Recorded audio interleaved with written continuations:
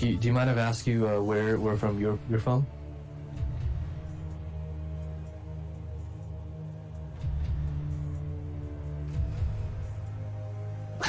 Oh wow, that's pretty cool. Definitely pretty cool. Well, I'm from Canada, so West Coast.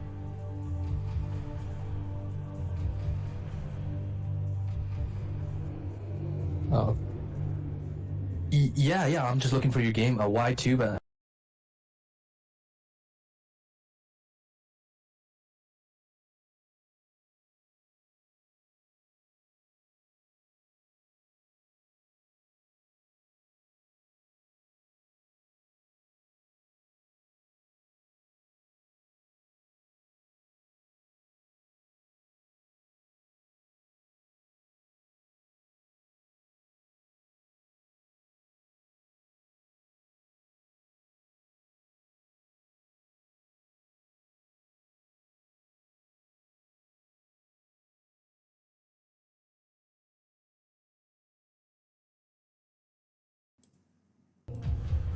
Hello everyone and welcome for another week of CPL casts.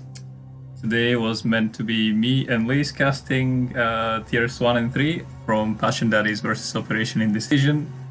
Liz couldn't make it, maybe he'll appear at some point, we still don't know that, but ShroomofDoom has agreed to last minute sub and he is casting today, so if you have any feedback on his the volume or something, just tell me in the chat and I'll fix that. So, Shroom, do you want to say anything, or should we just go into the game? I think we can just go ahead. Alright. We are starting with tier 3 first, and then we'll do tier 1, because warmer for the casters. This set is... I'm not really sure who versus who, so let's just find out. Because some of the tier 3 players didn't really put their names. So it's Invalid Character versus Hella Bacon. Hella Bacon starting in the top left, in the pink. And do you want to introduce our Terran player, ShroomofDoom? Yeah, sure. On the top right, the Terran player, right? Or you mean the Protoss player? The Terran. Did I say yeah, on the top right? Yeah. Okay, on the top right we have invalid character, yellow Terran. This map is Clay Fields. It closely resembles I think Fighting Spirit, except for it has like a big ramp in front of each of the 4 spawns. So it's the high ground. Yeah, like the high ground. Sorry about that. Since this map does have the high grounds, Y2K, do you think you would maybe favor one of the races over the other, or affect the play? Like, how do you think it changes the game? In PvT? Yes, sir. I mean, chokes are naturally very good for the Terran player, so he's gonna enjoy these. So if the Terran can get to the high ground and play some mines on the chokes, I think that base will be unusable for the Protoss player anymore.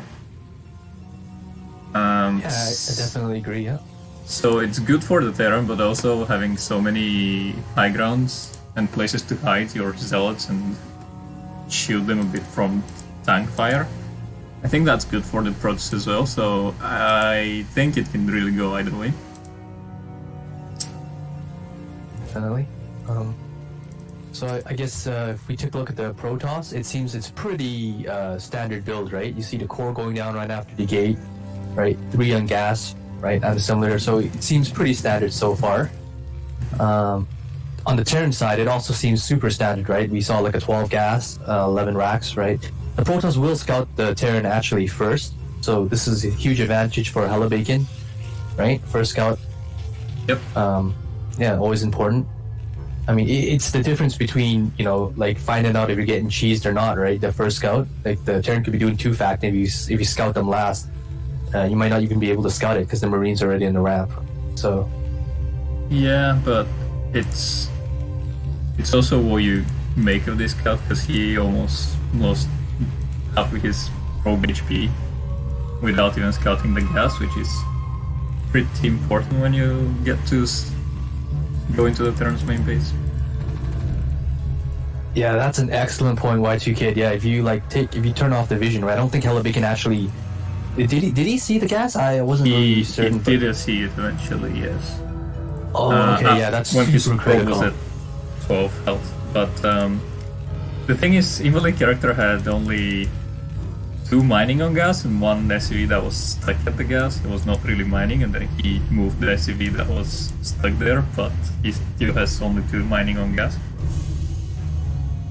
Which is neither fast expansion nor a 2 factory signal, so if I was at Hellbacon's place, I would be confused right now. Yeah, I totally agree. If usually it's like an expansion if there's only 1 on gas, 3 on gas could be some kind of like 2 factory play, right? Yep. Yeah, so yeah, definitely correct. But it looks like we're seeing a 2 gate coming out of Hellbacon. I did not see if it was a 10-15 gate. That's like one of the heavy, aggressive plays. But since it is a 2 gate, I mean, we can expect some kind of pressure to be coming out of Hellbacon pretty soon, right? Yes. But also we've got 2 fact from the character, so he will be able to fend out this aggression pretty easily, I would say, and maybe even start his own aggression. Although there are no upgrades on the... Okay, so Siege Mode is being researched in this machine shop. Yeah, I'm actually a little bit surprised because of this. Looks like Invalid character forgot to put like 2 of his SVs on gas because he's getting Vulture and Siege Tank upgrade. I kind of feel like if you're gonna go Siege mode first, you want your Siege Tank, right? Right? You know? So, not really sure what's going on there. It looks like Hellbacon is actually expanding behind his 2 gates. I think this will be actually strong against Invalid character because, as noted earlier, he doesn't have any Siege Tank, so 2-gate Goon could possibly break up the ramp, like looking at what Invalid character has on his ramp, right? Yeah, but let's see if he's gonna make a tank now. Definitely has the money, yeah.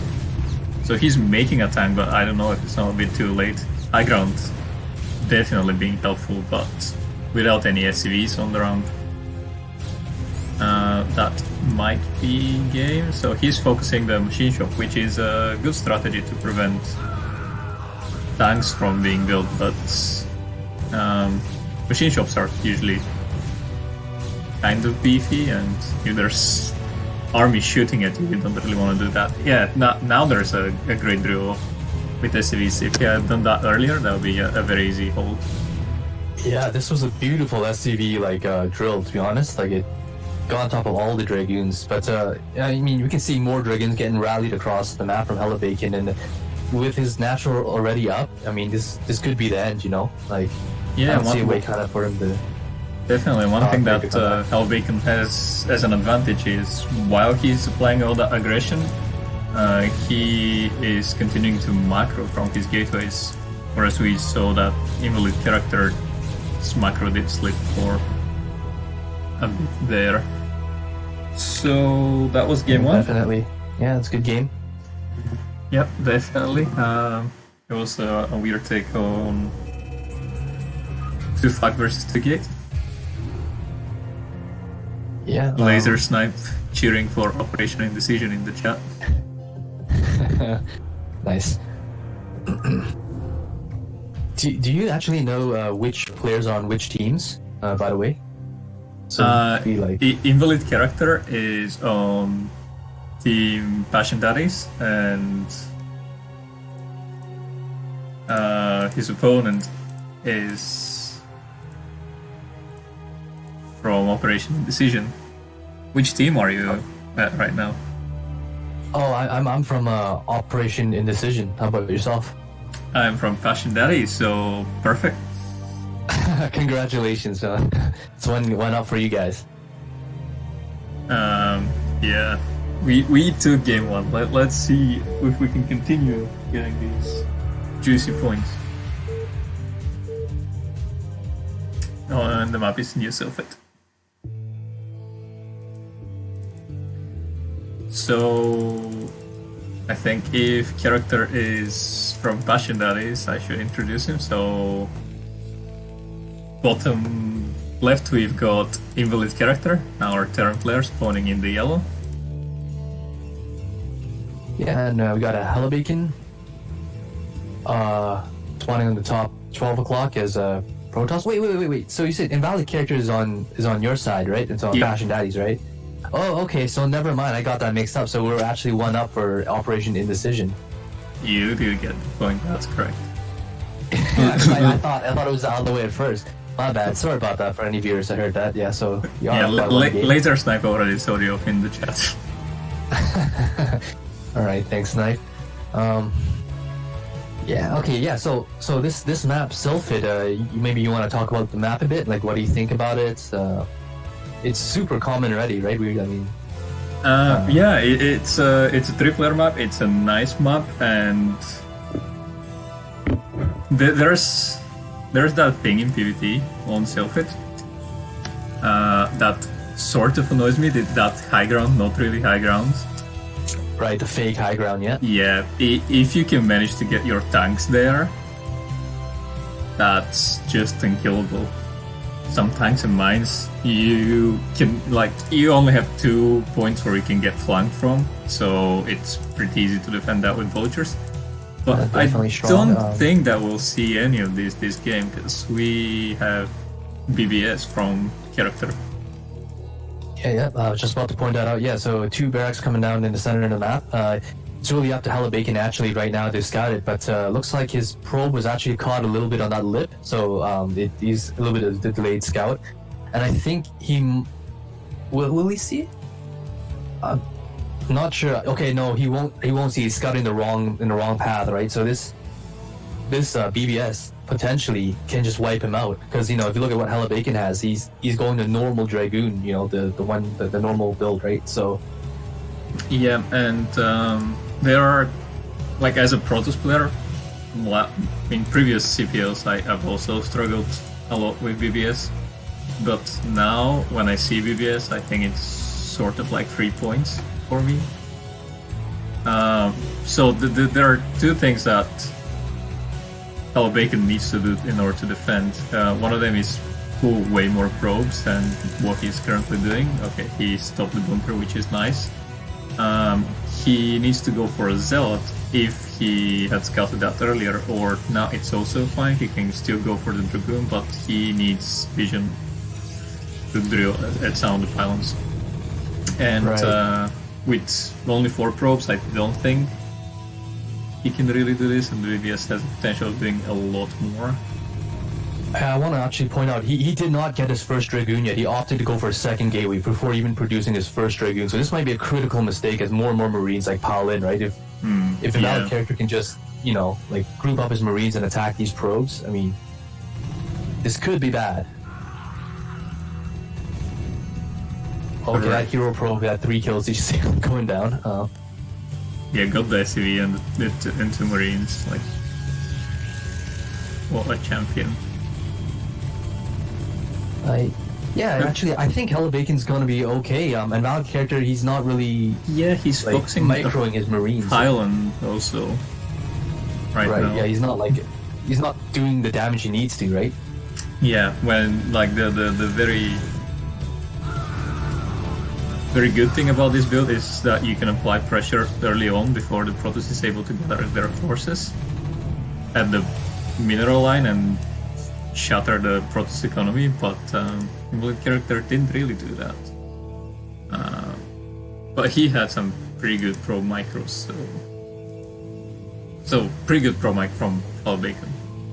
And that is a lot of Marines, that is 7 Marines, and they can definitely take on that 1 goon and another one that's spawning, because the thing about investing... Trap it. Oh no, I can't. Okay.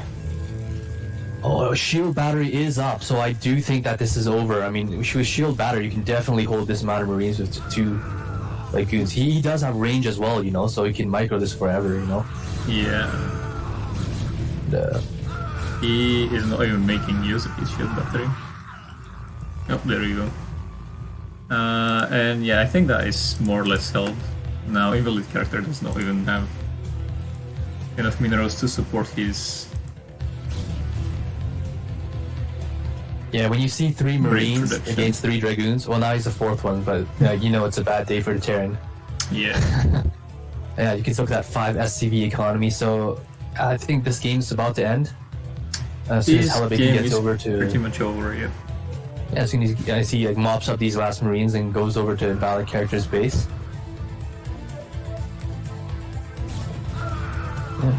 Yeah, I'd say overall, yeah, that was pretty good pro micro from Hellebick, and I think that's what really saved him. I was really worried for a moment, you know, when he skipped his first Dragoon against BBS, right, to get a second gate, but I guess it turned out for him all right, you know?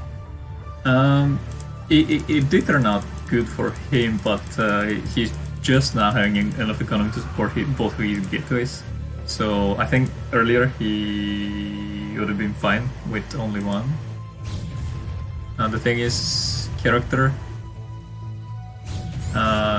did a good attempt of doing the BVS, but I think when you're going for a build like this, you need to be very aggressive. So what a lot of Terrans do is after they get like 3 to 5 Marines, they also pull almost all their SCVs from the main base to help that. Yeah, we see good game. Yeah, coming out from a valid character. Yeah, no, it was a good totally game. Agree. Yeah, it was a good game. I totally agree with you though. What you were saying earlier, like with these kind of early aggression builds, especially out of Terran, you really got to be super focused. You really got to be super aggressive. You know, like you can't let up for a moment. Yeah, that's correct. And we do have our Series 1 going to Operation Indecision. All right. Ready to go. And now we can enjoy Denon versus Kevlar. Do you know this time who is on your team? Sorry, I heard Denny, but I wasn't sure about the second player. Was it Denny, the first one? Yes, Denant. Oh, Denant. Okay, not Denny. Okay. And the second player? The second player was Kevlar, I believe. I'm gonna be honest with you, man. I think Denant's on our team, but I honestly don't know. I know it sounds so bad. I don't even know my own team members, but it is what it is. Yeah. I am pretty sure that Denant is actually on our team. There you go. I mean, at least you know your own team members. So we've got again TVP and again the Laser also pointing out that Kevlar is your guy. Denant is the Terran player and he is from Daddies again, so starting in the top left corner. Kevlar's from Operation Indecision, Protoss player again, starting on the bottom right, and this map is Clay Fields again. I believe we kind of went over the merits, the pros and cons for each race about this map right before, so... Yeah, at least for these matches. Yeah, so Y2 Kid, do you know anything about these two players? You know, like, do you know their play styles, anything like that? Maybe you could talk about them. I don't know the Protoss player. I do know Danant a bit from the preseason. He is a solid Terran player. He is, I believe, the top of Tier 3. Because he had some matches that were against Tier 2 players. So I am putting all my eggs on the Denon basket this game. Hopefully he can bring it back for Passion Daddies. Yeah, for sure. I wish I could say the same about Kevlar's. Our guy from Operation Indecision, but I have never seen him play. So I mean, you know, I mean, could be anything coming out of him, but I just hope we see some good games. definitely hoping for some good games. So we can see that he's opening very standard so far. Yeah, I think both players have really standard play so far. Danat opening with the 12 gas, right? Kevlar's doing gate and then into core. I would like to note though on the Terran side, Danat does only have one SCV on gas, so okay, now he's pulling some more, so that was a little bit of a mistake. Yeah, I was also about to say that this will probably be a fast expand build, but what do we know? I think Danan has other plans. Right, but well, even if you do want to do like one factory fast expand, you usually collect at least 72 gas and before taking the other 2 off, right? So you can get the factory timing in the command center. Yeah. I heard actually, I think it's even more. Some folks will say it's 88 gas, but I think it's up to interpretation. Okay, we do see for Kevlar's though, he does go Zealot first, but he's just putting his Zealot on the ramp, so not heading toward Danat's base, which I think is a little bit of a mistake. What do you think about that? I think he might try to. Yeah, I thought that what he wants to do is block that SCV from scouting and then put the Terran player into a defensive position, because he didn't get a chance to get into the Protoss main and he didn't see if Goon range was being upgraded or not. Right, yeah, so okay, maybe a little bit of a psychological play. Like maybe the Protoss is going DTs, like why would you have a Zealot and not attack, right? Yeah, indeed. Pressure, right? But I kind of think it backfired, because you saw the Danat's SV, you got a full scout off. You saw the 3 pylons, you saw the core spinning, right? You saw the Goon and the Zealot, but he is coming across the map now, right? And Danat does have a bunker up, so, and his shop's coming up. You think he'll be fine? Yeah, I think he's gonna be fine with that bunker, and 1 Goon without range even being done yet. It's not gonna be that much of a threat, so he can safely expand behind that. How do you feel about like run bys with the? So that bunker has 4 Marines in it, and I think when it has 4 Marines, it has to be respected. So a run by would not really be worth it, in my opinion. Yeah, if it was like 1 or 2 Marines, yeah, definitely you can ignore the bunker and.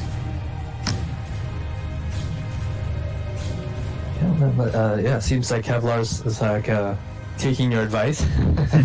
And it's just content to sit and poke at this bunker. I really like this play from the Protoss. I mean, anytime you can poke in at the beginning, and Danat's got to be careful. He's got to repair that bunker. Yeah, he's not repairing.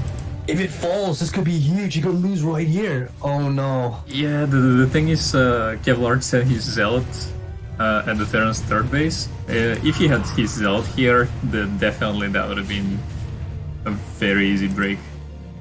But I believe that 3 Dragon. So I mean, it's still dangerous for the Terran. Like no joke, his low ground command center could be cancelled. Yeah, he's bringing back his Zealot. That is why these fast expansion builds are hard to pull off, and he now needs to be careful and babysit his tank, because if these Dragoons focus fire the tank, as they do now, that's really bad for the Protoss player. But he did manage to save it. He needs to repair as well. Yeah, I feel like he's got to pull SCVs. He's got to hold the ramp right now. I mean, Kevlar just moves up the ramp, it's over. It's all over. And quite possibly he's also losing the barracks or command center, or maybe the both. Command center. I was looking at the Protoss 6 Natural. It's already up, but also I think he misplaced his Nexus. Yeah, it looks like a hex too low, right? Yep. Okay, we see some action on the ramp. Looks like Kevlar's is moving up into Danat's main. Yeah, There are not enough SCVs to repair that tank. Yeah, I mean, in the words of that guy from Alien 2, it's game over, man. It's game over. Indeed. Yeah, but he did manage to get a 2nd tank right now, and Kevlar's doing a very good thing of not really. Okay, so he killed both tanks right now, but he was doing them the favor for some time. Ooh, this is bad. Recognizing the situation he's in. Yeah, I mean, I'm gonna be honest with you, brother. Like, not even Slayer's Boxer could come back from this. The micro card. We see a good game coming out of that. Yeah, Denant fell, unfortunately, so Operation Indecision making a pretty decisive strike here with these games so far. Yeah, we're gonna Operation have Indecision really on fire right now, you know? Not dropping a single game. Yeah, I mean, you're 3-0 already. It's also a good day for Protoss, right? It's a glorious day for Protoss.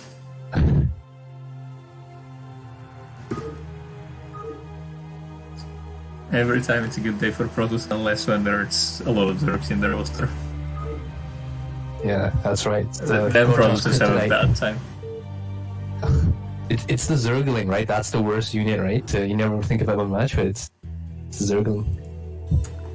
Yeah, I mean, that scouting unit that costs 25 minerals and can later on in the game can 1v1 Zeld full upgrades.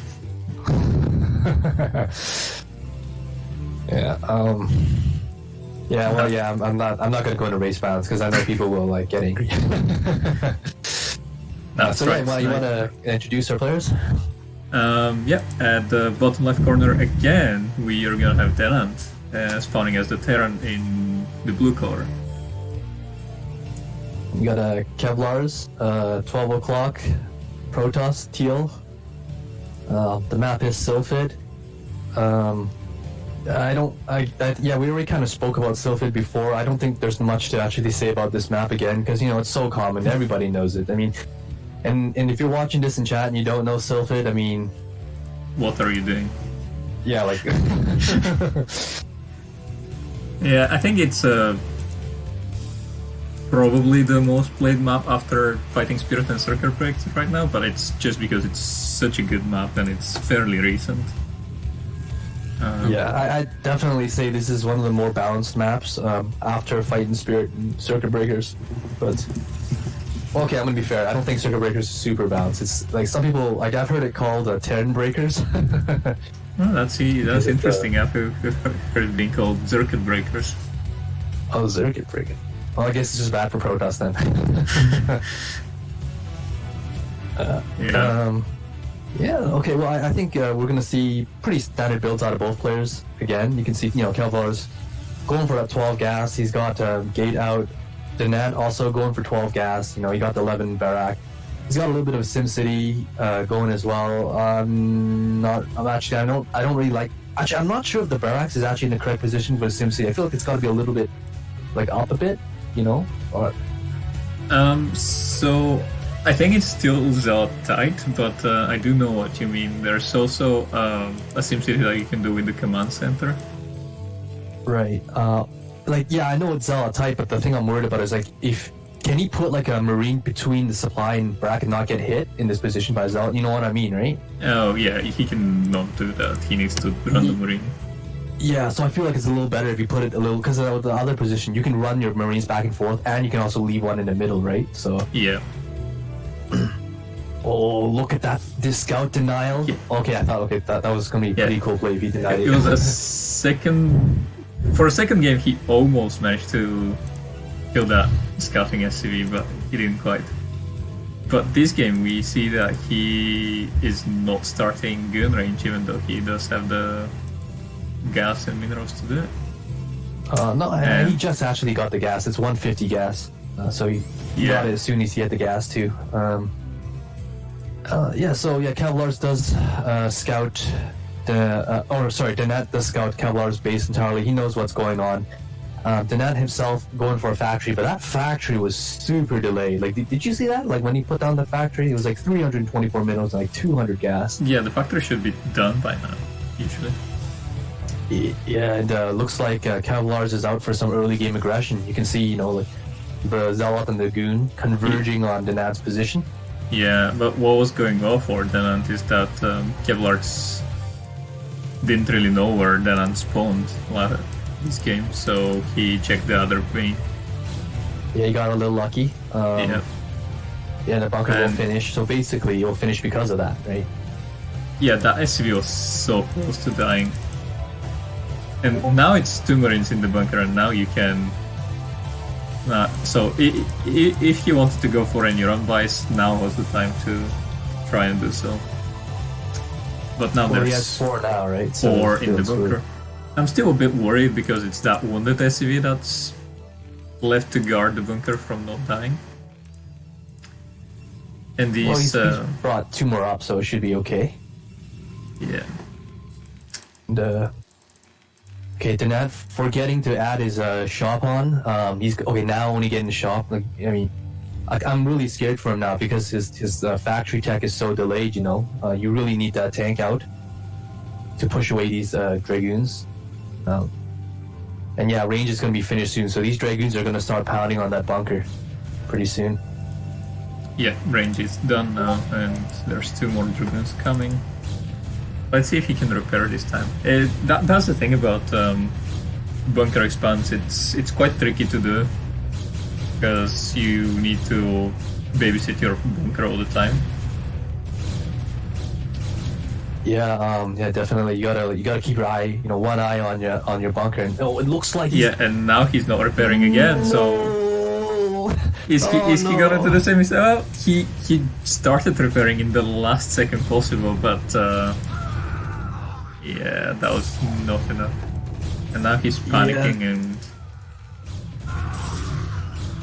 Like I think this is gonna be like a repeat of game 1, where Danat just loses his bunker and then Kevlar's just walks into his base and crushes him. Could be. Let's see what the SCV micro will be, but. Yeah, we do see a bunker going up in the main, but is it even gonna finish? The Protoss army is coming in right now. He's targeting the SCV. Yeah, that was smart. Oh no, the last Marine dies, so it doesn't even matter if the bunker finishes. And that tank, I think, is not gonna be repaired once again. Yep. So it's pretty much a repeat of game 1. Yeah. As Danon can. Cursing and then tapping out.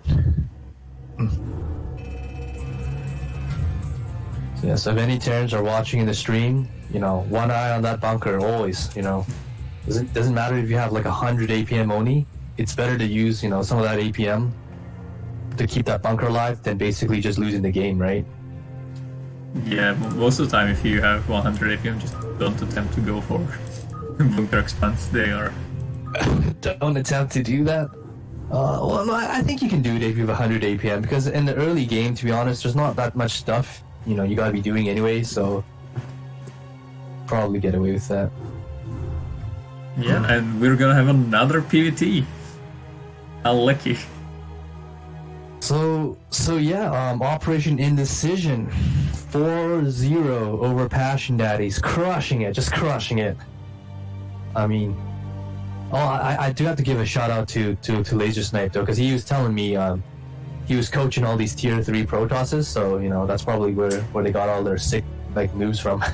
Yeah, so if we are to blame anyone for the Passion Daddies unfortunate events or the Operation Indecision success, it should be Laser, who's in the chat right now. And Queen NP saying more turns should believe in walls. Yes, I agree with that. Definitely.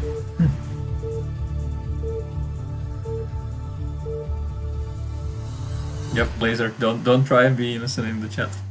We already know. We know you were behind these Protoss builds.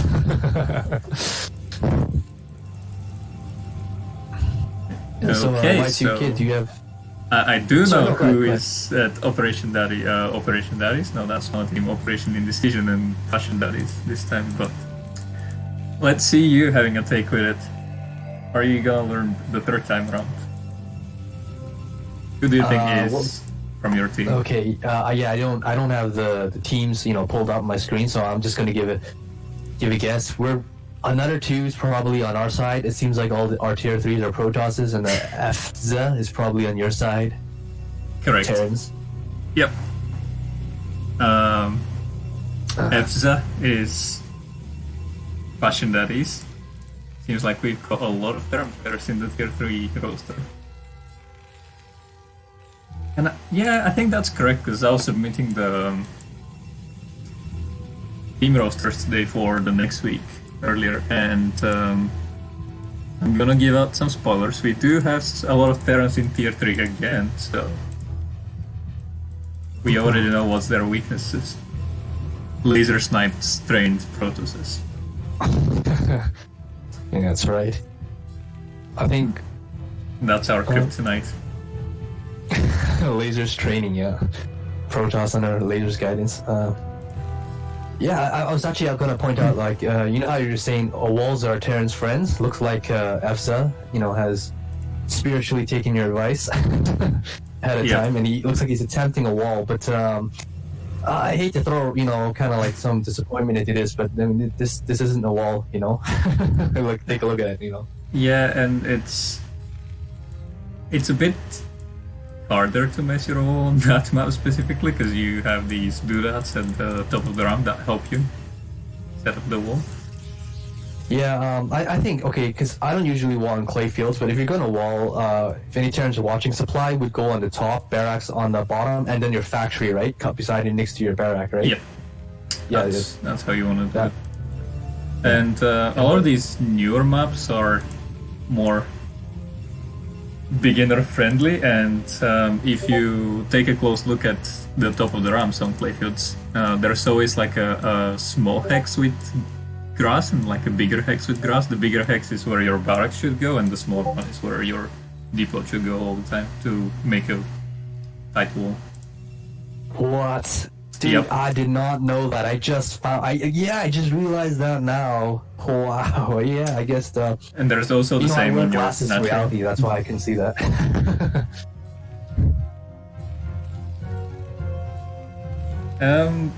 Evza saying, I don't know what I was doing with this semi-wall. Well, you were trying to do a good wall, so, and you did get a Zell tight type here. Or is it tight here? No, it's tight on the other side. I knew it from, like, how I knew that position was from experience, right? Because I played quite a lot of StarCraft, like, this Terran. Take a look at the ramp and like, oh yeah, I know how to do it. Okay, so we're gonna see probe denied scouting on EFSA, so another two doesn't know what EFSA is gonna do. Could be a 2 factory coming out for all he knows. On the other hand, EFSA getting a full scout off of another 2. He even sees the second pylon, he sees the core spinning, he sees the one dragon, he sees the Nexus going down at the natural. So he knows what he's up against. Yeah, and I'm not sure about immediately pulling back that one probe after scouting the Terran's position. Because like you as a Protoss, especially if you're going for such an early expand, you do need to keep tabs on what the Terran is doing and when the Terran is pushing out. Yeah, for sure. I mean, if you don't have a probe or something in the Terran's natural, and you can actually tell sometimes the Terran's doing a 2 factory just because they have no like command center, you know what I mean? Like, yeah. Or they don't push out, or to get like a command center by a certain time. Or you can tell that they're doing an FD just by seeing their marine count. That can also be a tell. Perfectly summed up, yeah.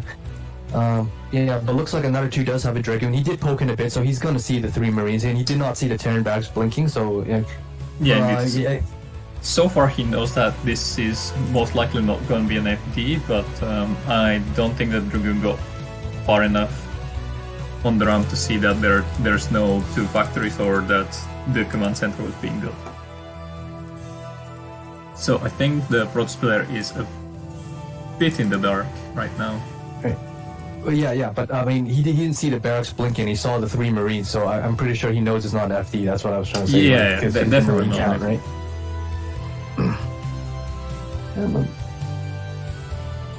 Yeah. And the Terran player did push out at his natural, and the Protoss player respected that, so yeah, all is going like, well so far. Yeah, he's got mines first, so this will prevent any kind of, like Dragoon pressure against the natural. Yeah, he's still going bunker though.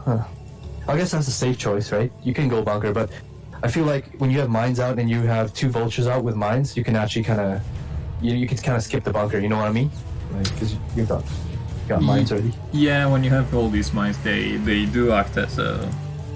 They basically guarantee you that the Protoss is not going to push you early on because they need to take the observers first, and Well, that actually is not true. You do know you can actually patrol forward, patrol attack your dragoons and like pick off the mines.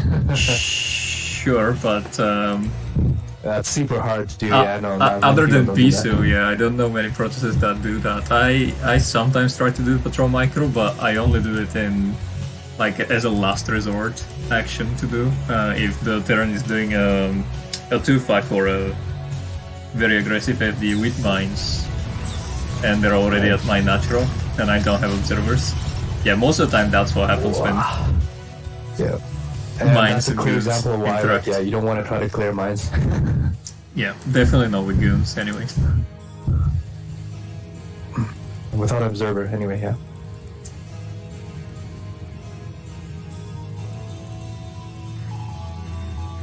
It looks like we are going to go for a fast third base for the Protoss player.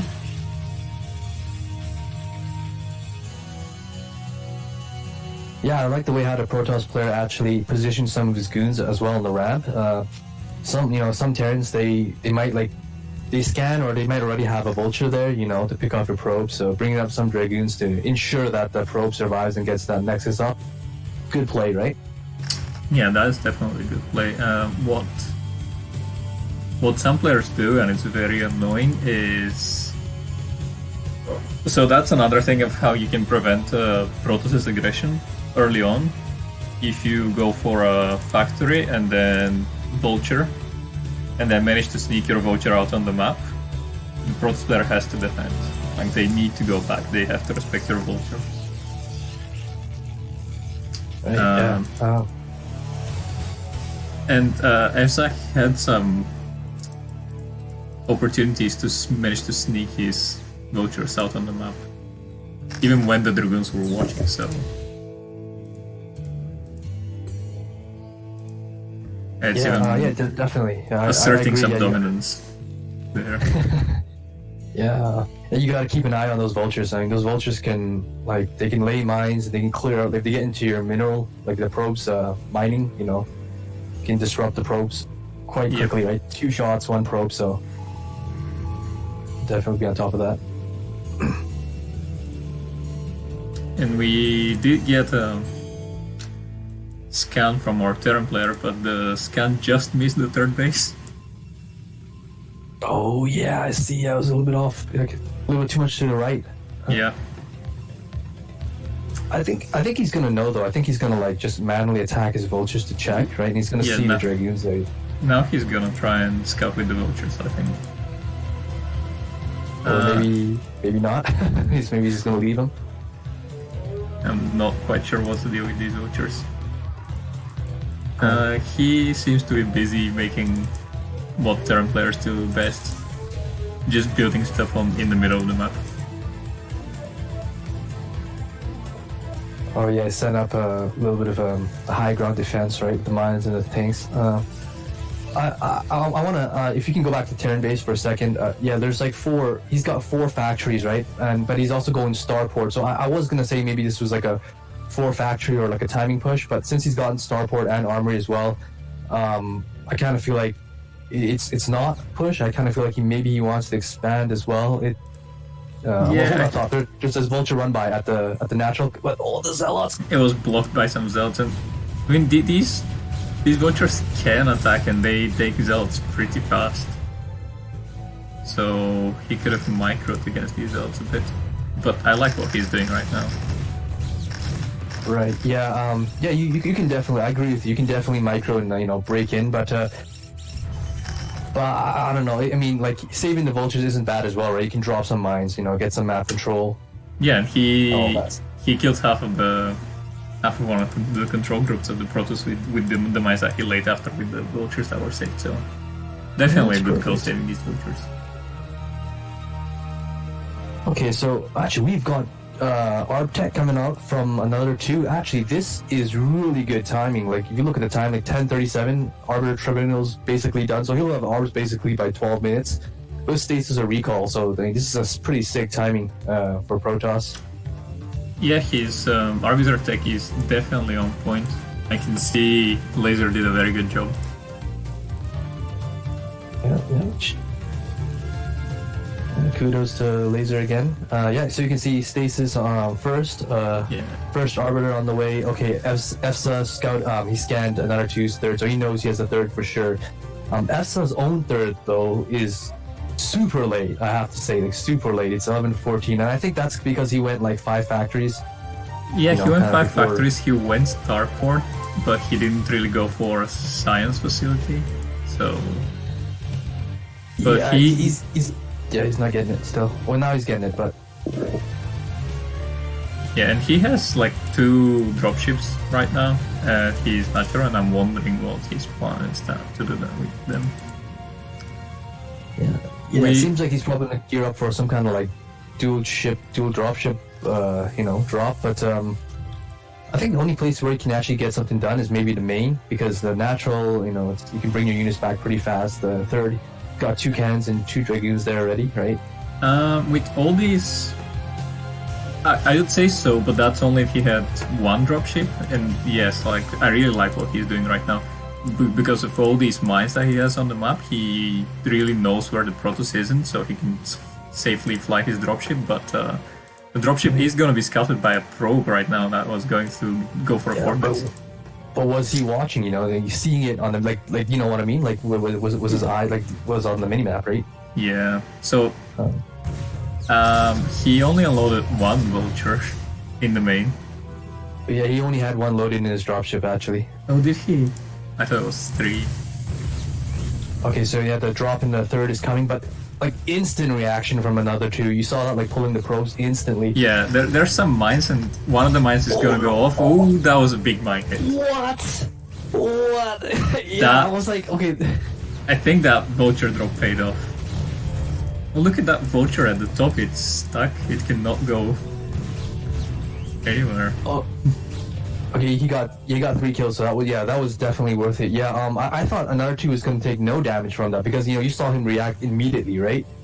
Yeah, but, same. Yeah, but that mine, like connecting on that dragoon. Oh. Look at the amount of the probes that he has in the main. That's about 21, 24 probes in the main, so 2 control groups of probes. He's got 70 probes and he's still making more probes. So, I mean, at this point, like, you can stop making probes. I think 70 is the max amount of probes you ever need in PvT. And keep in mind that he just lost about 5 or 6 probes to that mine hit. And he's still on 70. Wow. I mean, that's pretty insane. I mean, well, a lot of times. Go on. Go ahead, yeah. No, you go ahead. A lot of times, an issue that players have is they don't make enough workers, but I don't think that this is true for another 2. Like, he has a lot of probes. Yeah, actually, I was about to say the exact same thing. Like, I was saying, like, I guess, like, a lot of tier 3s or even tier 2s, the problem they have is not enough workers, right? But, I mean, I guess Laser Snipe really sorted them out, right? I mean, it's better to have more workers, definitely, than too few, right? Yeah, I'm really liking another 2's position. So he's got his 5 bases, he's got his ARB tech, he is maxed out right now, and he's got a bank. Evza's nowhere close. Well, he still has maybe like 34 supply before he can max. He has no bank, so if there's a time to strike, it's now. I mean, as Protoss, when you're maxed out, you want to attack right away and trade, right? Because if you just sit back, just letting the Terran build up. I mean, I like what he's doing right now with his maxed army. He is keeping the Terran at bay, although I don't really... Okay, so now he has some observers scouting the Terran army. But usually it's when you're maxed, you can also go for just gobble the whole map and try to outlast them and gather more resources, because you're never gonna win a fight against a maxed Terran.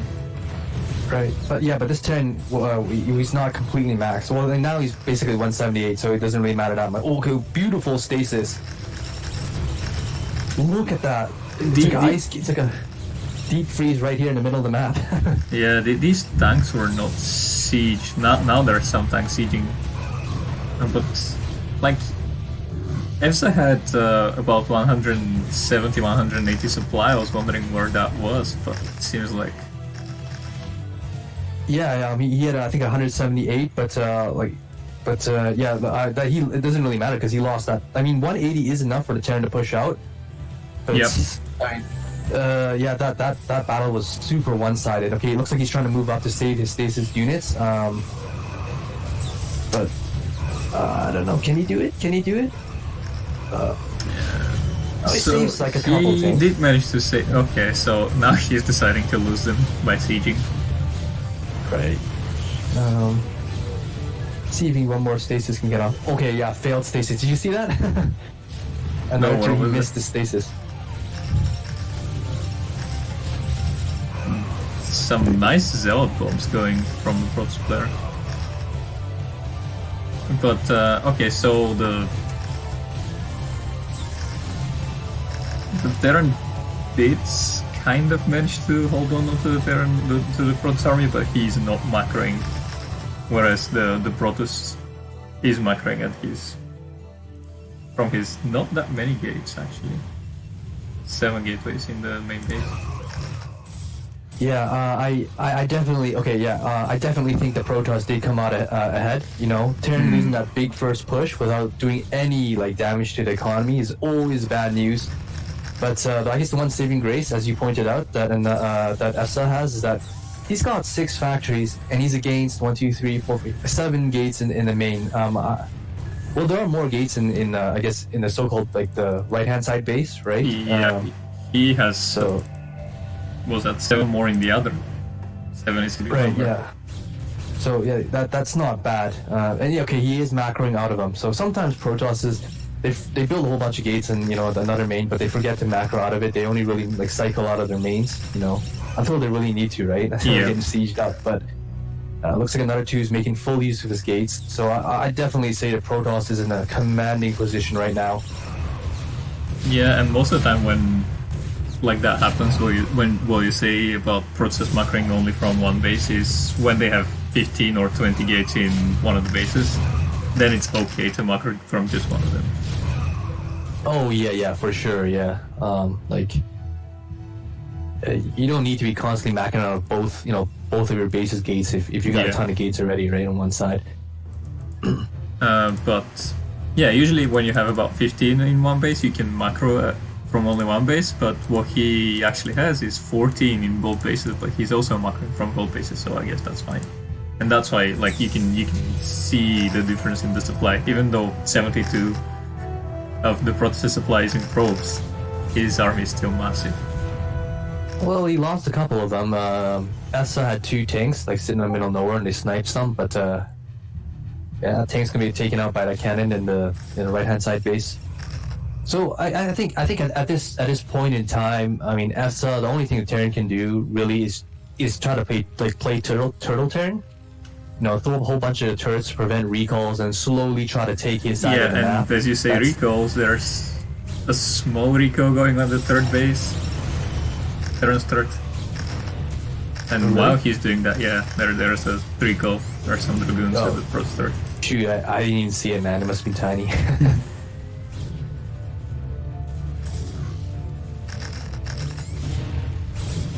It was a tiny recall. It was only 5 dragoons or 6 dragoons and 1 zealot, but it seems like it's doing a lot of damage. Oh shoot, okay, maybe my replay is bugged because it shows like ESA's base is completely untouched, his 3rd. Oh wow, yeah, so you have somehow managed to desync from the game, but I don't think there's much point of rehosting because I think that's the end of the game anyway. And no, by all means, man, just go solo and Did you see a big battle going on right now? No, I see nothing. I see both players just like sitting back and the middle is going up super high. Yeah, so you've desynced. Alright.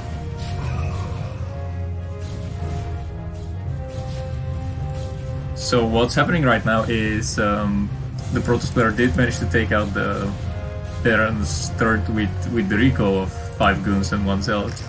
And while doing that, he also managed to break the Terran's front. So the Terran really has no army right now and no income as well. So it's just a matter of time before the Operation Indecision have another win under their belt. All right. Yeah. I guess this. Yeah, Protoss really crushing it today, eh? Yep. Nebula saying that people say that this map is good for Protoss for Terran, but we haven't seen any Terran victories so far. Yeah, just I think this map is balanced for both races. think. Yeah, I mean it's not too bad. I feel because as I said, it's basically fighting spirit with some high grounds added in front. But I kind of do feel Neblam's also kind of right in a sense. It is kind of Terran favorite because it's got all these high grounds and these chokes going into the the expansions. It's good for Terran. Yeah, we see a good game coming out of that both players. I'm not sure about fighting Sea of Spirit comparison because the third base is quite different.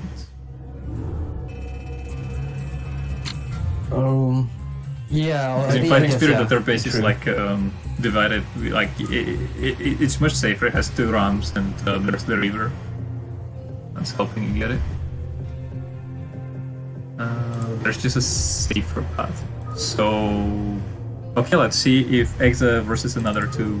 If Exa can bring it back in game number 2. Hopefully, you will not desync this time. Yeah.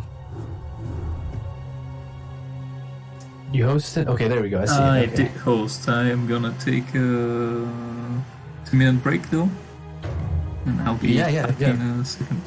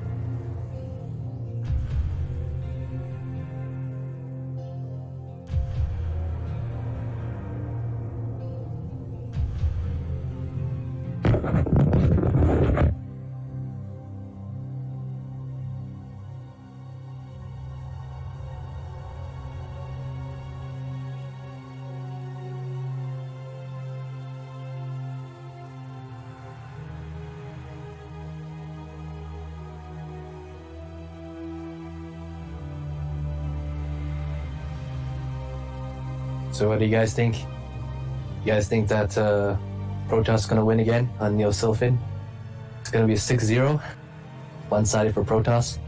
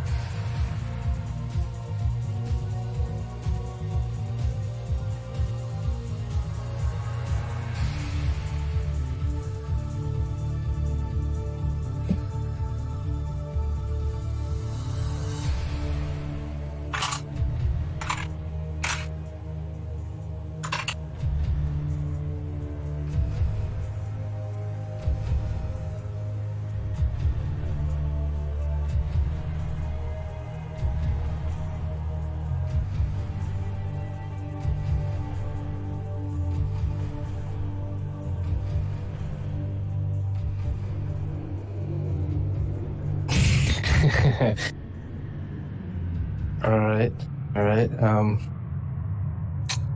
Yeah, if, I think the blind. Yeah, I think Terran can do it too.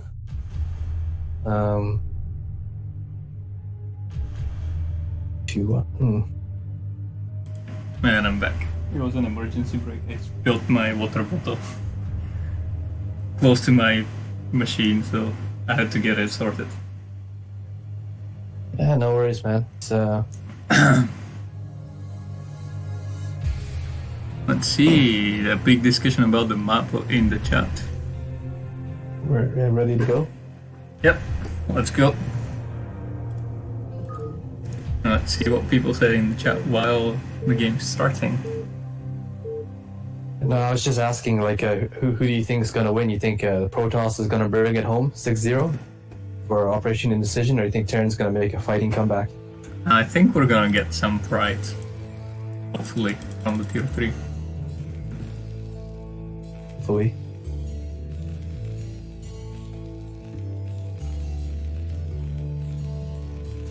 Definitely every Terran should have lessons on Terran walling. It's like all the Protoss having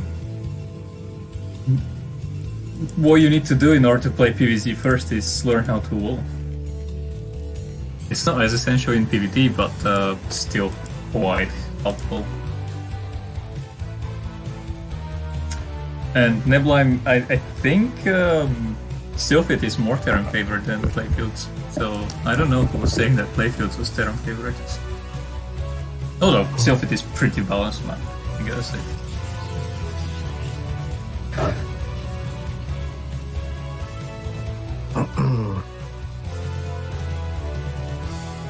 Right, so yeah, another two Protoss player spawning in the left, bottom left. EFSA spawning in the bottom right, Terran player. Looks standard to me. Oh, actually, look at EFSA's supply, and then look at the supply and the barracks being thrown out at the same time. Could this be a 10-10-10 build? It looks like it. Yep, It is. Definitely It is is. He's getting the gas. So, as a Terran player, what can you tell us about the 10-10-10? What does it think? Oh, the legendary, the vulnerable 10-10-10 build. It is a build designed to put maximum pressure on the Protoss. It affords the Terran a very, very fast factory, faster than the normal 9 supply, 11 barrack, and then 12 gas. If executed correctly, it can basically punish any kind of fast expansion, I guess except for 12 next. But you're supposed to have, I think, 2 tanks. I think it's 8 Marines. And mines on the way, well, you know, when you push out, and of course the Vulture will catch up right as you push into their base. Yep. So I mean, definitely, yeah, not a bad build to go. I do kind of worry though that EFSA is doing it on this map. I'm not saying you can't do it on this map as Terran, but it kind of works better if you have a high ground main. You know what I mean? Yeah. Because you don't have to build a bunker out front, because, you know, I do really feel like if you're going to do it on this kind of map, you need a bunker at your natural, because the Protoss will have 1 Dragoon poking at your base before you can get your squad out, right? Yeah, and having a high ground main is definitely better, because if things go south and with your initial push, you can always go back and defend safely. Yeah, but it looks like another 2, he sees everything. I mean, he sees everything in EFSA's base. EFSA also sees everything in another 2's base. But here's the thing. Does another 2, does he know about the 10-10-10 build? You know, is he aware of this? Yeah, I don't. So that could be a consideration as well. I mean, I'm gonna be honest, man. Like, sometimes I don't know what a Zerg or Protoss is doing. You know, because they could be doing some kind of weird build that I've never seen before, right? So it's not only scouting; it's like interpreting what you're seeing, right? And 10-10-10. It's kind of I'm not going to say it's a rare build, but you don't see it that much, you know, out of Terran. So I don't know if like a tier 3 Protoss knows about this kind of, you know. Definitely, and like there was, except the factory timing, there was nothing really out of the ordinary that would signal that this is the 10-10-10. So if the process was not paying super close attention to everything. What is interesting is that Evza is hiding his marines right now. Yeah, I'm actually not liking this, but I guess it's fine because another two's not okay. Just as soon as I say this, another two's bringing this dragoon over to like Evza's base. I was gonna say like it doesn't really matter because there's no pressure, but well, it looks like he has grouped up his like marines and his tank, out front, so he'll be okay. But I kind of feel like this will kind of tip off, like another two to the fact he's doing 10-10-10. See, he's gonna see. Okay, that was super bad. He lost one in Marines, but yeah, he's gonna see like the Marine count and the tank and all that. That small tree, I don't think provides cover for the dragoons, by the way. No. Did you know that some doodads give you a mischance as well? Yeah, I did know that. Yeah, the doodads, the trees. A fighting spirit, right? It does. Yeah, and I think that the bigger tree that was right next to the smaller one does also give you. Yeah, they give you a percentage chance. Okay, yeah. So you see, Evza, he's moving out. He's got 7 Marines because he lost 1 Marine in the center, right, to that dragoon. Yeah. So it's an almost perfect 10-10, and you can see the vultures on the way. A couple SCVs. Oh, he's going siege mode first though. That's huge. Oh no, you want mines with this? You don't want siege mode. But I don't know. I guess yeah. If you siege on this like position, I'm sure because that's a lot of dragoons going and dying. He needs to repair. Repair your tank. Repair your tank. Nope. Yeah. Yeah. See, this is the reason why you need mines though with this kind of attack. Oh, he has mines already. What? Okay. Okay. Forget what I'm saying. I'm crazy. I thought he didn't have mines because I saw siege mode.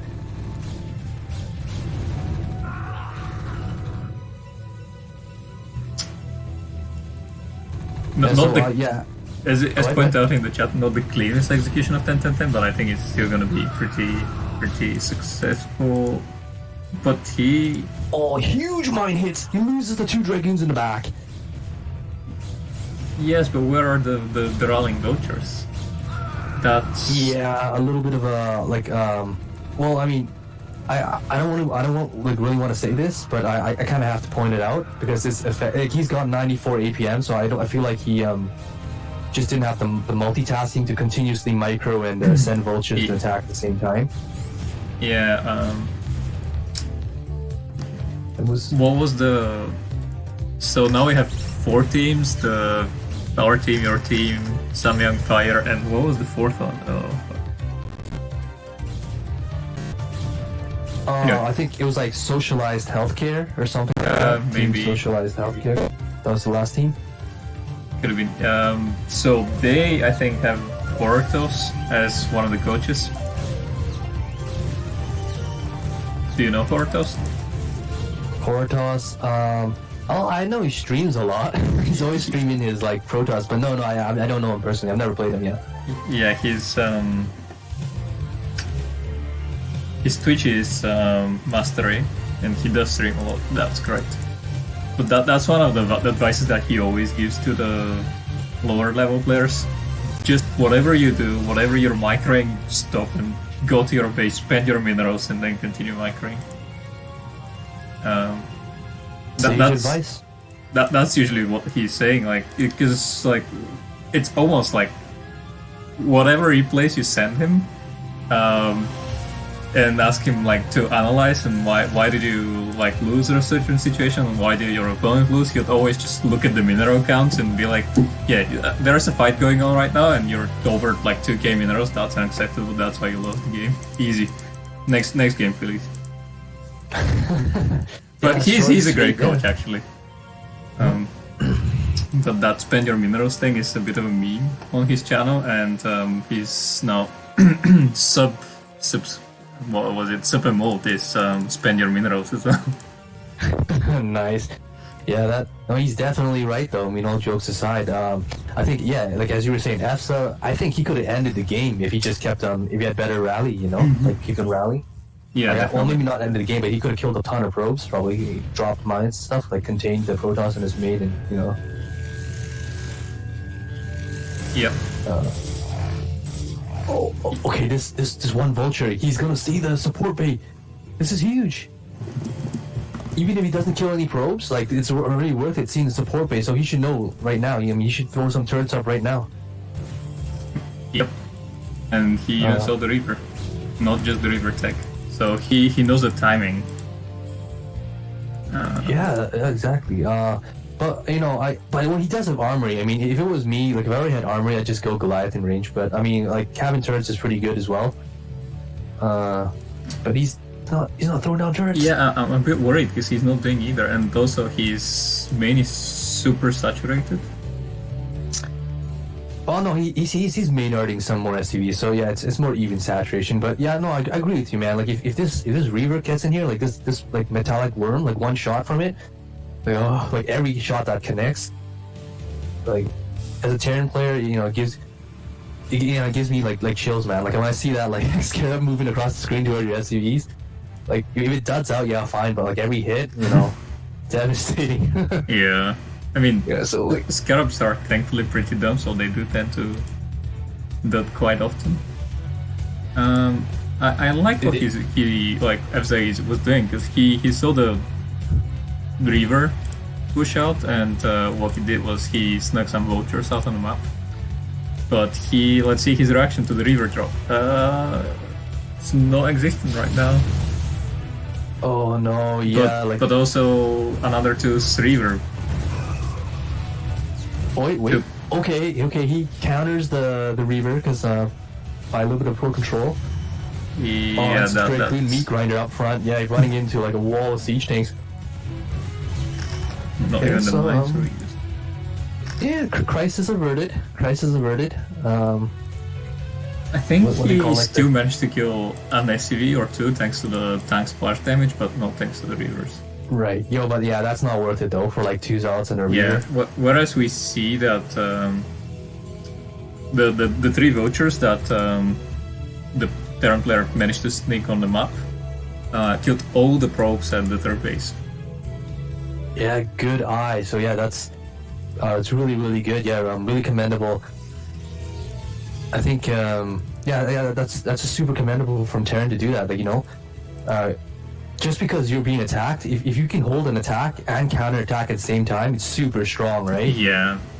Yeah. So I mean, good on EFSA. Can see he's flagging out some more vultures, maybe a group of them, maybe looking to lay some mines, get some map control. I also love the fact that EFSA's repairing his tanks. Like Terrans, just repair your stuff. It's Yeah, the repair is pretty good. yeah, like it'll never not be worth it. So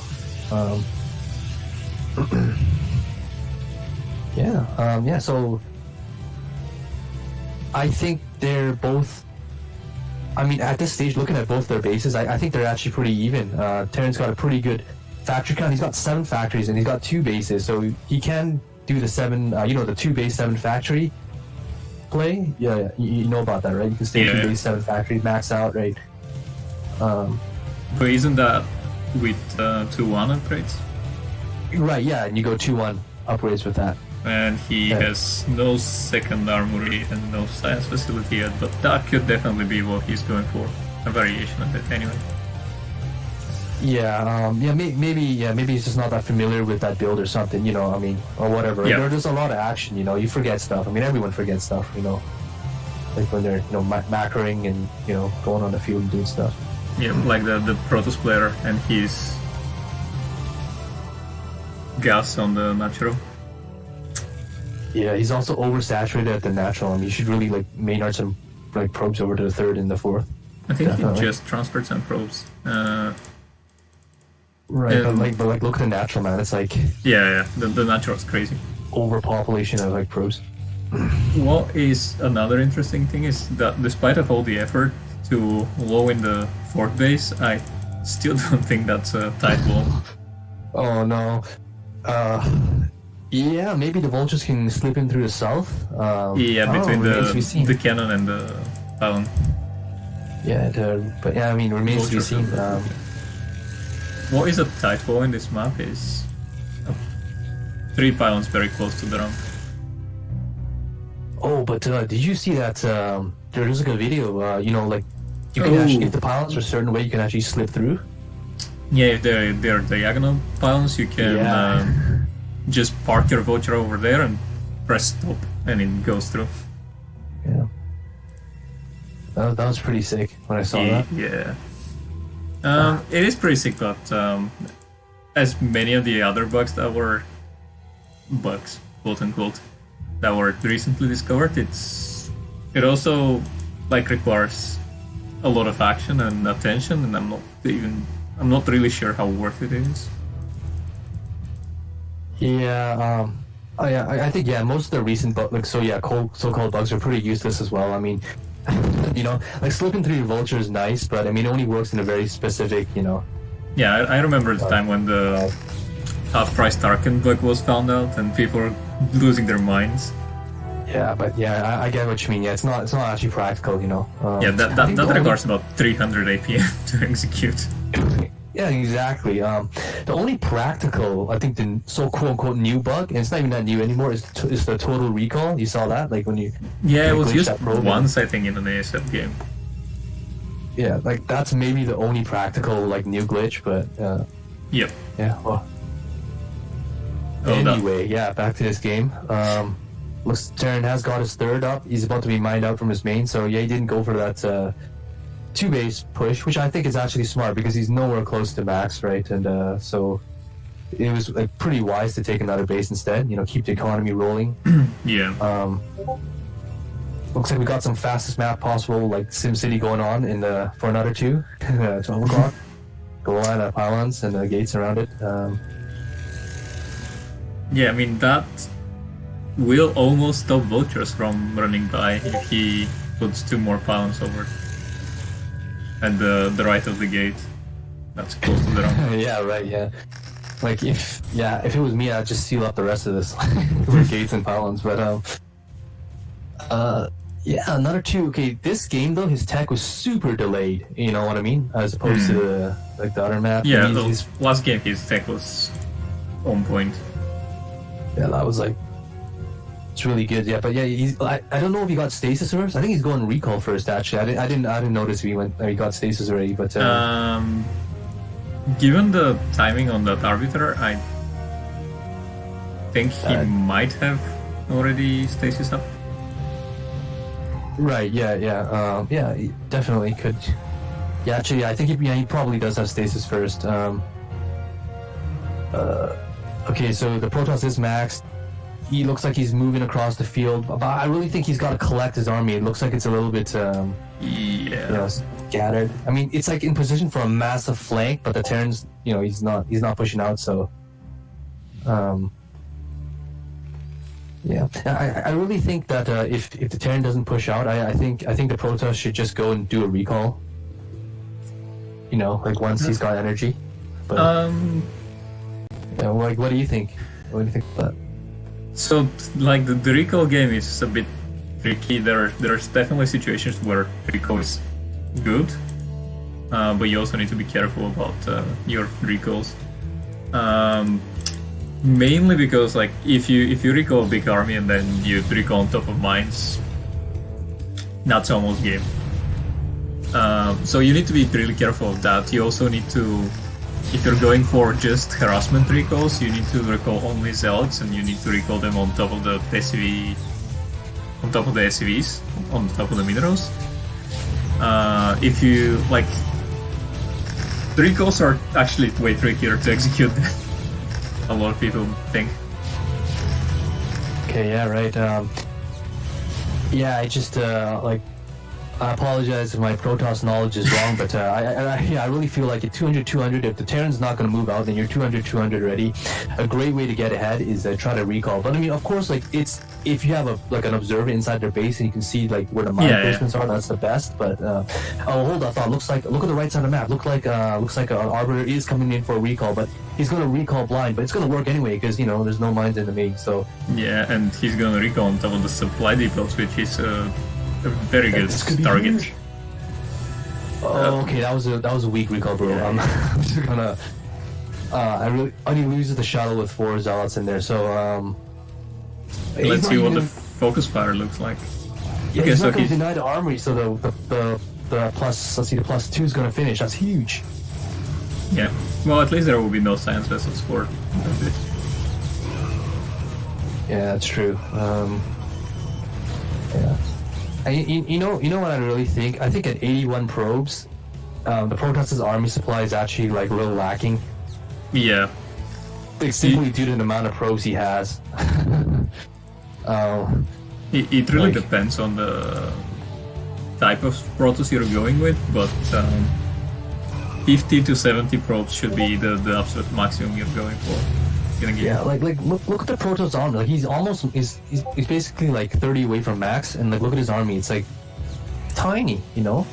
Yep. Like the Terran can just unsiege and like A move, and then basically, you know, like overrun his army, and it's like I like what another two's trying to do. He's trying to set up like a massive flank, but this flank feels like it's too big, you know. Like, yeah, and also you know it looks like a massive flank on the map, but as I was saying, that fake high ground is making it actually not be a very good flank. But that's a very good stasis. Yeah, but you're absolutely right about that fake high ground. It's the curse of the fake high ground. You saw he got a great stasis, but it didn't do anything because they all got funneled through that small choke, right? And like this attack coming out, you know, he's trying to press the front. It's gonna run into the wall of 2-1 armor, right? So, I mean, it absolutely mopped up. 0 damage. And that was pretty much all the Protoss's army.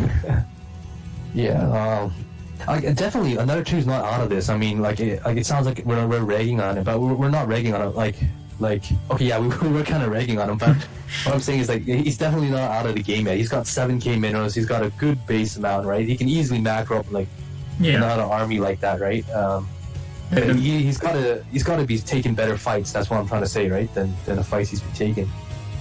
Yes, that's one thing, and then the other thing is he also needs to just, if not use all the minerals, he needs to make sure that the Terran doesn't get them. So he needs to mine. It doesn't matter if he spends the minerals or not. He just needs to take them. Right. Looks like we see the Terran Doom push coming out now. Yeah, 2-1, 200 maxed out army. Yeah, and he's going through that like fake high ground as well, which is super hard for the Protoss to attack. Yeah, this like. So that fake high ground is the one thing that is very good about 4 Terrans on this map, but it can also be used against them if you manage to like split the army with 1 or 2 good stasises. Right, and we actually saw a battle in the middle of the map, which was a move. Oh wow, another 2 just quits. No GG. Yeah, and that was not top versus bottom, so it was just no GG. Good. All right. Well, is that it for the Tier 3 games, or do we have another series? So far, it's impeccable plays from Operation Indecision.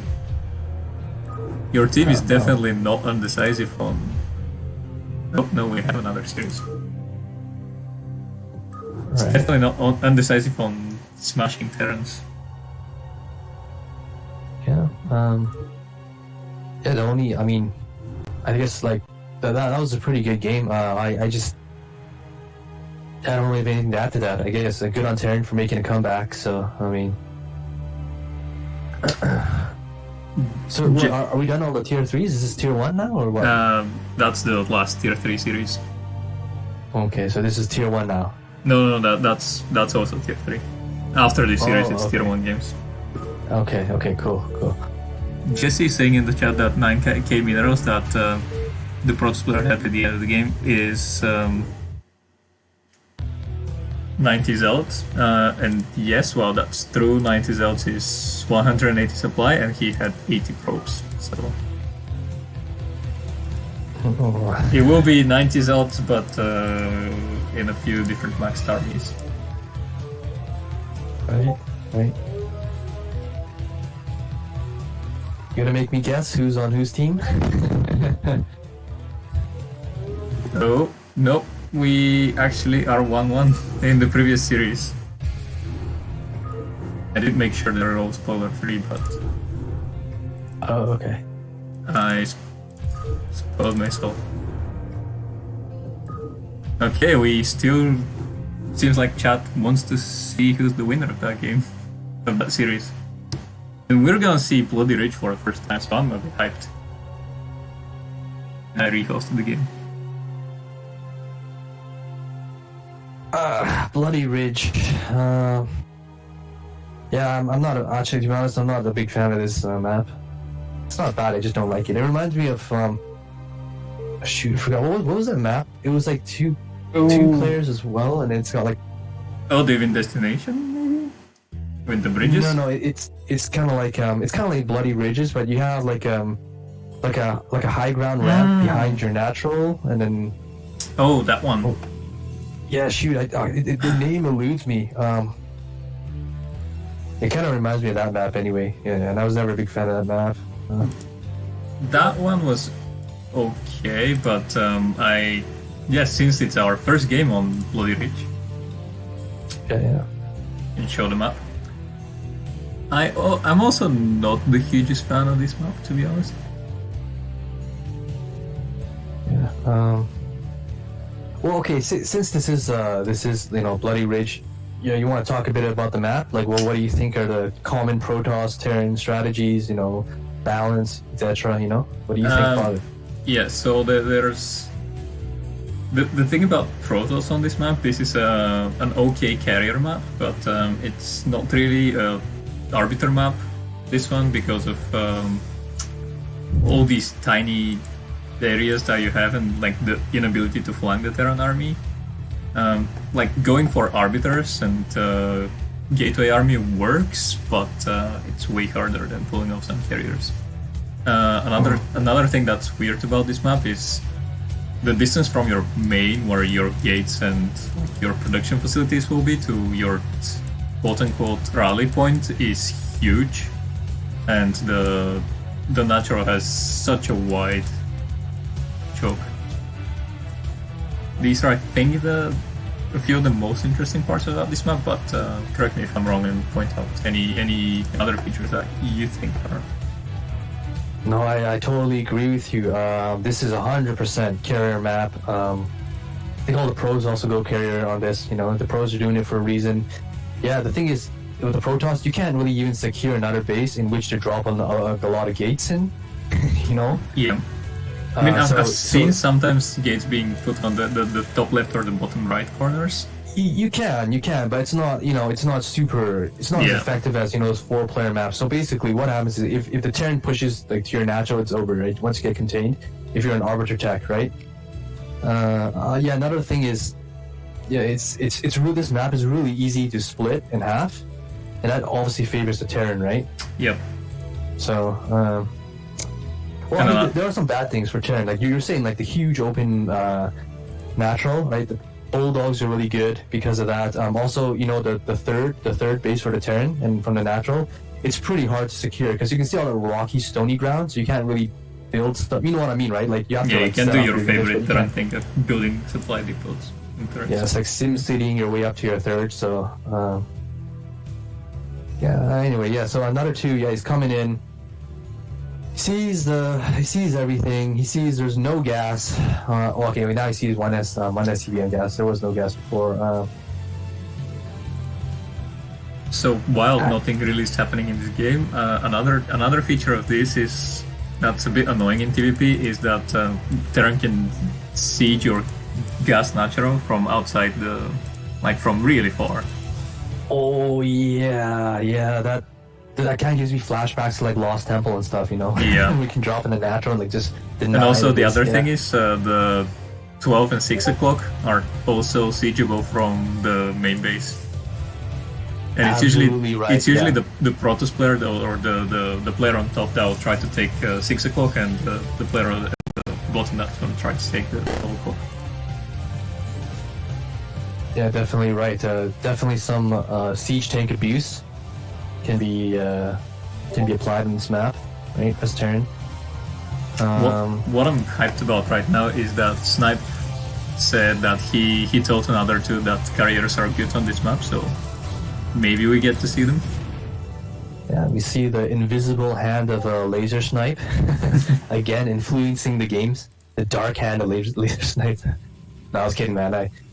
Laser's a great guy, great Protoss player, right? So don't ban me, please. Yeah. Okay. Yeah. So we see another two taking the fast expo. His dragoons coming across the map. No bunker, but a ton of Marines out front. So with the tank coming out, you think he can just bully back the dragoons because he's the only 2 dragoons right now. Yeah, and it's if the Protoss player pushes right now, it's 6 Marines, and 6 Marines will definitely deal with 1 dragoon. Yeah, 6 Marines in a tank, right? It's going to come out. The tank's before the. No, yeah. Now, now the Protoss needs to respect that. After. Right. Oh, you know what? Yeah, I wasn't watching earlier because we were talking about the map. But is this like a 10-10 again? Because he's getting 2 tanks and then like mines, right? And he's got 7 Marines. Well, he's getting his 8th one right now. So this could be another 10-10 push. Yeah, could be, and I think it's even better on this map. Right. And I mean, it has worked for him last time, so why change something if it's not broken? Yeah, definitely. I think the only thing is like, well, let's see if EFSA can continue the macro behind it, so he can continue the push this time. Right? Yep. Okay, let's see what. He's bringing only 1 SCV with his attack. Yeah, you kind of want to have 2 actually, but yeah, they are like the difference between 1 and 2 in repair is massive, and also you may want to try and build a bunker, and with 1 SCV it's very easy to slide that. Okay, we see attack going on. First tank picked off, second tank picked off, 3 dragoons picked off. But there's 9 Marines left versus 3 dragoons, and I think that's a fight that the Marines can take. Oh, you know what would have been sick if he had. Okay, well, I guess he can't do it because the dragoons were there. But if he had another SC, he could just drop like an engineering bay and like block the exit. Yeah, that would have been sick. But or even a supply depot. Like critical damage. Yeah, tons of probes going down. Like what is this? This is like StarCraft 2, right? You just go like Marines and stuff against Protoss units. How long have you played StarCraft 2? Or when have you played it? I only played till Heart of Swarm. To be honest, I didn't like it. Did you play Wings of Liberty and the open and the closed betas? I didn't play the I only played it when it like officially came out. I didn't do like any of the open beta. Yeah. Yeah, that game was in bounds though. I'm not sure if it was Wings of Liberty, if they patched it in the beta or if it was a standard patch. But because Marines and SCVs were so strong, especially in PvT, in StarCraft 2, they had to make the barracks a requirement for the barracks to be supply depot, because they don't just go barracks supply all the time, which was a very, very legit build in StarCraft 2. Yeah. Well, here's the thing. I never played Legacy of the Void, but I do watch. I watched that GSL like a couple days ago. I like that Maru versus Dark. I thought that was pretty cool. Yeah. But definitely a bigger fan of Brood War than StarCraft 2. Yeah. I think Wings of Liberty was the most enjoyable gameplay that I've had. Yeah, Heart of Swarm, like it had some things that I didn't like. Okay, here's the thing. I've heard Legacy of the Void. It's pretty good now. Like I heard like they've kind of managed to like patch it. I mean, there's always going to be race winders, right? But it's a lot better than before. I've heard so as well. But what I don't like about StarCraft 2 right now, State, is that they're patching the game every month or so. They're like, we don't see much of this unit, so let's just patch it. Imagine like they're doing that with the Scout. Oh, we see that scouts are not really being used, so let's reduce their mineral cost by 100. I mean, of course, scouts will be very good then. Yeah, I'm not a fan of that. I mean, Brood War is what it is because people found how to balance it organically, you know, without the people, like the developers continuously tweaking it, right? All right, okay, so we see vultures going in. Okay, this one hero vulture with 4 HP getting the complete scout off everything. And he even gets 1 kill, so that was like a Jimmy Rayner vulture right there. Yeah, I even managed to pick a crowbar too. Yeah. Yeah, so yeah, we see Evza again. He's dropping factories, so he's dropping 5 factories. So I feel like this might be like a 5 factory timing. Interestingly enough, another 2. He's going Templar Archive, so that kind of signals to me he's going to try to go Arbiter, not Carrier. You know what I mean? Because usually 3 base Carrier, you want to get like you don't go Archives like before. Well, I don't know. Correct me if I'm wrong. You're like a Protoss player, right? Yeah, he is going Arbiter Tribunal. Yeah, he might still go for the carriers because what we see the Terran players doing right now is he's going for 5 factories, right? Yeah. Which kind of might, especially like that level, might signal that the Terran wants to apply some aggression on 2 bases. And if that's the case, going Arbiter into Carrier is considered the safer option, actually. Because you get your Arbiter and you have your ground army at the start with Stasis. And then you get only 1 Arbiter for the Stasis and stopping the initial Terran push. And after that you go into Carriers. Yeah, no, I perfectly agree. Like the the Kryptonite, the 5 factory is Arbiter, right? Yeah. I don't know. Like I don't even know how another 2 like saw it. Like I saw he got like an observer in, but the observer died when he only saw that there were 2 factories. So I mean, another 2 must be like psychic or something, you know? He just knows, you know. Or maybe like I missed something or something. Like maybe he scouted some other. Yeah, he's doing the right response, definitely. That's for sure. He really he's finally mining gas from his 3rd. He wasn't mining gas before, so that was hurting his gas income quite a lot. The Terran player was not mining his gas from his natural until very recently. So. Yeah, which was a very big blow. Yeah, same thing. Yeah, you can see his base. He's really gas starved as well. But he's that gas starved because both of his next eye actually are off center with respect to the gas. Right. Yeah, I was just about to say another 2, like point out like he needs more gates, but looks like he's like, you know, he's doing it right now if he's gonna stop the 5 factory. So as long as he gets a couple of rounds out of these gates, you know, he'll be okay, right? No amount of units out of 5 factories can stop. Yeah. Wait, 1, 2, 3, 4, 7, 10. You know, 10 gateway Protoss. So where did that scan go down? Okay, so that scan went down on the natural. So he didn't see much of anything though, because army wasn't there. But one of the gateways is not Dragoon walkable anymore. Yeah, it's gonna be unspawnable if you get Dragoons out of there. So really gotta watch your Sim City.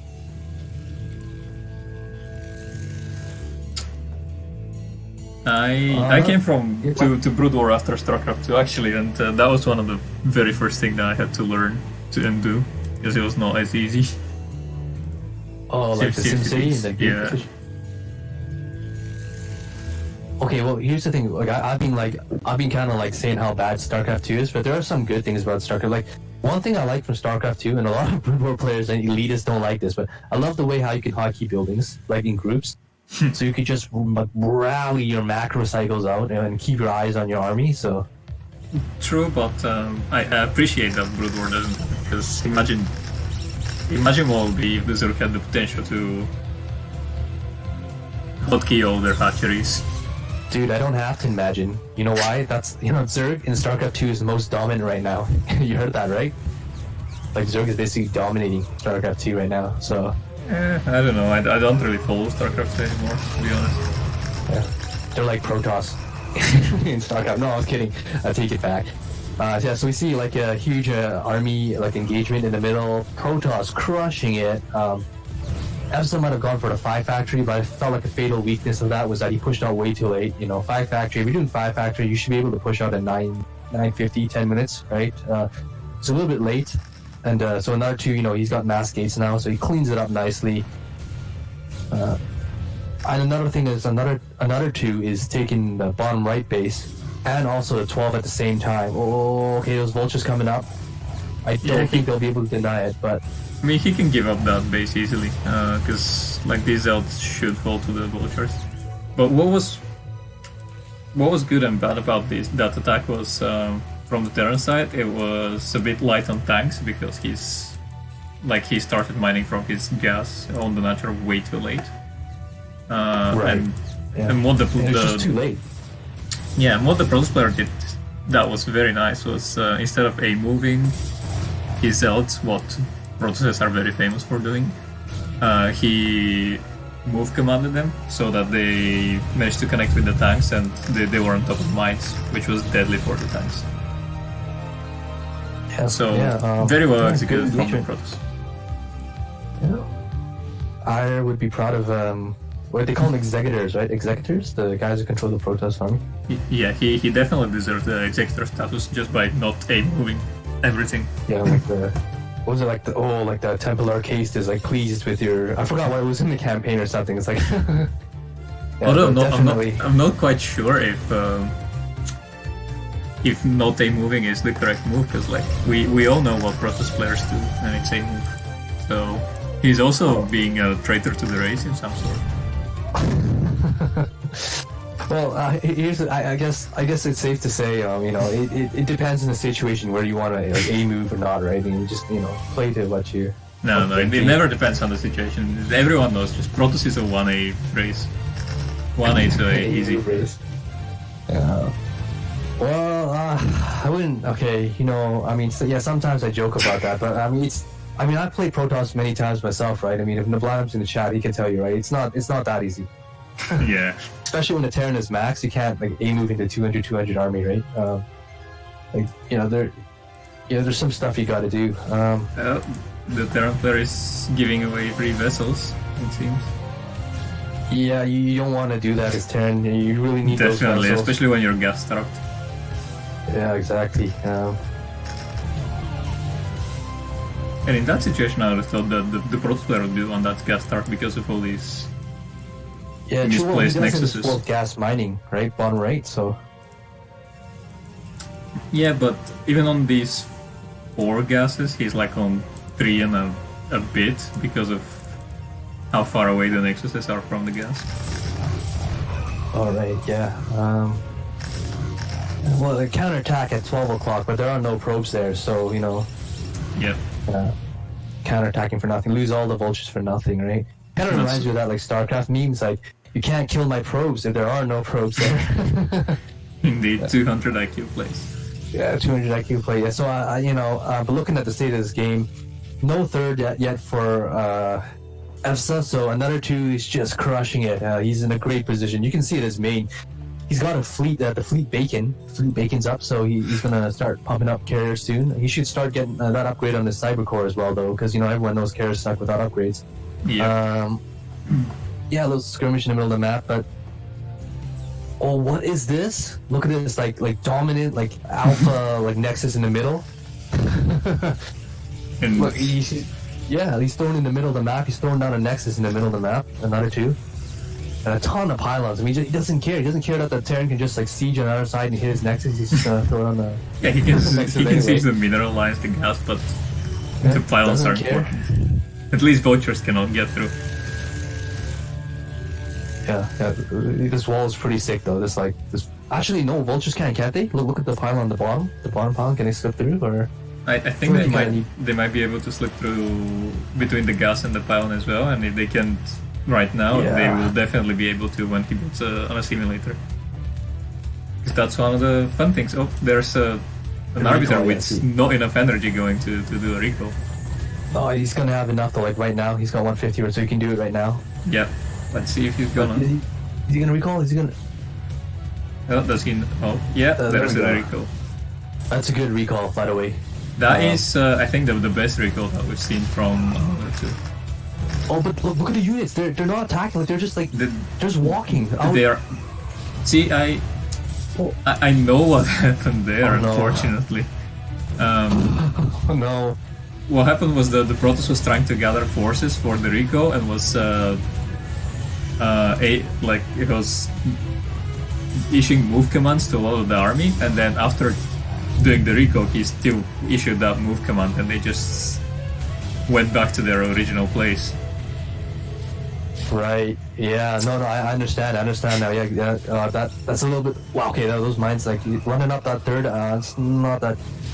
I don't think that's a good idea. But yeah.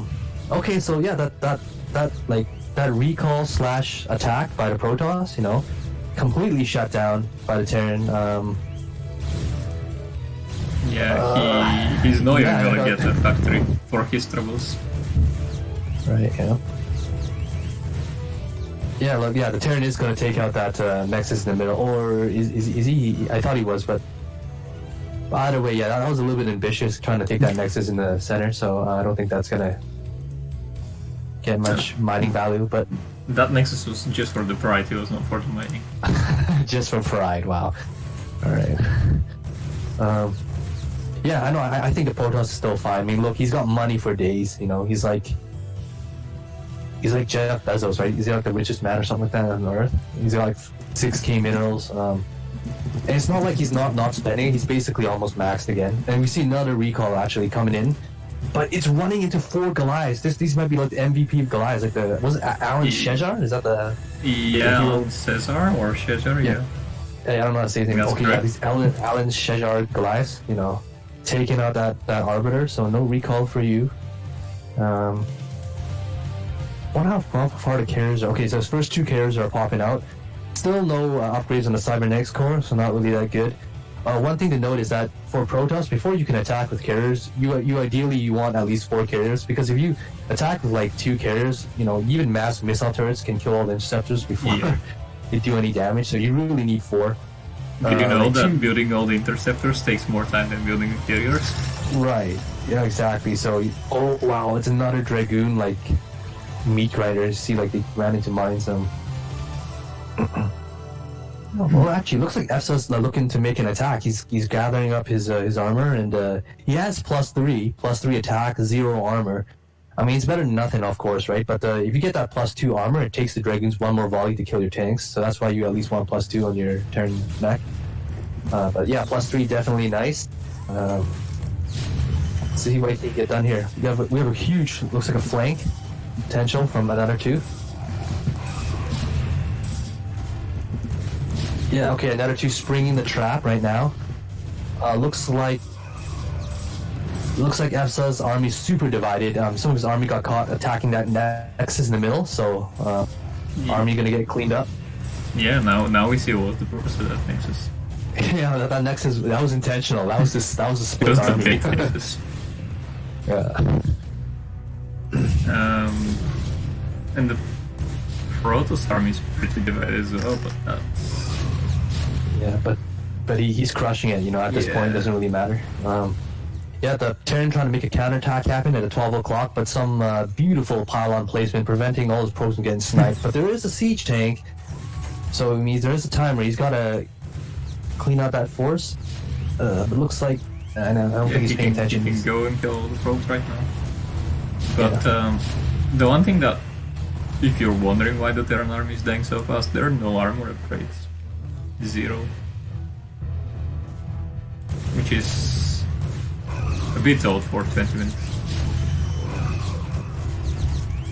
Okay, so some carriers without interceptors are coming to defend. The 12 o'clock. And yeah, it's like... It's laughable how bad, lonely carriers are, like 2 carriers with no attack upgrades are. Like, there's 2 carriers at the middle of the map and trying to micro their best against the Goliaths. And no, that's gonna work. It's gonna work. Doesn't have enough Goliaths. Plus, the terrain wasn't in his favor. Terrain, sorry. Yeah. Okay, so go on. Okay, and I was saying he grouped up his 4 carriers now, so this can do some damage. But he flies them straight in on top of the Goliath. Oh no. Okay, good thing he pulled back. Okay, the Terran pulled back. He got a little lucky there. Could have definitely been a disaster. Yeah, when you get to like 10 or 12 Goliaths, and especially when they're +3, you almost don't want to focus the carriers. If you're on a map like this where they can hide, you just hold position your Goliaths and they'll kill all the interceptors. Oh yeah, definitely. Yeah, when you get like a critical amount of Goliaths, you don't even have to target. You can just like gun down all the interceptors. Yeah.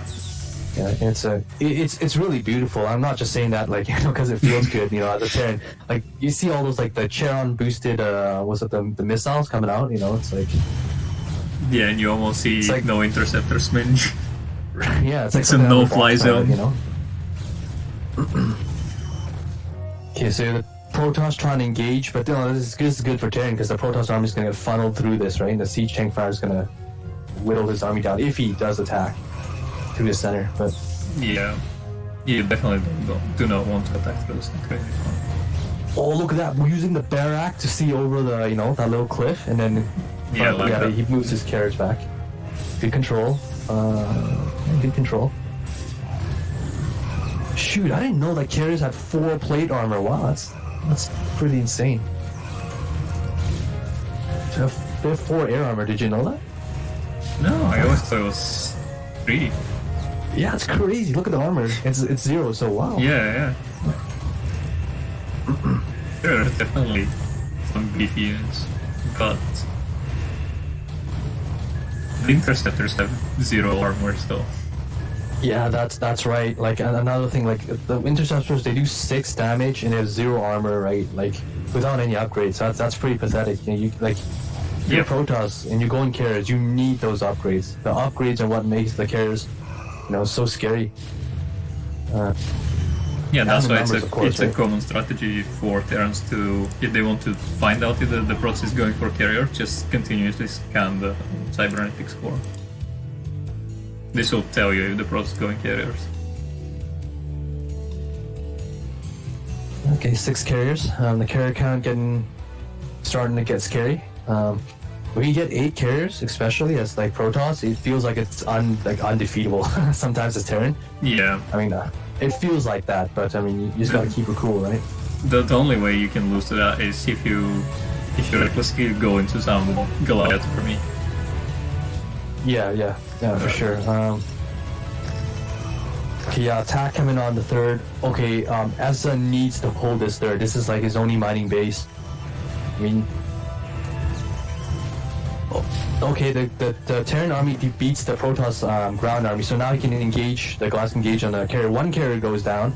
He's got a target fire. Come on. Okay, he pulls back. Actually, that was pretty wise because there was a reinforcement of Dragoons coming down. Yeah, so. he almost killed all the tanks, so his ground army should be able to. If the ground army goes. Right. Well, I kind of feel like now that the Protoss ground army can't actually beat the Terran ground army because you see it's getting reinforced.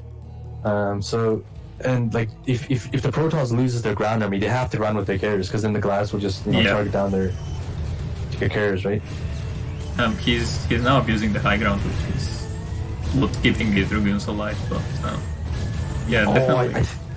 I think the Terran, he's got to scan. Just scan and target. Okay, yeah, he's targeting the. Managed to kill half of the carriers already, so. Oh no, it was 6. No 8 carriers. Oh, I thought it was 6 carriers. But I'm saying when it gets to 8, it gets scary. But he's got another 2 sitting idle, so he's back up to 6, right? Yeah, he's back up to 6. There are 2 carriers that are so low in that stack. 46 health. It's all red. And 69, the other one. Like looking at the damage on the carriers, it kind of makes me wonder. The Protoss are so advanced. How come they haven't figured out how to repair their units? Like Zerg can heal, that makes sense, right? Terran can repair, but I mean, doesn't really make sense. But yeah, they're like, we just have shields. They'll repair themselves. No need to take care. No need to take care. Yeah. Okay, looks like Protoss might poke him with his carriers at the 3rd. Is he gonna do it? Or? I think the Terran player, the Terran player is going for that domination command center. The middle? Actually, it's not bad for Terran. Think it about is. It is very from better for Terran. Okay, this might be the final battle. He loses one of these carriers just to like mass Goliath fire. Yeah, but you don't I really wasn't want to have your Galads fighting the Dragoons. Right, yeah. It's So a I ton think- of Dragoons, though. It was all going well for the Terrans. So if he had stayed at the center of the map, I think he could have taken the army. Right. But right now it seems like these 5 carriers. Yeah, Will I think be- it's gonna fall the center location. He loses another one, but there's too much Protoss like streaming in from all sides now. And the thing is, another 2 has money. You know, he's got so much money, right? Yeah. Yeah, and that's he taps out. That's a good game. Yeah, another 2 managed to get so much resources on the map that it almost didn't matter. Actually, the one thing I like about another 2's play is like throughout all 3 games, he made a lot of probes, maybe too many, but it means that his economy is always strong. You know, like he always has a good economy, which is half the game basically, right? Yep. He, as we say, he definitely was not struggling with his building workers. Yeah, definitely. That was yeah. I think that was actually a pretty good game. First It was game, also a tier good 3. series. Yeah, we see like the carriers being used and and. All right, so we're on to tier 1s now. Nope. What? I thought you said that was the last one. It was, but then I realized we didn't cast game 3 of the previous series. Oh, okay. We can do one. see some- We can do one tier 1 if you want, and then go back to the last tier 3. Oh no, let's just wrap up the tier 3s then. You know, Yeah. like it's not that I don't like seeing tier 3. I mean, it's pretty good. I mean, I like. I mean, it doesn't matter what StarCraft game I watch. I like it, right? Yeah, it's But StarCraft. I also kind of want to see some of the tier 1 plays because one of my good friends, Mr. Chill, he's tier 1 and he played. So I want to see his. I want to see this game. That's why. Thankfully, so- we have the caster power, so we can cast Mr. Chill series first if you want, next after this one. So let me guess. QuakeCom, Team Indecision, LDC, the Law, Passion Daddies. Correct. Is it because QuakeCom is the Protoss player? Yeah, that's basically it. Yeah. So Operation Protoss versus Passion Terran Daddies. Yeah, and Passion Terrans. Yeah. Let's see if LDC the Law can buck the trend. Right. So far, it's like the rising sun over Ire and the setting sun over the Marsara, wherever the Terrans come from. Or Earth. Earth, I guess. I don't know. Mars, sorry if you're Jimmy Raynor. Yeah, Marsara if you're Jimmy Raynor. I don't think there's much to say about this map or this matchup because we've seen like the same maps and the same matchup over and over again. So Yep. yeah. Did you catch up on that ASL last ASL? I did, but since it was yesterday, maybe let's not talk about it. Yeah. Okay. Well, if anyone's watching this like stream and they haven't seen ASL, well, I mean, just too bad, I guess. Yeah. I'm just Mute, gonna talk about it. if you haven't seen the ASL, mute for the next 5 minutes. Right. Well, okay, fine. I guess I won't talk about it. I'll just say this. No, though. you can talk Flash about it. is in that group. Flash is in that group. So who do you think won? I mean, you saying that makes it sound like Flash is much stronger, but we did see that the Ghost split in that series. Yeah. Okay. Well, yeah, that is true. That is true. I was a little shocked myself, but I mean, Yeah. if you actually thought that he was actually gonna lose, though, like if he played poorly, come on. I mean, There was never a chance he was actually gonna lose. I mean, he could throw like 2 games in a row and then he'd be like, "Oh yeah, I'm just gonna come back, come back and win all 3 games." yeah. How many it's- titles it's- does he want? Is it like 4 titles? 4 ESL titles. I am not sure. I think it's 4. 4 out of the 7 ASLs. That's pretty good. Too bad they don't have like like in pro wrestling they have those like belts and stuff when you win, or like you should wear like if he has that like the wear like all the 4 ESL belts at once. They have the flowers. Very funny. Yeah. He should bring his ceremony flowers to the. Or or like the trophy, right? And then like line them up next to the monitor.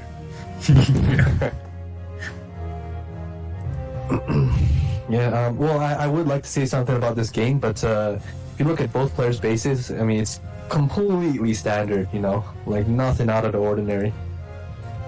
Completely standard.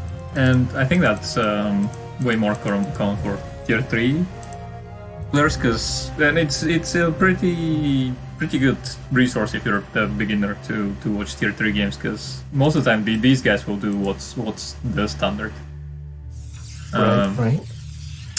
Tier 2 will try to mix it up every now and then, but the thing is with tier 2 they like when we mix it up we don't really know every time why we are mixing it up. Sometimes it's just for the sake of it. And in tier 1 it's like really unpredictable. You can see this best of 3, best of 5 mind games going on. No, definitely. So that was a very early Nexus from the Pros player. Yeah, was that 21? That's 21 next, right? Yeah, that is. It's gotta be 21. Beautiful. Yeah, 21 next is the Nexus timing of choice for a lot of Protoss these days. I've noticed it's kind of like 2 hatch now for Zerg. Like, yeah, it's like I'm so like, remember the days when Zerg actually went 3 hatch against Terrans and stuff. I mean, like it's kind of like that. Like 21 next is now like the de facto Protoss if you're gonna go standard against Terran. Like, that's what I feel anyway. It's what I see matter. The thing is, Protoss just figured out the amount of and the build order and the amount of units that you need to hold exactly almost all the Terran early pushes. So that's why 21 next is pretty good. Right.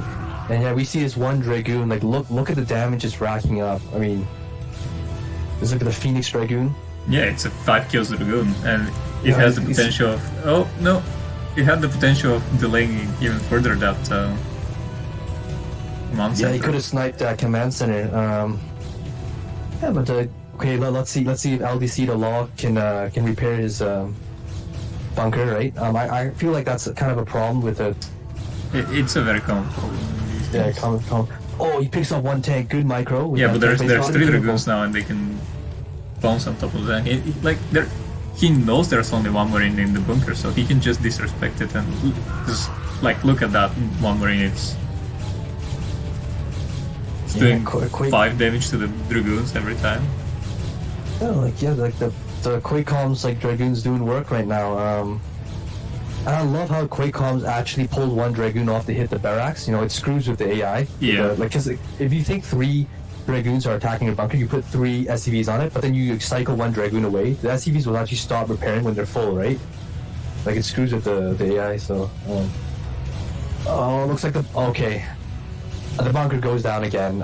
This might be like a repeat of, was it Danat versus, was it Danat? I forgot, Yeah, it was Dylan that didn't repair his...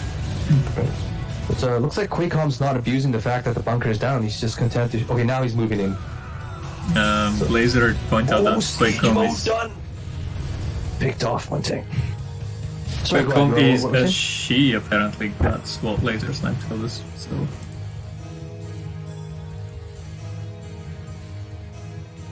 Okay, so yeah, this one... Actually, I think Quakecom can just go in there and snipe this tank right now. Like, what LDC the Law is doing is so risky right now. Like, think of it, these goons step forward. Okay, yeah, well, not hit the barracks, but if he step forward, just hit the tank, you could probably have sniped it. It was just 1 tank, so yeah, she could have gone and taken that. Yeah, you know what? It's too late now though. The 2nd siege tank's out, right? 2 siege tanks are a little bit iffy. 2 siege tanks are infinitely better than 1 siege tank. Right. Yeah. Yeah. I think at +2 for 2, if you get +2 for the siege tank, they can actually 2-shot a Dragoon. Doesn't even matter how much armor they have, so pretty broken. If you're Protoss. Or if you're 10, sorry. What, +2? No, I don't. Yeah, it's +2, right? Because you get 80. It's 80 damage, and a Dragoon only has... Oh, actually no, it's +3, right? Is it? shoot, actually, I take that back because Dragoon has 80 shields, right? So Yeah, 80 shields and 100 health. Hey, look, man, I never passed like middle school math, so don't blame me. The thing is, it looks like they're two-shotting them because it's tanks and the splash damage of other tanks. Right, yeah, that makes total sense, yeah. That's why like two tanks are infinitely better than one tank. Right, yeah, because I didn't take this. There's like splash, right? That also counts for it, right? Huh. And the Unsiege tank has better DPS single target than the Siege one, but it's the splash damage that's.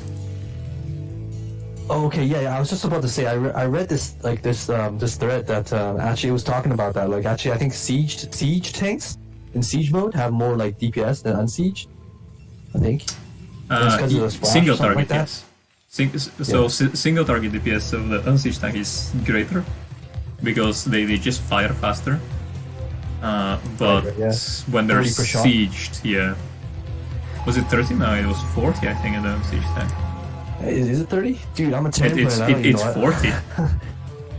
Okay, I think it's 30. I think it's 30.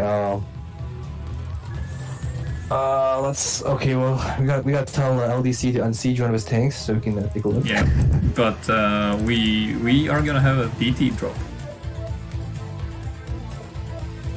And there's an observer right now scouting where the DT drop should go. Yeah, he sees everything. He's got an observer in the main and in the natural. Well, there's the turret. He's got to be careful, but he sees the tech. Yeah, he sees the timing. That's pretty good. He sees it. Yeah, the thing is, when there's just one turret, you can snipe it, but I think that the time for that has passed because there's also the constant stations. Right. Yeah. Yeah. Okay, we got to see some map control coming out of LDC to Law with his vultures. Always good to have mind placement on. I think a third's going to come out of QuakeCon pretty soon. You see it probe main-arting its way. Well, not really main-arting, but it's just like moving its way up to the third. Let's see. Arbiter tech is done, but no Arbiter on the way. No research on the way. Okay, finally, he's got research on the way, but still no Arbiter on the way. So he's got to get that done because, Arbiter takes forever to build, right? Well, it's less than a carrier, but... Yeah, it basically takes a million years to build. Vulture trying to deny that third, but intercepted by the wall of Dragoons, so that third's going to go up. Is it going to go? Okay, he's putting some pylon wall, right? Yeah, and that's a good one. Yeah, so it's pretty standard play. I'd actually say that third is like way slow for Protoss, but I mean Terran's not taking his own third, so he should be a-okay. Well, LDC. Oh, look at these Dark Templars. There's DTs in the main. Yeah, and why is there no reaction? It seems like LDC is not realizing that there's. I did not expect these DTs to do that much damage, but.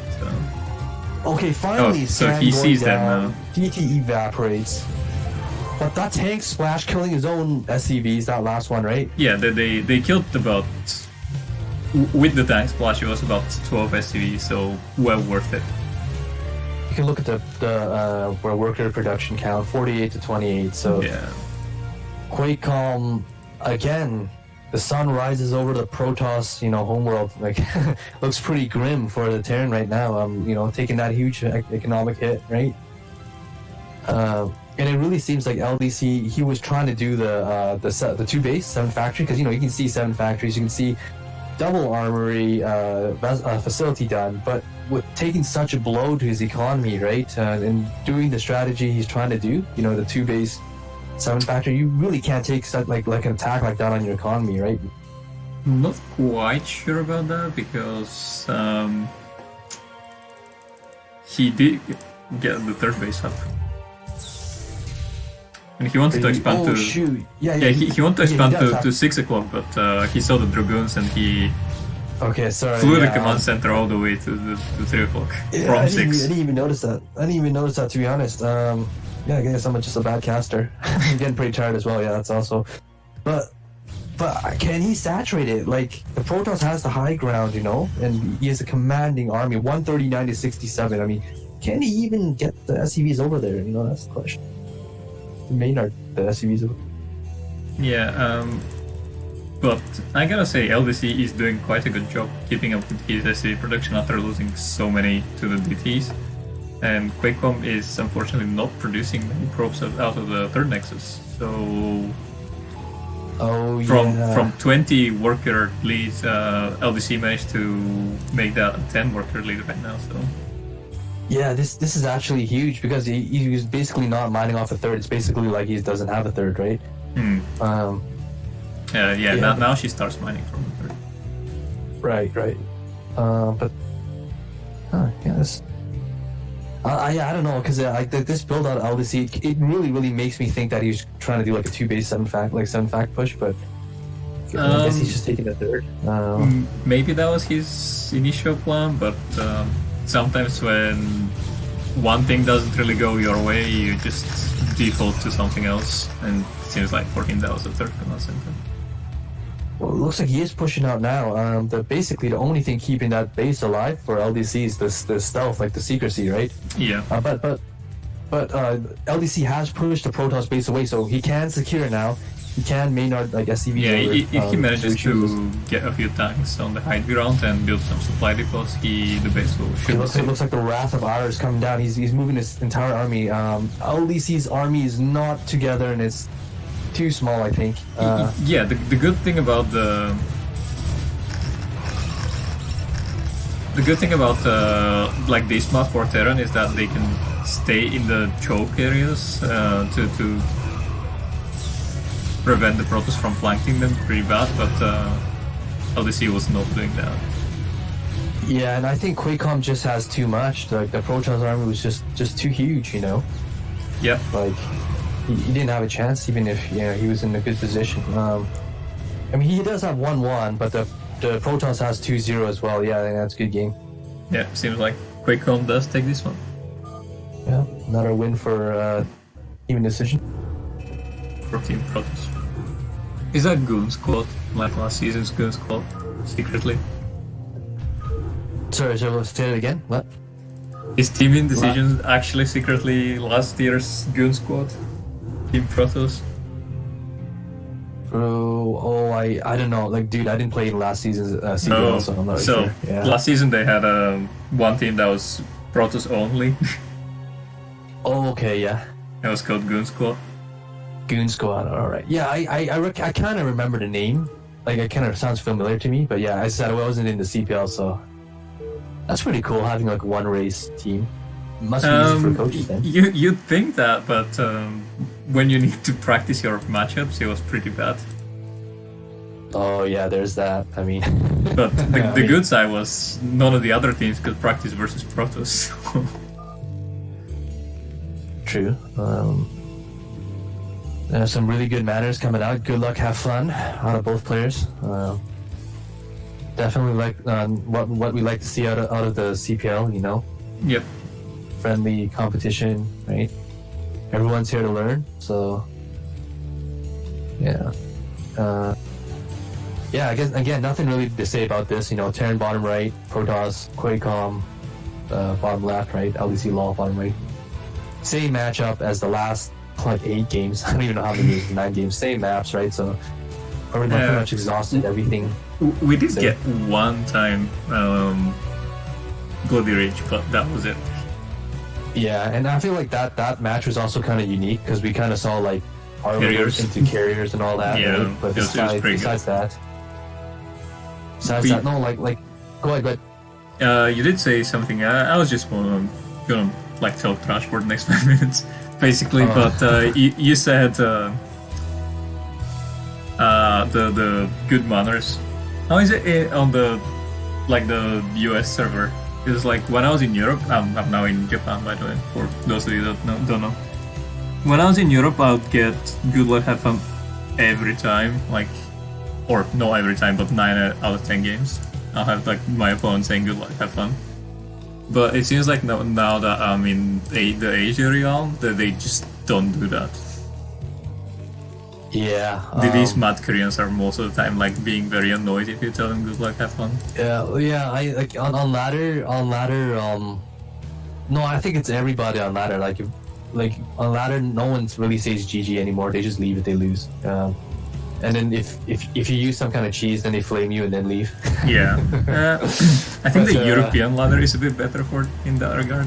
Well, there is no European ladder anymore. The ladder went global. It's all just based on ping now and all that. I mean, I guess there's still a little bit like you can True, say but you're when around. you are in Europe, you're more likely to be matched against people in Europe because of the ping requirements. Yeah. Like there's a little bit like it's a little bit regional, but I feel like it's a lot less regional than before. I think before it actually was regional. Am I right about that? But they changed it now. Before, if you log in from like one of the gateways, you couldn't be matched against people from the other. Right. Now they removed that, and the next thing that they should do is fix that, but with friends, so you can have friends from other regions. Yeah, it's so dumb. Like you can't like friend someone from Asia server or like Europe to North America or like it's Such ridiculous. shit. But Especially from CPLs, like most of the players here are from the States, or at least most of the players that I know, or Canada, and it's very annoying that you can't really you can't really add them to your friend list. yeah, no, sure.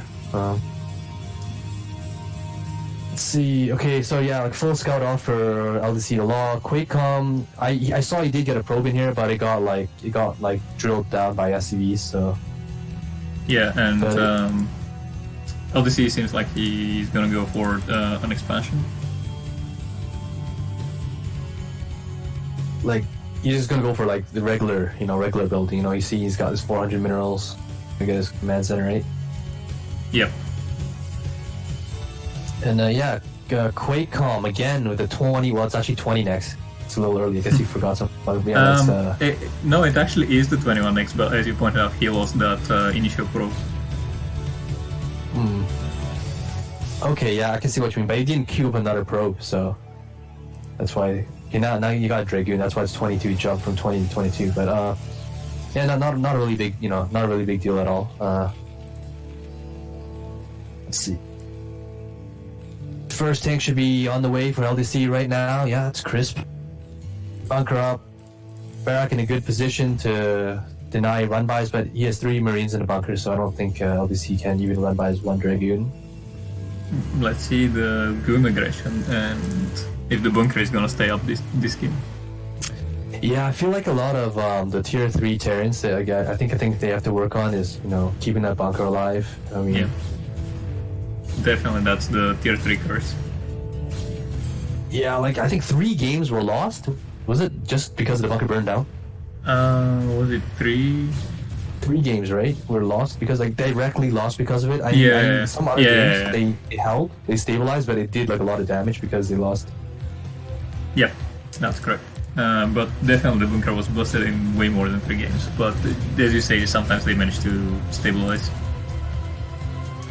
But it's just 2 Dragoons, and there is a tank, so I think that should be held. Perfect. 2 tanks out now, so pressure is over for QuakeCom until he gets some other units.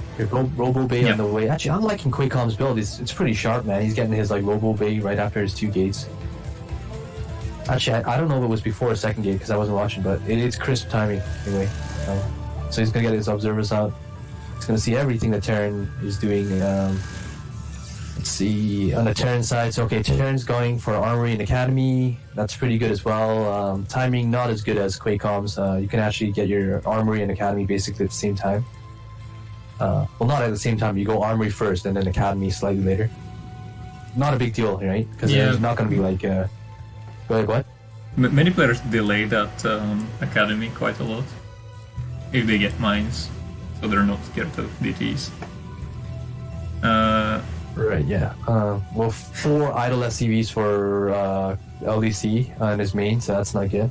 Yeah, and Snipe and Crow are again in the chat that Quake is a female player. Oh, QuakeCom is a female player? Yep. Okay, sorry, okay, I guess... You know what, I guess it's kind of bad. that I did this. I mean, it's 2020. I mean, I shouldn't just assume all StarCraft players are guys. Yeah, so my apologies. Technically, guys, I think was speaking about it was considered a gender neutral term now. Right. Don't ask me why, but hey, also pizza is a vegetable, so there's many things that we can explain about this world. Okay, LDC, he is going for his command center, so this will be like the Flash 2-1 timing, I think. He's trying to follow that build. Yep. Engineering Bay coming down as well. Good timing on that. Good timing for the command center as well, 720. Really good timing on that, actually. But the thing I'm worried about is, can he hold the third command center? With it being that early on this map, Sylphid, it can be risky, going for a fast CC because Protoss can actually break that high ground. I know you said it's like hard to run the break, but if the Protoss, if they have like double shuttles or something, yeah, definitely doable, and then you basically just lose. But yeah, Quake Calm, she's coming across the map with the Congo line of Dragoons. No shuttles, so no Bulldogs. No, it's just to contain, I think, to prevent, vultures from slipping out, I think, that is, maybe. I think, one of the reasons, and then the other one is she is currently scouting that the Terran player is going for the third base, and she's posturing in a position to, like, not kill the third base, but at least be annoying and deny the third base. Yeah, it's like the thing the Protosters do on the Fighting Spirit with their third, right? They might not be able to deny it, but then they just put like units in their third base. They force you to fight for it, basically. Yeah, I mean, all the time that you delay the Terran from getting their third is all the time that you will delay them from their 2-1 push. So that's very good. Yeah, no, definitely. And also, like, if you can kill a tank or two while trying to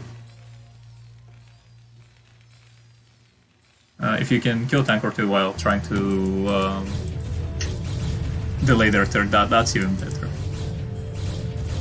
Right. And I think if you've seen like some gears of in ASL, especially on Fighting Spirit, there was like Snow and Mini are so good with shuttles that they're not just able to delay your third, they're able to kill you right there. But I think that's something that only they can do. Yeah, you gotta be like S-rank, man, to do something like that. Or just like hilariously better than another player. But okay, let's see a little bit of a mine clearing out in the front. Actually, these two reinforcing like Dragoons, like MVP, like basically. Oh no, wait, one vulture survives, but it is just targeting the photon cannon. So okay, yeah, it's one probe. Two. Yeah, this is really good for LD's. Okay. He should have controlled that vulture because that vulture could have got mad probe like snipe right there. Can you see it at the natural? Yeah. But like, seems that vulture is too busy killing the cannon. Oh, he forced a cancel on the cannon, which is. Yeah, but I felt like if he wasn't targeting the cannon, if he was just going for probes, he could have gone like 5 or 6 probes definitely. Yeah, it would have been like a Jimmy Rayner like vulture for sure. Yeah, but I was quite surprised about the cannon. Yeah, I mean the cancel on the cannon. Right.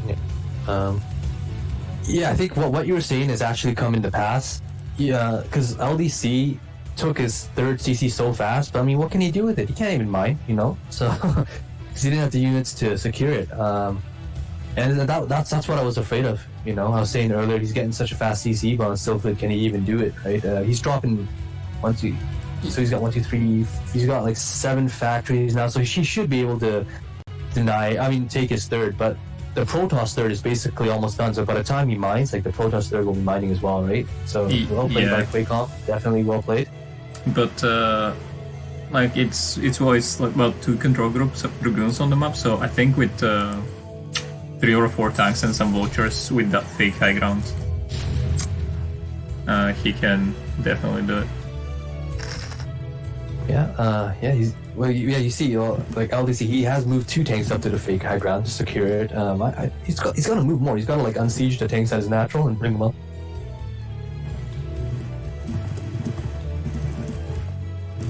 Take a look. Yeah, still not taking his third. I guess he's just really afraid that QuakeCom's is gonna like come in with a huge like flood of Protoss units or something. But And these two Dragoons being as annoying as possible. right. Oh, do you see the shuttle coming to north of LDC's base? It's So got two. It's a DT drop again, but no Okay, nothing DTs were dropped dropped. off. And I was gonna say QuakeCom was prepared this time, but I think these two vultures are not going there to defend, but rather just off to a very bad rally point. And I like what QuakeCom is doing right now, because she sees that the Terran took their third base, and she's not really able to bust that, so she's posturing to get her fourth. Right. Yeah. She definitely can take it right now. Probe already in position to take fourth. LDC's gonna Maynard his SCVs right now. Yeah, he's gotta get mining ASAP off that. Well, he's building SCVs, but yeah, you gotta Maynard SCVs as well. You wanna get that saturation up as soon as possible. Okay, one thing is I really like LDC's upgrade times. In both games, his upgrade times are like pretty good. You can see 2-1's okay. Wait, 1-1's done, right? And his +2 is gonna finish soon, so it's really good for him. Yeah. Actually, QuakeCom's like upgrades her upgrades are pretty good as well. Like +2 is gonna finish, so not missing a beat. What's interesting is she's now going to Stargates. I think a double Stargate Arbiter. That was Or Stargate wait, Arbiter, yeah. I think because there's no fleet beacon being set yet. Right. Is that wall on the fourth base? Seems like it is. It's- Yeah. it's No, not it tight. is not. Okay, now it is. But yeah, one vulture gets in there. It's super annoying for Protoss. Now you gotta like. Okay, because it's blocked off, right? Yeah, now you gotta can't cancel that kill cannon. the vulture. Yeah, you gotta cancel it and like kill the vulture inside. Super annoying, but I guess overall not that big of a deal because there's nothing mining there as well, right? And it's not even done yet, so Yeah. just it's really annoying. Yeah, I'll take a look. Yeah, okay, yeah, I like QuakeCom's macro as well. So she's almost maxed. LDC the law having a little bit of trouble. I mean, LDC does have 7 factories, so I don't know why his like supply is so low. 42. Yeah, okay, he's getting 8 factories. Okay, I used to think that 9 factories was the perfect amount of factories. And apparently that's true for basically every map except for like a few maps, and this is one of the maps. Apparently 8 factories is actually the factory amount you want on Neosilphid for Terran if you're taking this the third. Why is that? So I don't know. It's got like something to do with the minerals and stuff. How many mining minerals? Because the third it has less. Right? It only has 1,000 minerals, right? Instead of 1,500. Yeah. Yeah, but so LDC is about to hit the sweet spot for factories. But yeah, I still am kind of worried because definitely he was trying to do the 2-1 flash, 2-1 like so-called flash build, right? All 3 bases, but if you're gonna do that build, technically you can max out at 1250 with Vessel and 2-1 and push, but I mean I understand not everyone's able to do that, but like it's gonna be 16 minutes. I don't think he's gonna be maxed, right? You really gotta move out because that's okay. Hold that thought. Actually, he's LDC just gonna move out with 155 supply. Yeah, and that's the thing with this map. If the Terran player manages to take this position in the fake high ground, it's so good for them. But His tanks are separated. yeah, instead it seems like the tanks are just. Oh no! I don't think he was watching. Yeah, the vultures went up the fake high ground and the tanks went the other way. Yeah, I'm not a Terran player, but I'm gonna get tilted of this. Yeah, this is a dark day for Terran. I mean, Yeah. completely overrun by the Protoss ball. And that was the sole reason for that was because the tanks went the other direction. Yeah, definitely. Well, another thing is, I think that LDC, like, he moved out with 150 against basically like a 180, and then like Quaycom was gonna possibly be maxed in like a couple of seconds later, right? Just waiting for those units to pop for 200. 150 something Terran cannot beat 200 like Protoss, especially with Protoss with stasis, right? Yeah. Like, that's a tough call. That's a real tough call. I mean, like, unless the Protoss, you know, like brain dead just runs into like, you know, like mines and stuff, right? No stasis, but maybe. But that's a tough call. So I've got good news for you. That was all the tier 3 games. Okay. Well, yeah, I'm not against tier 3. As I said, I just hoping to see, you know, like some of my buddies, you know, games casted. You know, that's a good one. I think Mr. Q versus Shobu is another PvT, so I suggest we cast another PvT. So I suggest we cast something else first, and then we go back to.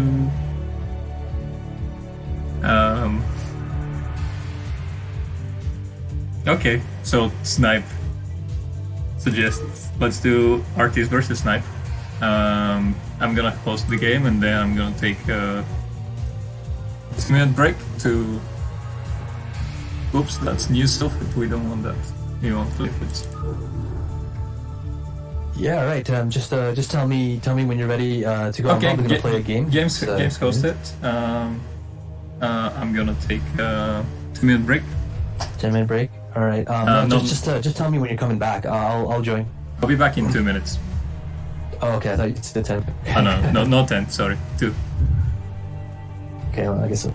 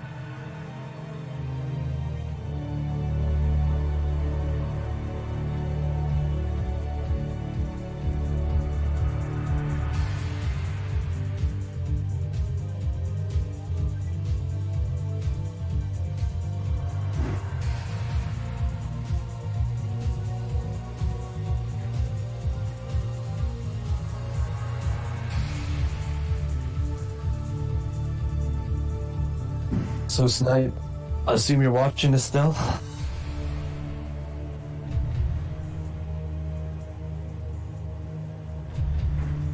Think, who do you think's gonna win the ASL?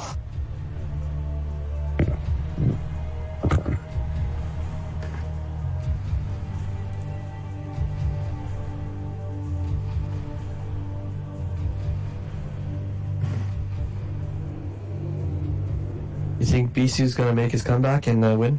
I knew it, yeah, Bisu. I'm back. Alright, cool, yeah, I'm here, I'm ready. If you are. Yeah, okay, so you definitely know this one. Who's in whose team? Snipe is definitely Passion Daddies. Right? Okay, sorry, I couldn't really hear you. Like, you said something about Snipe, or right? Or No. I was saying you know now who's in what team, so who's Passion Daddies and who's Operation Indecision. yeah, for sure. Snipe And, is the Passion Daddies player, right? Yeah, the legend himself, the man himself, in charge of the CPL laser snipe. Yeah, we've got our lovely admin here, also in the chat. Right. We got Adel. I don't know how to say his name, but the Zerg in the bottom right. That's a tricky one. I have no idea, to be honest. Adel. Adel? Don't know. The Zerg player at the bottom right.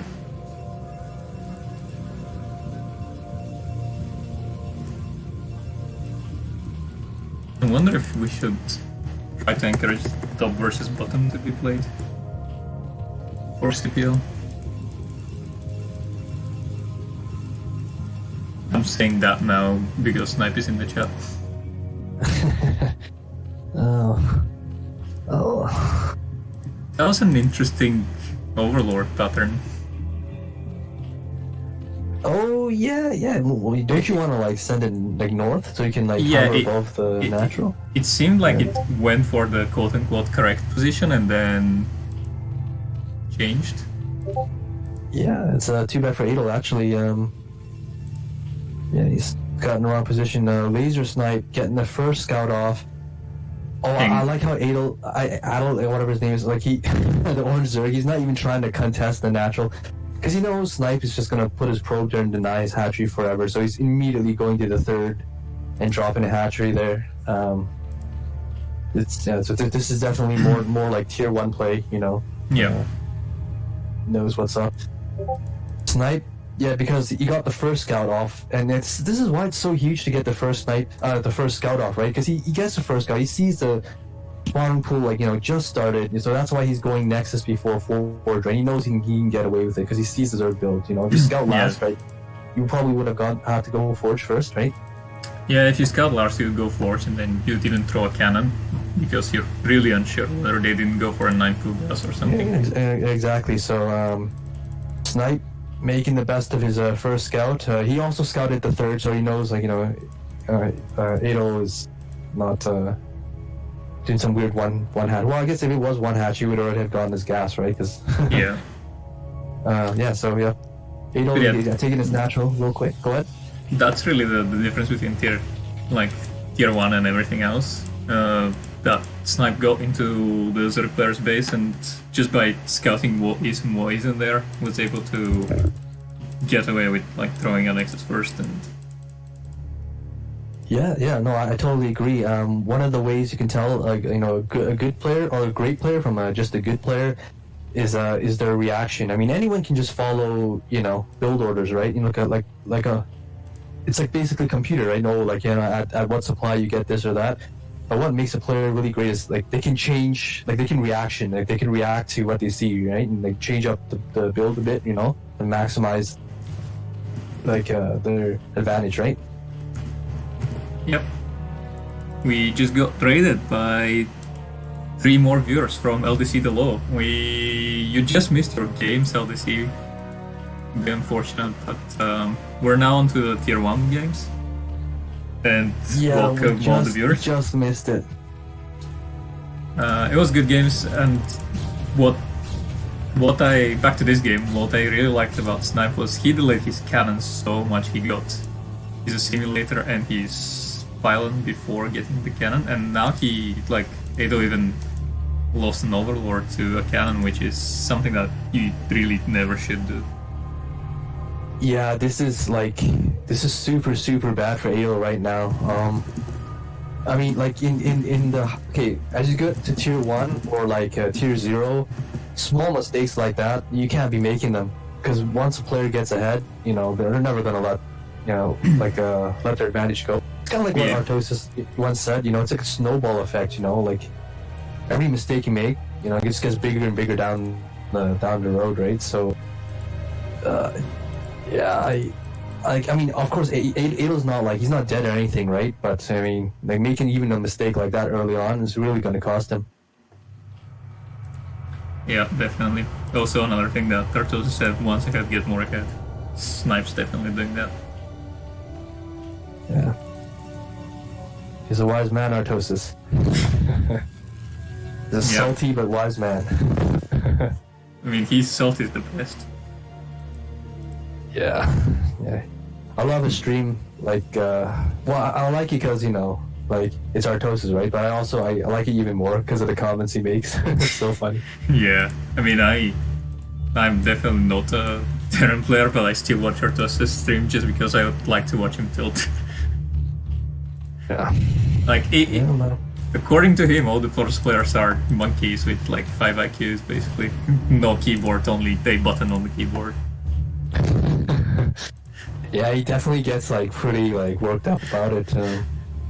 Yeah, my favorite one is he only lost because he was so weak. Like, he didn't know the game, that's why he's losing. No, Yeah, clearly. definitely. That's almost like a meme though now. It's like He only lost because won he's bad. He sucked so bad. Like, if he was actually good, I would have beat him. Alright. Yeah, okay, so it looks like Ado, he's gone Spore Colonies. I guess he's expecting Snipe to, like, fly in with a Corsair. I mean that's reasonable, but he's completely misread Laser Snipe's build. Looks like Laser Snipe's going to be doing, like, that Leg Zealot timing attack. Like, you see power up on gates. Maybe, but I thought the same. But is outspeed done already, or is it not started? I want to see. No, it's not started. Yeah. So he does not have outspeed. Yeah, he's got to get that going. Actually, I don't know. Is it done yet, or maybe it's already done? Maybe Snipe's like even ahead of us. I just saw Zealot and Snipe said, "Don't talk about it." Don't. So. We're definitely not gonna say that you didn't get Zealot's speed, but it happens, man. He hasn't gotten Zealot speed. You can see slow lots. So that's a huge mistake. When you're going for this kind of build, you need Zealot legs, obviously, right? It's what makes the Zealot so good and strong. And so you see a Congo line of Zealots coming out. Adel knows about this, and his lings are flooding back to his base. How's the Sim City? He's got one sunken at his natural. He's got one sunken at his third. Ooh, I don't know. I mean, against this kind of mass Zealot play, I kind of feel like if you want to be safe, you can throw it on another, like a sunken. It's no sunken, it's a spore on the third base. So, third was pretty exposed. Okay, yeah, right. Yeah, well, Adel is making like a million Zerglings, so I guess he will be okay if he gets us around. I mean, the quote-unquote aggression definitely paid off, because like that's so much larva not being spent on drones. Yeah, that's definitely true. Like, Snipe definitely forced like Adel to get Zerglings he didn't want. If he didn't need to, right? Yeah, Snipe is +1 attack. He didn't attack, which I think it's smart. Better, there's a ton of Zerglings. Yeah, it was a smart play. So yeah, Snipe making the right call. Wow, we see okay, 1, 2, 3, 4. So okay, we see a lot of hatcheries come down. Yeah, but what we see right now is like a rush to lair and cracklings. So all these Zerglings that he made are soon gonna be like very, very threatening. Yeah, you can see he's getting the adrenal glands upgrade in his spawning pool, so it's gonna be like a crackling flood attack, like floodling crack. Yeah, it's gonna be Zergling man versus Zealot man. Yeah, but I kind of feel like this favors like the Zealot man in this kind of thing, because you can see Snipes he's got Templars out, and Storms are like, okay, he's gonna make him into Archons, but yeah, that's still good, I feel like you really need a ton of Zerglings to make this work. Yeah, I mean, if these two Archons right now are gonna be like huge help, given that Storm is not yet done. Exactly, yeah. Okay, Snipe knows this. He sees this. He's gotta know, like, it's gonna be a massive floodling attack. Yep. And he's doing a very good job not letting the Lynx get the boost around, which makes them so much more deadly. Oh, this is a great angle. Look at the Zerglings. They have like basically no surface area. Did you see that? They're getting caught up. Yeah. Okay, now there's a little bit of a surround. But it's a little bit better. But he lost a ton of Zerglings. Like, I think that actually made the difference between him like crushing his army out front and like and like Snipe crushing. But as you see, Snipe did basically crush that army. And what I was gonna say before this huge attack happened was that I don't like this really much from Adel, because basically if it doesn't work, like there's nothing he can tech into, right? He's got no Spire, no Hydra stand, right? All he can do is make more Zerglings, right?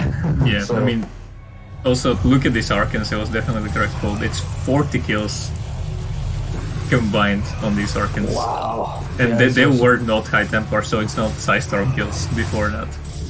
Yeah, that's crazy. Wow. And 22, 21.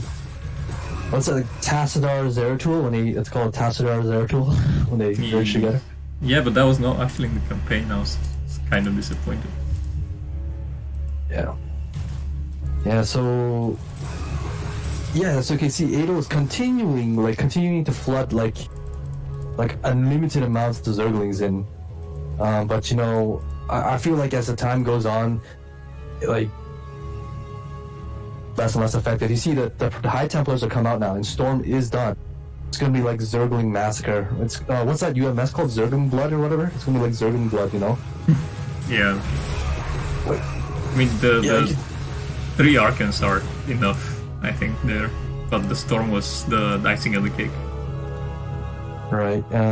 Well, we do see a Defiler Mound coming down, but I mean, like against Zealot Archon, like what the Swarm do does nothing, right? I guess you can get Plague, but yeah, I guess Plague would be okay, but yeah, but also if you look at the supply now, the Frost player is doubling the supply of the Zerg. Yeah, so I mean, that Zerg is meant to be behind in this matchup, but not as behind. Yeah, like there's like eventually like such a discrepancy of supply that you know it's you can't recover from it, you know. Yeah.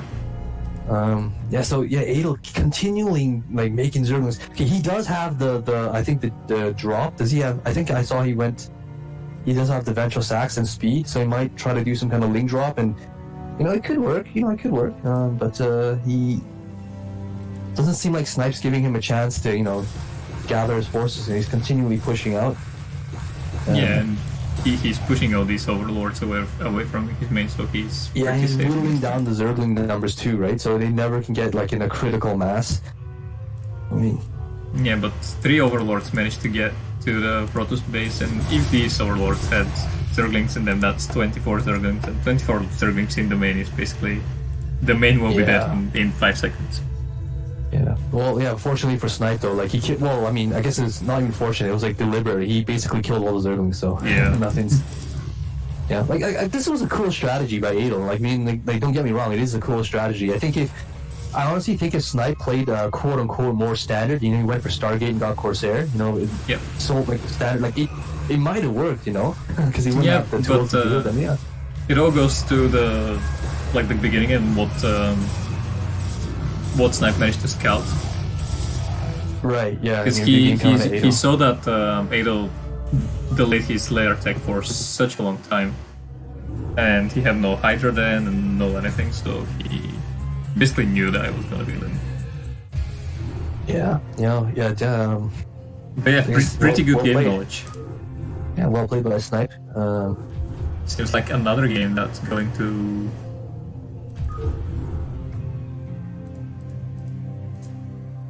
Team Indecision here. Yeah. Let's see if they'll be able to take out the series or if we get Game 3. Well, technically, isn't it already spoiled? Because if you go on the Team Liquid page, you can basically see who won already. You can see all the wins and losses, so... By the way, for those watching the stream, all the series start spoiler-free, so... If you see Game 3, it doesn't really mean that Game 3 was played, so maybe Snipe can take it right here, right now. Or maybe we see Snipe falling down, we go for a real Game 3. Right, yeah. I'm just saying though, like, if you really wanted to spoil it, you could basically go to Team Liquid, because the results are already all there, right? So posted. Yeah, you could do that also. Okay, so yeah, we got Laser Snipe for Team Indecision, 12 o'clock. That's green, right? It's not olive? It's green. That's green. The olive is slightly more pale, I think. Yeah, I actually can't really tell that well because I actually have a red-green deficiency. So well, we're a good caster combo because I'm a bit colorblind. So you're colorblind as well. Oh, it's like the blind leading the blind then. Yeah, it's a blue Zerg, right, on the bottom left? It is blue Zerg, yes. Right. So the thing with me is like I'm not like 100% colorblind, but I like for some reason it's something with my brain that I get colorblind when I'm tired, and the only way I can see the color is like trying to look at the topmost of that sprite, and then at the topmost thing will reveal its color, but everything else is just the same. It's so weird. Yeah, well, I mean that's kind of interesting. Never really heard of that before. But like for me though, it's actually legit just colorblindness. I mean, it's not bad to the point I can't see red and green, but it's kind of, you know, I'm never going to be like a Navy fighter pilot or something like that. Yeah. So, yeah. Okay. So yeah, we see Snipe, wrong scout, but Adel also wrong scout as well. So both of them are going to find each other at the same time. Or is that drone? Yeah, is he gonna head up? Or his drone's actually, yeah, he's gonna head up. Yeah, so basically they're both gonna get a scout off each other. Snipe, he sees everything. Yeah, he sees the pool timing. He's gonna see the extractor timing if he sticks along. Let's see, yeah, drone scouts as well. Yeah, he sees the forge. So this will be forge expand out of Snipe. Yep. Which again, it's the conservative expand. Remember what we were talking about last game? Like he skipped the forge because he got the first scout and he saw no pool, right? Yes, and yeah, but like he right now couldn't get that scout this time. And also like Playfield is a huge map, so it was safe to do. Yeah, definitely 4-player map, right? Like versus a 3-player map. Yeah, what he did now is because he scouted the 12 pool was he went for the gateway before his cannon. Even a pylon. Right, yeah. He should throw it on the cannon anytime though. He's probably gonna. He's gonna see the Zerglings come out of the eggs as well. Yep. With his probe. So he knows what's coming. Oh, he's gonna throw on? Yeah, he's gonna throw on the cannon. Okay, so we see some drone on probe action, but the drone getting driven away. Okay. Yep. I don't think these Zerglings will be up on time. I think the probe can do a pretty good job. Yeah, they can actually do a run by because if you have 6 Zerglings, you can do a run by. But I think Snipe's like good enough to pull probes, and like look at that, man. Like he's coming down with his probes ready, so he's gonna block the holes. Yeah, so yeah, very the Zergling attack should be deflected. Should be deflected. Okay, yeah, he's going. Okay, I don't agree with this out of Ado. You know, trying to get down this. I think a better way in this situation was he goes with the Zerglings up to the natural gas and then tries to run into the main. Yeah, we see more Zerglings coming in there, but no, yeah, he's not gonna get anything done. So this slight bit of Zergling pressure completely denied by Laser Snipe. Good on Laser Snipe. I also noticed that actually Adel's gas was actually late. Did you notice that? No, yeah, I didn't. It was way late, man. It was way late. So layer Snipe did manage to keep his probe in the Zerg main, and now sees the layer timing, so that's huge. Yeah. By confirming that layer timing, he can basically discount the Hydra option. Like the very early 973 Hydra all-in. Right. Unless like he's playing versus Soki, who in an ASL game did go for the layer and still went for 973. Yeah, well, but maybe Adol has learned from that. He's gonna try to go for that. No, I don't know. Yeah, I don't think that's better than, but it was a pretty fun game. Okay, we see more Zerglings coming out of the eggs. Adol really likes his Zerglings. It's gonna see the Zerglings problem. They're a pretty good unit. Last game he didn't make anything else but Zerglings and drones, so. Right, yeah. Snipe's going to more quote-unquote standard build, so you can see his Stargate's up, right? He's getting his Corsair. That one Overlord has overstayed its welcome in the base, so it's probably going to get sniped when the Corsair comes out. Nice thing about the Corsair is not only can you like bully around Overlord's bit, the main thing is you can get a complete scout off of the Zerg base, right? Yeah, and I think that's actually the main reason why Protoss players use Corsairs rather than come down Overlords. Yeah. you want to the hunting the overlords is only secondary, right? But looks like Snipe is gonna take out that one overlord in space. Not a problem. He'll be able to get that and scout at the same time, I think. So yeah, I think he is going for that overlord because he basically saw when the lair was started, and like based on his Stargate timing, respective to the lair timing, he knew that Spire will not be done yet. Okay, we see Ado going for Spire, so it will be Mutalisk play for sure. Because then no sign of a Hydra's then anywhere. So and yes, the Snipe does see this and he sees everything. Yeah, he sees the Spire and he sees that both main and Natural are mining gas. So right, yeah, he knows it's gonna be Mutalisk play. You see a cannon in his main, cannon in his natural. He's powering out Corsairs, +1 air weapons on the way. So it's. But, I mean, I don't want to call it because it's Caster's curse, but it looks like Snipe's in a pretty good position to like shut this down. Like, what would you say? I was gonna say that that Overlord that he just killed in the main base is the last Overlord that he can kill because like Scourges are gonna be coming in very shortly. Right. And, yeah. Right. Yeah. He Sure. knows that he's going back. Yeah, but okay. In your opinion, do you think the Protoss basically has this counter? Because like he's getting exactly the correct response. He's got so many Corsairs. He's got cannon already, right? So it depends on these Scourge connections right now, but yeah, like the only way that the Zerg can get back into the game is if all these 4 Scourges connected on 2 different Corsairs. Right. Yeah. Yeah. That's also true. Yeah. If you But kill right all now these it's Corsairs. It's 5 stairs with +1, so basically they can kill Scourges, even if the Scourges are flying towards them. Yeah. Definitely. Okay, yeah, definitely. I think like Snipe's in a good position, but what you were saying was true as well. If Adel does manage to like take out the Corsairs with good Scourge connections, I mean, there's like 1 cannon in the main and 1 cannon in the natural, basically protecting his minerals. So, it looks like he's diving on that cannon. Let's see. Okay, those are really good Scourge connections. So yeah, the as I was saying, like the only chance of the Zerg is if these Scourge connections are sick, which they were. Yeah, wow. Yeah, like he basically Adel got the connections he needed, right? He took out all the Corsairs, so yeah, another Corsair going down. So this game, all of a sudden, the favor has swung heavily in Adel's favor, right? I think the Zerg is now in a really good position.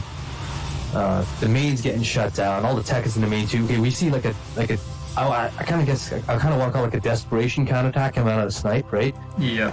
I mean, he has to do this. He has to get some damage done, right? He can't just sit back, with his zealots and do nothing, right? Basically. But I fear it's like a little too late. Adel's got like a ton of Zerglings already, right, at his third. He's got more Mutalists. He can actually defend with his Mutalists and just be fine, so... And he's got a Sunken as well, yeah, so... Yeah, this time the Blazer at least has his outspeed upgrade, so... He's got that going for him. But yeah, that's true. Yeah, like he had to forfeit the main, and if the Atom does manage to take out that Templar Archives right now, this will be huge. Yeah, I kind of feel like... Okay, well, there's one Archon. I mean, with its mighty hands, if it reaches into the sky, right, and gets some good connections, we could still survive. But I feel like the damage has been done, Like...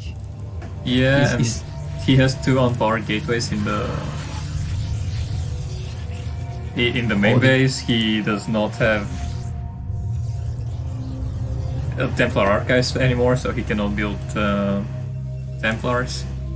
All these 2 Templars and the 2 coming in are everything that he has right now. Right, yeah, and his 2 gates in the main is actually unpowered. Yeah, and something that I showed before was Ato, while doing all that muta-aggression, did get his range and speed upgrades for the Hydras. So I think what he'll really, try really to smart. do right now is just bust the front with Muta Hydra Link. Yeah, really smart. He's transitioning because he knows that you probably won't be able to win straight out with meterless, so he's transitioning fast to Hydralisk. Yeah, range is almost done, speed is done. Do you think he can bust it? Well, I don't know. If these Templars have Storm, I don't know if he researched Storm or not before the archives went down. I don't think he had the chance to research Storm. If he has Storm, he can hold this. If he doesn't have Storm, it's over. Yeah, it's over if he doesn't have Storm. But yeah, we'll see. Adol definitely. He's basically flooding up units. He's gearing up for a massive attack, and he's in good position because the Zerg is on equal supply as Protoss. Only now he's ahead. Whenever the Zerg is ahead on supply against Protoss, the Protoss is in trouble. Yeah, I think these Corsairs fall. Okay, one of them falls. And there are some Scourges that are trying to intercept. Yeah, I think Snipes gonna save these Corsairs. Yeah, but there's the bust at the front. Yeah, these... that Arkan City right. is actually working against Arkan this time. I know the Sears are dead, and there's one last cannon that is trying to get the defenses. Yeah, I think this will be it. He doesn't have Storm, you're right. He would have stormed if he had stormed already. He's just getting it right now from the archives. So it looks like again, I don't want to call it Caster's Curse, right? But I do think Adol got this. I think at this point you cannot Caster Curse it. It's pretty over. It's all over. Yeah, it is. It's pretty much. Desperation DT coming up, but Overlord's already in position, so yeah, it's instantly denied. Yeah, I don't see how Snipe can come back. I think we're just waiting for the GG to come out of Snipe at this point. So what he's now waiting for is his Storm is a few seconds away, but that should be the most incredible Storms ever. Okay, these Storms are pretty good, but that's not enough. Yeah, see, I can get some really good Storms, but no, yeah, it's just too little, too late. And he needed those Storms when they were first attacking into his sim seat at the front. Yeah. So that pick off that the Mulis had on that archives earlier on, basically wanted him in the game. Yeah, he managed to throw down his Storms. Now he's happy and lose the game. Thanks for the great shoot.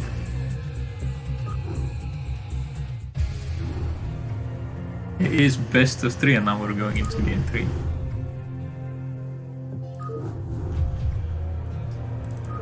On New Bloody Ridge. It was a very good game. But I know that feeling that Snipe just had with Storm not finishing. Yeah. I honestly believe if he did have Storm when the attack first hit, he probably would have held that. The Storms were fantastic when they came out from Snipe. Yeah, but, with Storm that would have been a hold. Definitely, but you can't knock Adol as well. Adol's good play was what let him, basically win, right? Denying the Storm and all that, denying the archives, and going meterless. Yep. Okay, so we have PvZ in Bloody Ridge, which we're seeing for a second time this time. Yeah, I think PvZ here is not really good for the Protoss. That's why I hate this map, but. But let's get the caster bias outside of this and talk about the map of PvZ. What do you think? Well, what do you think about these colors, man? Take a look at these colors. That is green and slightly less green. Yeah, that's why I was suggesting that we should cast our games at top versus bottom. Right, yeah, these colors, they look this. Well, I think one is olive and one is green for sure. Yeah, olive is. I think right now Snipe is green and Adol is. Yeah, and Adol is olive, but for a bunch of colorblind guys, this is pretty hard. We might as well just cast yellow versus yellow at this point. Yeah, shift tab, right? Yellow versus yellow. At least they're not the same races. Count. I think I once casted Olive versus... Was it Olive versus... Yeah, it was Olive versus Yellow. And it was ZVZ, so you couldn't really tell the Zerglings apart. Yeah, that's horrible. That's horrible. You can't even, can't even see whose units are who. Yeah, you know what? I wonder if that, whenever they like in the official tournaments, if they actually try to like pick the colors just to prevent something like that from happening. You know, if you get really two close colors. On ASL, what they're doing is they're forcing the players to. I think that they let them pick their colors, or they just go random, but they're forcing them to play top versus bottom. And if the observers don't like the colors, they just shift up to red versus blue. Right. Yeah. Yeah, it should be illegal to have close colors in competitions. Make it easier on the caster. Yeah, okay, yeah, we see Adol actually taking his second hatchery in his regular third position again. And again, that's because, he's like Snipes Probe came in so early, right? And it's going to be able to deny that hatchery forever, if he tries to just go on that natural. So Snipe going for Gate first and then Forge. Watch, he went next first, of course, and then like Gate Forge. So I think that's pretty smart again, because he scouts Adol's base. He knows that like the spawning pool's not done yet, right? So you might as well try to go the eco build, get your next up first. It's all smart play. See, yeah, Adol's grabbing his third. This kind of reminds me of the first game he played. I mean, let's hope he makes more than just Zerglings, though, to be honest. I mean, it was kind of cool going past like flood crackling, but I don't know. Like, to be honest, I'm not that huge fan of it. Like, it was cool. Don't get me wrong, but I mean, it's one of these strategies where you pull every now and then to throw your opponent off. But yes, you're right. It's definitely not good if you're doing it every game. Yeah, like exactly what you're saying. It's like a one-off strategy. It works once, and then it shouldn't work again if your opponent's good and he scouts and he sees the same thing happening, right? Yeah. But yeah, let's hold that thought. Okay, so we see these Zerglings streaming across the map. Do you think he can do a run by if Snipes probes are not in position? So he could definitely run by if he goes through the center. Snipe. Definitely run by. Looks like he's getting a surround on the cannon. Okay, here's the thing. I get that he doesn't have speed on his Zergling, so I guess like going for the cannon, it's not that bad of a choice. But at the same time, because the probes weren't really in position at all, I kind of feel like if he just ran by into the main, it would have been better. I know he doesn't have speed again, right? But like, I don't know. What do you think? And most of the time, especially when he saw the two probes, I think 2 probes versus 1 cannon and 6 links is almost always a win for the probes and the cannon. So, yeah, I definitely do agree that run by would have been smarter. Yeah, like or just just don't attack and save your Zerglings, I guess. But yeah, like so you can be super annoying, like the lings in the main, harassing the probes. Yeah, I mean sometimes the links in the main can just straight up end the game. Like if you get 4 or 5 kills, that's almost game-ending damage. Yeah, oh yeah, definitely. Yeah, the Protoss economy is so far behind. I mean, I guess like the one wrench in that problem is he's just getting like speed now. So I mean, wouldn't be like as like annoying because the lings wouldn't be as fast. But I mean, given what we saw, I really do think a run by would have been better.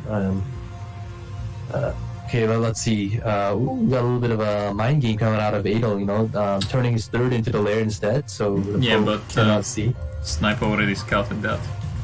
Oh, did he? He scouted the lair? He managed to go to the third base and see that lair. Okay, yeah, I wasn't watching that, so I only saw his probe like in the main and natural. Okay, so we do see Hydrogen coming down. So I guess this is more of a standard play coming out of Adol, than the Mass Lings.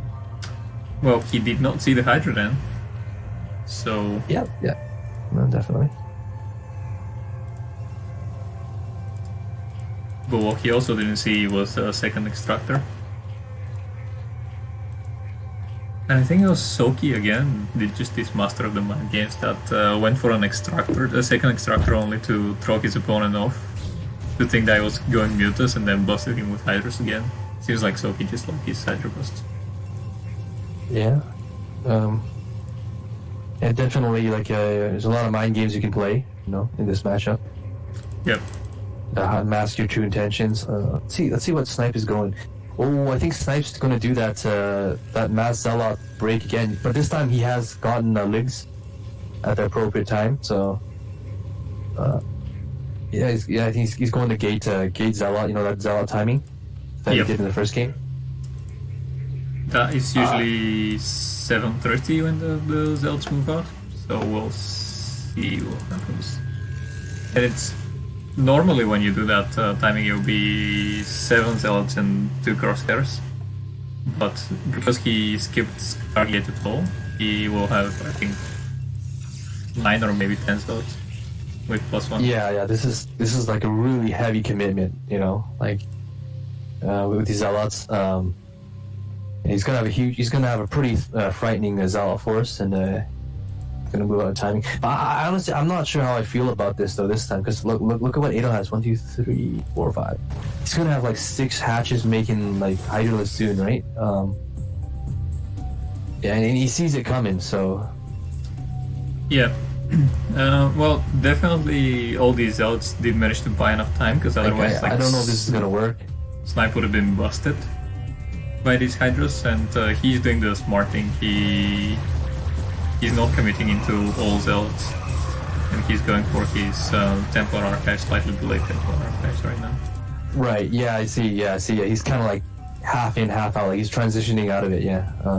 Because there are so many Hydras, all he wants to do right now is keep them away from the natural, until like these cannons that he's now building have enough time to morph in. Right, yeah.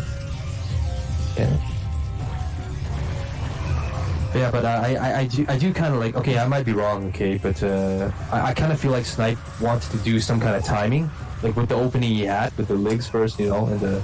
Yeah, he definitely did want to do the timing, but... didn't work out.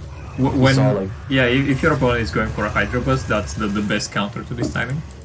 But the thing is, when he's going for Hydra Bust, it's most of the time, it's a pretty heavy commitment from your opponent to the Hydra, so if you manage to stop that, you're basically safe. Yeah, no, I agree. Yeah, like the Hydra Bust, depending on how much damage you do, like you could lose if you don't do enough damage, if it gets repelled. And we see a ton of Hydralists flooding across the map now, and 1, 2, 3, 5. Yeah, he's basically 6 hatch rates. Storm is about 20 seconds away from completion. Yeah, I think if Adel's got to go like right now, he's got to hit before Storm. I think if he hits right now, he'll basically win. Like take a look what his snipe at. Yeah, and he is going right now.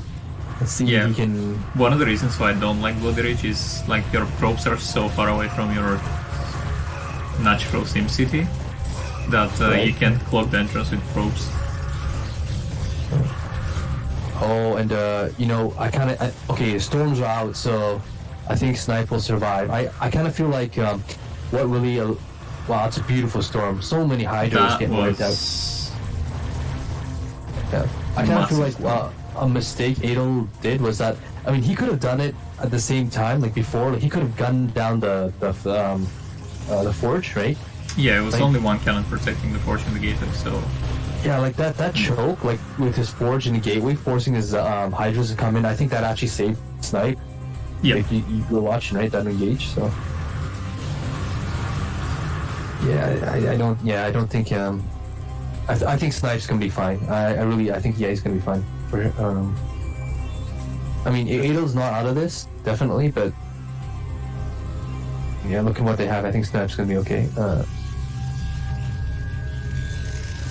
Yeah, I think Snipe is gonna be fine because he produced 6 High Templars rather than 4. Because if he had 4 High Templars, that round 2 of the Hydra boost would have basically done its job. But that's the difference between tier 1 and tier 2 or tier 3. Like they know how many storms they need. Yeah, these storms just ripping apart these Hydralists. you know, and yeah, you can see like Snipe, he's just getting bigger and bigger. His army's not actually dying, you know, he's basically trading energy, like storms for units, so Yeah. yeah, he's basically safe. Ado is powering hard, you know. Oh no, actually he's doing a round of drones right now. Well, some drones, not entirely. I think what he wants to do right now is contain the Protoss and wait for his lurker aspect. Yeah, I see he's making upgrade. Zerg there. I think, yeah, he wants to try to contain this Snipe. Yeah, but Snipe already has his observatory and observer out, so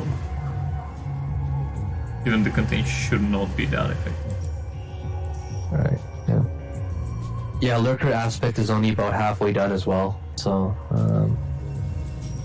yeah, looking good for Snipe. And yeah, Snipe, like he already knows, you know, he's already transitioning into Dragoons because he's expecting lurkers, right? So he's well prepared. But Yeah, and Needle doesn't. right now Go he ahead. has all the storms he needs really, so he can focus on observers and dragoons. Right. Yeah, Ado's not gonna have, like, okay, aspect's almost done, but yeah, I really do think Snipe has this in hand. I mean, it's not over, definitely, right? But Protoss is building up that army, and he's gonna be able to move out soon. You know, challenge his army out, this contain out front.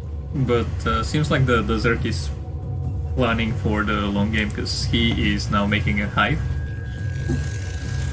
Yeah, I did notice, like, before, like, I was gonna say he was gonna, like, he's going hard on it, but then I said, yeah, I do see him droning a bit, you know, so it's not, you know, it's not completely, like, all in. Okay, so we see a little bit of a move out by Yeah, Snipe. he strikes just before the lurkers that are was beginning perfect to morph, timing. which is, yeah, I think the best time that he could have. And if he had his dragoons in that army, that would have been a very decisive victory for Snipe. Yeah, I think a little bit of a mistake. He left his Dragoons, actually, you know, in the Yeah. natural, but... And nevertheless, though, yeah, he tears through that Zerg army. So, yeah, that definitely puts the Zerg in the defensive, I really feel. Snipe can actually take his third right now, like, while moving at the same time. Yeah, when the Zerg are going for some sort of a play like this, a contain play, they really commit a lot to keeping the contain alive, so as soon as you bust out, you are in a pretty good spot. And yeah, right on time, you see Snipe getting his third. Yep. Yeah, so I think, yeah, I mean, again, Adel, he's not dead, right? He did drone a bit behind this, but he's got to play like, you know, Turtle Zerg, you know? You know, I feel like, you know, I don't know, correct me if I'm wrong, because I feel like No, Snipe... that is can gear up exactly for what he attack. has to do. Yeah. And he's now, like, going for these 6 lurkers at the center of the map. Right, yeah, I feel like he's got to try to, like, continually expand and just, like, try to hold his expansions, right? Now, I mean, if you can't split the map, I think it's much better for Zerg, right, on even basis than Protoss, right? Is that true? Like, because Zerg mines are so much slower than Protoss, and, you know, the army's so much more efficient. Well, their army is not more efficient, that's the thing about those versus Zerg. Usually you want to be, as a Protoss, you want to be... If you're same bases as the Zerg, that's okay, still winnable. If the Zerg is only 1 base ahead, it's hard, but you can do it. But if the Zerg is 2 bases ahead, you can't win. Just because, Right. like, when you go with when you have High Templars and Reavers and Archons, they're really cost efficient. It's like siege tanks in PvT. Okay, yeah, right, yeah, that makes sense, actually. I think, yeah, and you can also, like, fly around, do harass with, like, with, like, Reavers and stuff, and high Templar drops. Basically, what the Protoss player does in PvT is what the Zerg player does in PvZ. Exactly the same. Like, try to get more of the map and overwhelm your opponents. Right, yeah. Well, we see the 6 o'clock getting denied. That's good for Snipe, definitely. Yeah, I don't want to say Adel's falling apart, but yeah, again, if you look at the supplies, that's I mean Zerg can be down in supply, but that's pretty That significant, right? That is a bit drastic, and that all goes to the Adel's initial idea of containing Snipe. As I said, these contains are very strong, but as soon as the contain is broken, the Zerg is in a really bad spot. Yeah. Okay, we see some Zerglings up front, but yeah, no, Snipe's on top of everything. You know, his third is super secure, 2 Zealots on the ramp. Yeah, it looks like we do see an attack on the Protoss army, but it's only just Zerglings, right? It wasn't backed up by anything, so... I liked what Snipe was doing there. He poked a bit, he saw that there are still a lot of lurkers, and he backed off. And the Zerg player... I don't know if he deliberately attacked or he just let his units take the aggro from the Zealots. And he went in there, and if you're trading when you're not on top of lurkers, that's really good.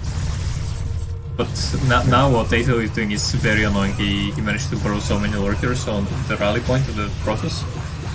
Yeah, he's like... Oh, but I kind of feel like this is... Okay, yeah, Snipe's gotta be careful, but one his army just gets sandwiched. I mean, this is a lot of lurkers and they're unsupported. Won't he just get like sandwiched from both sides and lose all the lurkers? You might, but he needs to break that with High Templars and Dragoons. Or Dragoon, right, I think, right. And he's quite heavy on Zealots right now, so... Right.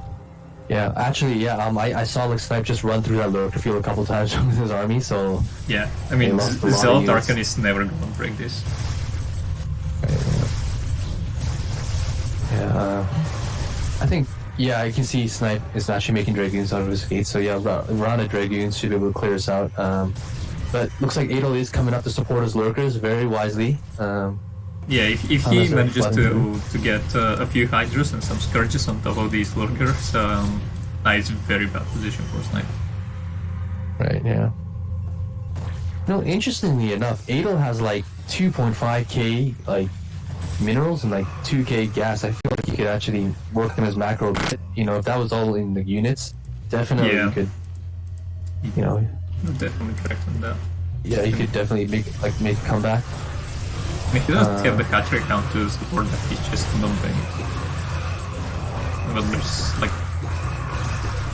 too much action going on. Right. Yeah.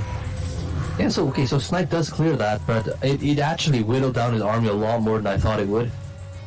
Yeah, and while that campaign was going on, or that fight was going on, Ato did manage to do all the Zealots guarding the 12 o'clock, and they took down all the shields from that Nexus. Yeah, like just those late game Zerglings, especially if you get like adrenal glands and, you know, the cracklings, so powerful. If these 4 or 5 Zerglings, I don't know how many there were, if they were cracklings, that Nexus had no chance.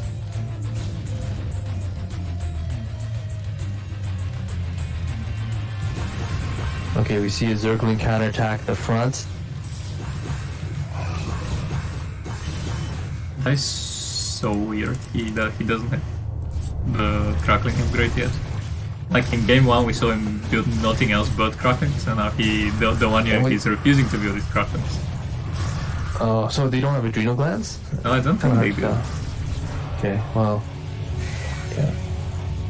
Yeah, okay, I feel at this point, Snipe's basically stabilized. He's mined out in his main and natural, but he does have 2 more bases, so that's okay. Yeah, no, see, this is the thing. This is the thing I'm saying. Like look at Adol. If he does split the map, I mean, I still think it's still a lot more favorable for Zerg because they just mine out so slow, right? And I mean, there's efficiency, yeah, but I just feel like because Snipe's been pretty efficient. I feel, but he's like basically mined out. But Adol's got a kind of a bank. Correct, but that's currently because Snipe is forced to go into that Zealot Goon army, and that's not where the Protoss's cost efficiency comes from. Okay, right, yeah. If you can have some Reavers to defend your expansions with cannons and High Templars, then you're being very cost efficient. But running Zealots into Lurkers is the exact opposite of cost efficiency. It's 2 different aspects to the game, and I think Snipe more or less was forced to do this. Okay, yeah. No, that makes sense completely. There's Defilers on the map right now, which is I think gonna be very scary because they're rolling over the Protoss's main base. Yeah, it's a good counterattack from Adel, but again, like the supplies are 171 to 80, 86, and I just feel like there's just not enough like punching force. I mean, he's doing a good job right now, but these storms are like decimating his lurker force, and I think Snipe's main army's coming back right now, so he'll be able to mop up attack. Now that were cracklings in this attack, so you could see the speed that they shoot through the cannons and the pylon. Yeah, speed attack. Yeah, it's definitely faster.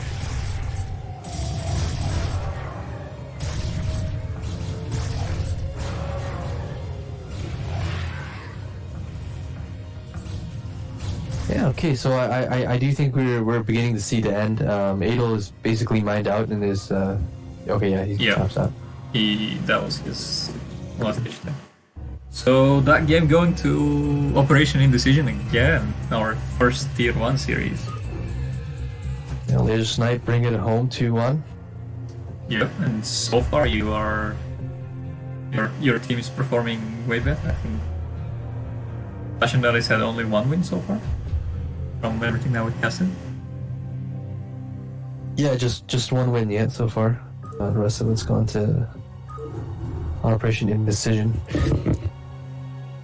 Basically all Protoss. I don't think we had a single non-Protoss player yet, to be honest. Yeah, we've had all Protosses. So we've got Bread versus Dead Star, Shafir versus 911, George versus Siege, and Shobu versus Mr. Chu, and Krasi versus Royal Blue. What do you want? Do you recognize any of the names? Yeah, I recognize Royal Blue. I recognize Chill. I guess we can do like Royal Blue. Royal Blues, because I know we played a TVT. I mean, if we do the Shobu and Chill one, it's going to be another TVP, right? We did like so many of those. Yeah, okay, let's, contrary to what most of the chat would say, let's go for the TVT. Because right now we've got Terrancaster, so you will not enjoy my TVT game knowledge. Because now I actually have a Terran player. Well, okay, yeah, I guess if people don't want to see TVT, I mean, I guess we don't. Okay, well, okay, I'm gonna be honest, because I know for a fact that well, okay, at least two of some of the games. Okay, I don't want to say 2 of the games, but because I'm kind of giving it away. I've already given it away, but like some of them were pretty interesting. I saw the replays actually for this one already. So for that series. Yeah, because the Royal Blue is a good friend of mine. That's why. Oh, cool. I mean, it's definitely better to have a Terran player when TVT is happening, because most of the time when I'm watching TVT, it's just like me making weird sounds when tanks are killing other tanks and mines are going off. That's it. That's my expert TVT analysis. No, I mean, I totally understand where you're coming from. You carried this cast hard that last game. I was basically just asking you, like, oh, do you think that it's that's good? Do you think that's someone's ahead, right? In the PvC, so. And that's what often happens when like you're not playing that race. It's mostly the same when Artosis and Stasis are commenting ZVZ. They're like, oh, that's 9 pool, that's 12 pool. So that's all we can say about this right now. So what do you think of the map as in TVT? In TVT, this map, okay, well, it's a mirror matchup, so obviously there's no advantage to any Yeah, race. but in TVT you sometimes, like, is it a map that you can easily split, or are there any positions that are really good to have, like the center, for example?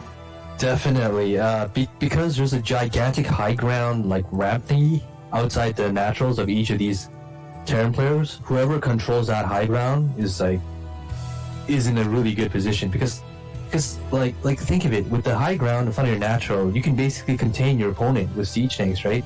And in TVT, like if you are able to contain your opponent, that's like half the fight, you know? So yeah, like it's not, I mean, so like whoever basically controls these high ground ridges, I think it'll determine the game, basically, more or less. What about the center bases? Do they come into play in TVT on this matchup? Yeah, because the center is actually on a raised platform, and it's got like chokes running up to it. Yeah, definitely. If you're in like a split map position, obviously if you're the Terran with the center base, you're gonna be ahead, right? Because you have more minerals. Yeah, because go on. Yeah, no, it could come into play. But a thing I've learned about TVT is this, okay? It's actually not. It doesn't really matter who has more expansions, like faster. Like you could see a Terran, he's like, okay, yeah, that Terran has 3 bases faster than an opponent's Terran. It doesn't matter that much. It actually matters more about how much like base, how much like terrain that you control. Because even if you have 2 bases to your opponent's 3 bases, if you control most of the map with your tank lines and stuff, you can access the bases later on. You see what I mean? Yeah. Yeah. So it's more about control of the map early on than how many bases you have. Yeah, that's why like TVT. Have you ever played Go? The board game. Sir, can you say that again? Because sometimes your mic cuts out. I think it's just my crappy internet, but... I mean, could be yours, could be mine, to be honest. Have you played the game of Go, ever? Oh, yeah, the black and white, like the... Yeah, so TVT really reminds me of Go. They're also very long games, usually. And it's about territory. Yeah, it's all about positioning, it's all about territory. Yeah. The cool thing about TVT is that, unlike the other matchups for Terran, you can literally have like 150 APM and beat a guy with like 300 APM, because it's all just about positioning, you know? It's more about the tactics and the positioning than, how fast. You don't have to move your hands that fast, because most of your army is just like spent in a siege line, right? If you make it to that point in the game anyway. But, yeah. Yeah, and I kind of mentioned that because we see like Crazy has like 300 APM, while like Royal Blue has like 180, right? Mm-hmm. Well, I'm not gonna get into like that. Does APM matter? Discussion, but I mean, if you're a Protoss player, of course not. I think. Okay, you know what? I'm not gonna say anything. Yeah. Yeah. Might be just safer. know that it doesn't matter that much in TVT. So all right, so so in Royal Blue side, we see the factory starport build coming out, while we see 2 factory coming out of Crazy T. Both these are different strategies. Okay, we see Vulture Speed coming out of Crazy T, so it looks like Crazy is gonna do some kind of like that mass Vulture play in the early game. Yep. You see in a lot of TVC, so it's gonna be like Vulture Wars, as Artosis says, or at least Crazy wants to push into a Vulture War. Royal Blue though, he's going for like the factory starport. That's it's gonna force Crazy to stop the Vulture Wars, because once the opponent has like tanks, you gotta start getting tanks of your own. Especially since Crazy, he's gone the ion thrusters first, speed, not mines, and like basically, like tanks can kill infinity vultures without mines. Like I don't even know how many shots like takes for a vulture to kill an armored tank. So this is pretty interesting. I think Royal Blue's build is actually better than Crazy's build, like the opening, because especially with that Wraith, you can really bully like your opponent with it. I mean, it doesn't do much damage, but it's so annoying to have that one Wraith pick away at your SCVs or tanks, right? Yeah, especially since if you're Royal Blue right now and you see these 5 vultures, I think you pretty much know what your opponent's going for. With the barracks, I mean. You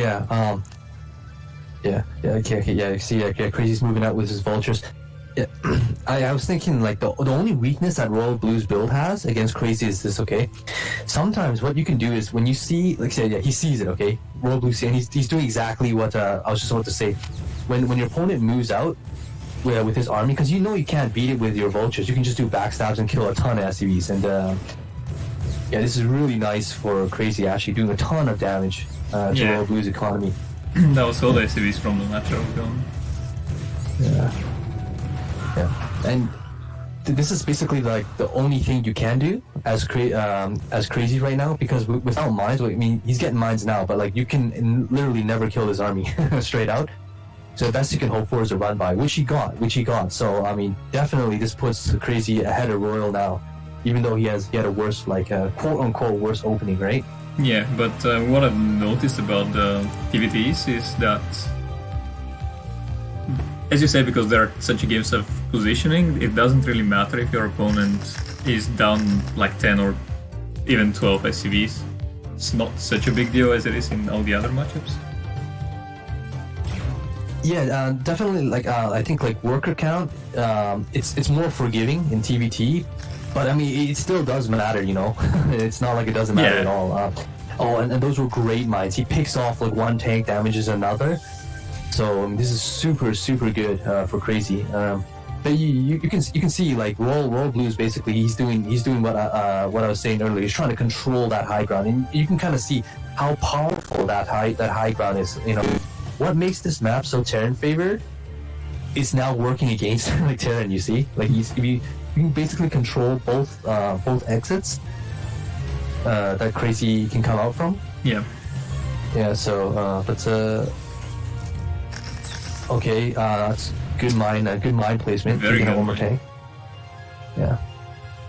I kind of feel like Royal Blue though. He's a little bit slipping on his macro. He's gonna lose. Okay, no, he doesn't lose that tank. So a good target fire, but he's slipping a bit on his macro. He's really got to continuously rally down units, because I think Crazy he recognizes the importance of this cliff. That's why he's trying to continuously clear it, right? And so if Royal can just hold on, if he can just hold on, you know, to that ridge, I think he'll be fine.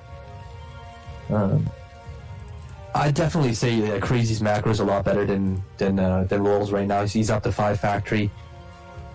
Yeah, and that's so because I think that initial run by that Crazy managed to do.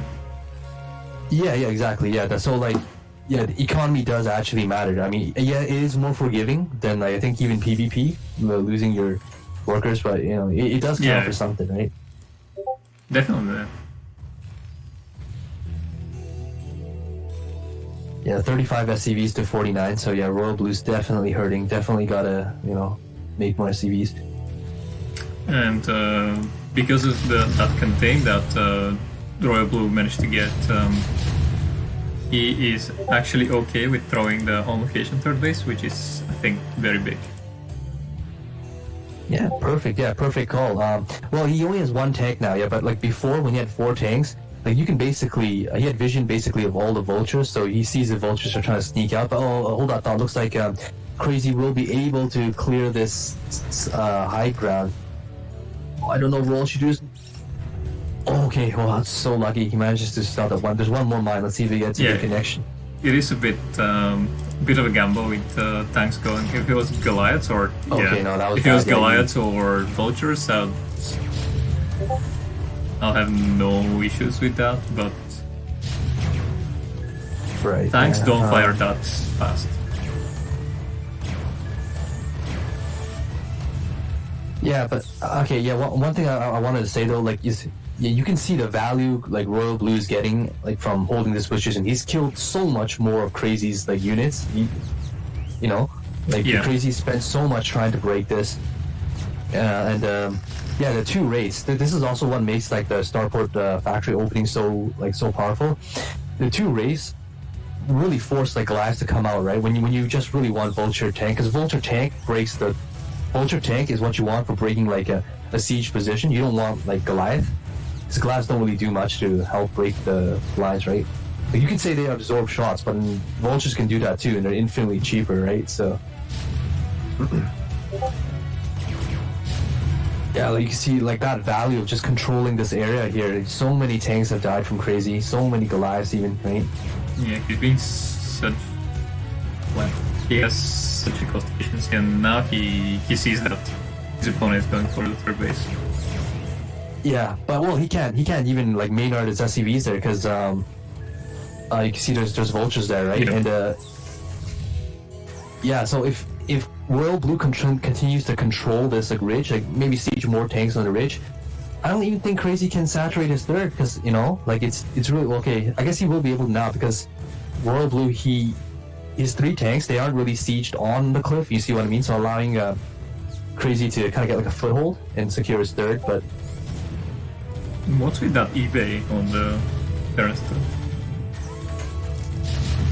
Did he want to build an eBay anyway, or? The blue, yeah, no, that was a mistake. I think he was trying to like deny like the third or something, but the CC was already landed, so I'm not sure what that was about. But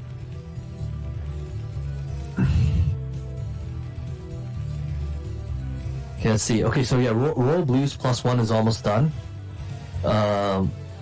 Upgrades in this matchup are okay. Actually, yeah, Crazy's already +1 is already done. Royal's just finishing up.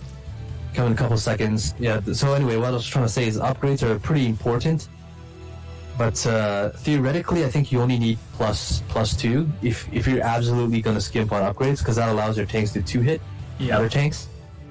Yeah, armor doesn't really, I mean, I'm not going to say it doesn't matter, but it just doesn't matter as much.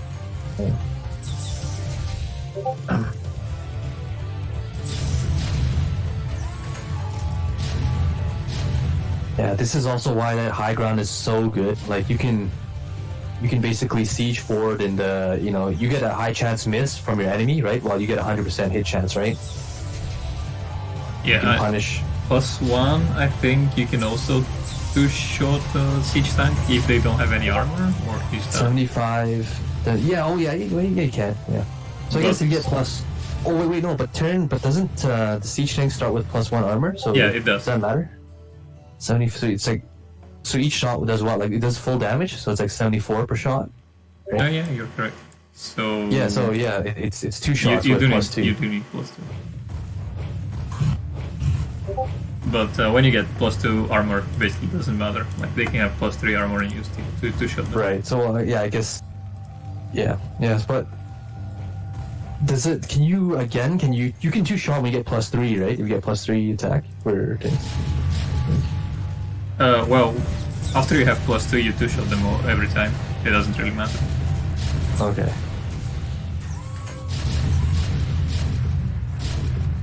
Yeah, so a huge attack amount from Crazy, but again repulsed basically because Royal Blue has held this high ground position, right? And he's getting like absolute value out of this high ground position. More stuff coming forward, just to be taken out by tank fire. Yeah, we also saw that Royal Blue added control tower to his starport. And I was wondering if that would be for cloak rates or dropships, but it seems like he's researching cloak right now. Yeah, he's going cloak race. Definitely a viable strategy. You can transition into cloak race. I kind of feel though, since he has lost his position, you know what I'm saying? Yep. This is what I wanted to say. I think Royal Blue's macro was kind of weak. You can kind of see he doesn't really have that big of a standing army. He's lost this high ground position, so I think he should try to re-siege in another position, maybe more in the center, or in the island, like on the left-hand side, the 8 o'clock. Maybe you can siege a couple tanks there. You know, you gotta start laying down some siege lines. You know. Oh, it looks like he is sieging on his own high ground outside the natural. That's not a bad position to siege in, but I kind of feel like if you're gonna siege there, you're kind of ceding a lot of map control. You know what I mean? Yeah. You can see a Crazy T. He's taking a huge swath of like territory, right? Really forward position. Mm-hmm. Yeah, he's not trying to contain his opponent on the 3 bases that he has, but I don't think he knows about the top right corner. Yeah, like that wraith, the wraith switch, like when the wraiths hit, it's gonna like hit pretty hard, I think, because Crazy doesn't have any Goliaths with his tank line.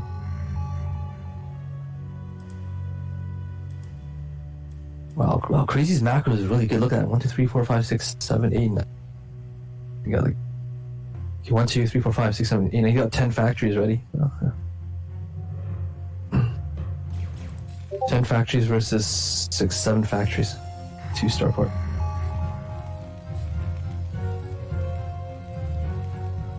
Yeah, so Royal Blue has revealed his hand. So he's got like 3 wraiths.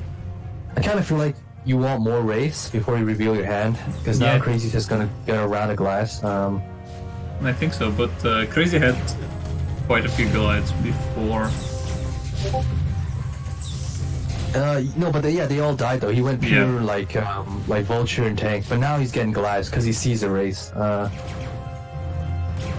It's not that bad for Royal Blue. He manages to push that tank contain kind of back, like, you know. But yeah, see, Crazy, he's sieging on this high ground, and you can see like his vultures. I think he wanted to put mines on the right hand side. If you see the vultures there, like Crazy is basically setting up to contain Royal Blue, and he's going to be able to control more territory, right? So which will basically equal more bases later on in the game. Yeah. So yeah, if Royal Blue doesn't do something like I think in this position, because Crazy has such strong like contain in the center and the left, he should start pushing right and trying to like take the right hand. So just because if you go ahead. Crazy has like 1, 2, 3, 4, 5 bases already against Royal Blue's 4. 1, 2. You mean Crazy has 4 bases? You mean 1, 2, 3? I don't. What's the 5th base? And there's the 5th flying to the bottom left. Oh, okay. I see. Yeah. So yeah, this is getting bad for Royal Blue. You can also see his macro again is just slipping a bit. So I mean, he's got the money to macro, right? But his supply is seriously kind of like lower than Crazy. So it's not what you want. We do see Royal Blue. He is taking the right hand side, and he's got like that position on the top right. But he was doing what I was saying that I think that he should have been doing, but I kind of feel like it's a little bit too little, too late because let's see what he gets done with this attack. If this could be huge, if he can. Okay, no, he can't. Yeah, because if he just holds the top of the base, Crazy will have 2 extra bases and the center base. You see what I mean? If Crazy gets the right hand side, by cutting the base, that basically ensures that Crazy will win. So. Yeah, just as you said, it's a game of territory. Right. Yeah, and Royal Blue, he does have a little bit of a foothold on the right hand side. I really would like to see him like transfer more of his forces to his right, and then take the 3 o'clock, like put tanks in the 3 o'clock to try to control that. But like you can see Crazy, he's moving to the right hand side. I think he's got the same idea. He's going to try to break that small hole and then contain the Royal Blue, right? Yeah, he's trying to do what exactly. So Royal Blue is trying to do what exactly Crazy did before that. Yeah, they both have the same idea now, but I don't know. Yeah, there's battles going on everywhere. I think Crazy has this though. I mean, if you think about it, he still holds the center, right? And he has like a tenuous hold on the right hand side. I mean, as long as Crazy can now deny the 3 o'clock, right, and hold the center position, you know, he's gonna have more money than Royal Blue. That's just a fact. So. Yes, and I like that dropships that Crazy is now adding as well, because they basically split them up. So he's just trying to bring some kills to the bases. Looks like he's gonna load up. He's got 2 drops, but Royal Blue has his race on the right hand side. It's almost like he knows this is gonna happen. He's got his race, you know, right on the right hand side, prepared to intercept any drops. Yep. Yeah, good. Very good game sense. Yeah. A good play you can do actually is with your dropships. If you can like drop, like let's say in the top right hand side, and then just deny the mining from Royal Blue. Like you don't have to mine from yourself, just deny it by having a whole bunch of tanks there. You know, it's really powerful as well. Oh, looks like Royal Blue, he missed the dropships. He was attacking some tanks, but the Goliaths shoot him away. Okay. We got a little bit of harassment on the bottom right by the Wraiths, but I don't think he'll get too much done.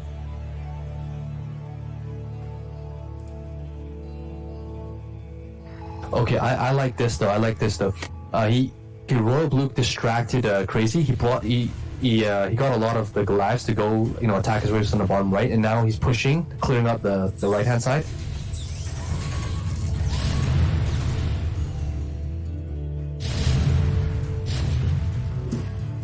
I definitely think all of those units in the bottom right, if they were grouped up with Crazy's units on the right hand side, it would have been able to hold Royal Blue's push.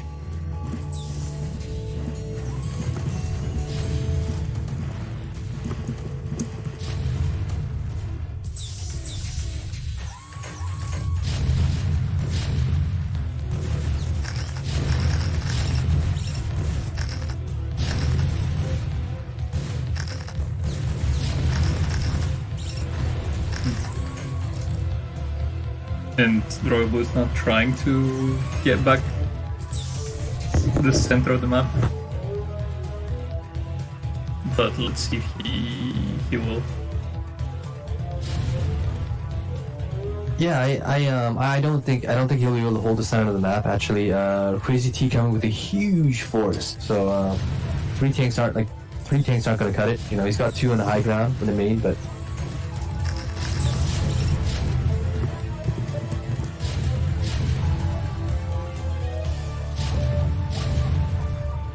Okay, yeah, we got good reinforcements from Royal Blue coming in. Well,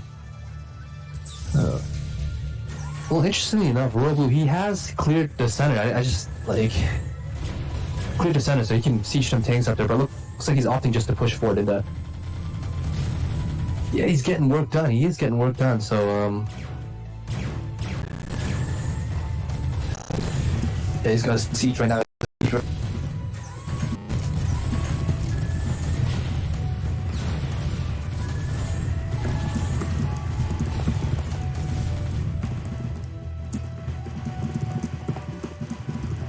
Okay, so it looks like Royal Blue, yeah, he has cleared out the right-hand side, so he's going to make a counterattack on the bottom right base. I don't think this is the right move, actually. Yeah, see, because Crazy T has a superior position, so he's going to be able to clean up all these tanks. I feel like it would have been better after clearing the right-hand side just to, hold and make a siege line on the right-hand side. Ensure that he still has the advantage, I suppose. Yep. In base count, but yeah, we see Crazy with a vulture attack, counter attack. There's not many SCVs anyway in the top right, so yeah, but there's also no army to defend the top right. Right, yeah. Well, Royal Blue's army seems gonna clean it up now, but where are all of he says Royal Blue has 63 SCVs, but where are all his SCVs? I don't really see. Okay, yeah, I see some transferring in now, but. Okay, yeah, I see. Okay, they're transferring now. Okay, yeah, because I see his 64 SCVs, but his economy is so weak, right? So I just looked at his expansions. Definitely doesn't look like 64. You're correct on that. Yeah, we see another push coming out from Royal Blue, clearing the right-hand side. I mean, I like the fact he's clearing the right-hand side, but I feel like every single time he clears a position on the right-hand side, it's a little bit too ambitious, Instead of just trying to keep on pushing, I feel like if he plays the long game, he's going up the center. I really like this. I really like this position. Just control the center, control the right. And if you do that, I feel like you're really in a good position. Okay, we see it's actually Crazy's turn to push up on the right-hand side. Let's see, yeah, he's got a pretty good position here. I think Royal Blue might be running out of steam a bit. I don't see any army. Oh, yeah, he's unsieging his army from his left-hand side to bring it to the right-hand side. So definitely not a good sign. And the center siege tanks are not sieged, so also a bit of blunder. Yeah, I saw that. He moved up just as he's unsieged. Yeah. So, I mean, that's a little bit of a poor timing. Okay, we see 3 drops coming out of Royal Blue himself now. They are loaded with 6 tanks. Yeah, he's sieging on the high ground. This is pretty smart. He's going to be able to get the high ground advantage. So yeah, Crazy has 3-1 versus Royal Blues 2-0. I guess it doesn't matter that much, right? Because you're saying that siege tanks they do 2-shot basically everything. Yep. Plus.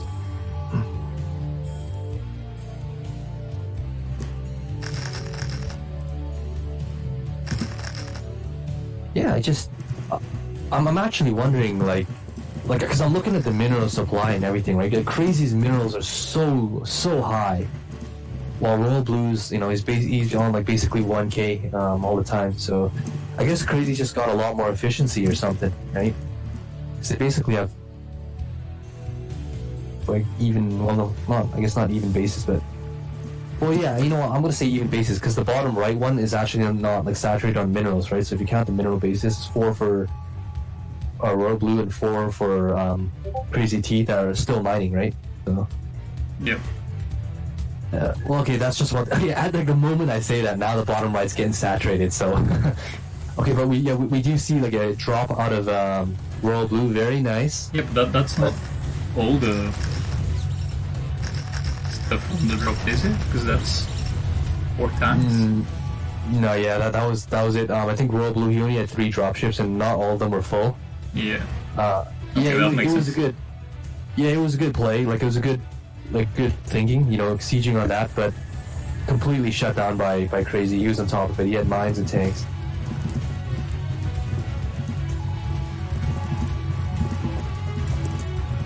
Let's take a look. Yeah, so I think at this point, again, I don't want to call it, but I think Crazy has it. He commands basically more of the map than Royal Blue does. He's got a better economy, a better bank, Yep. bigger army.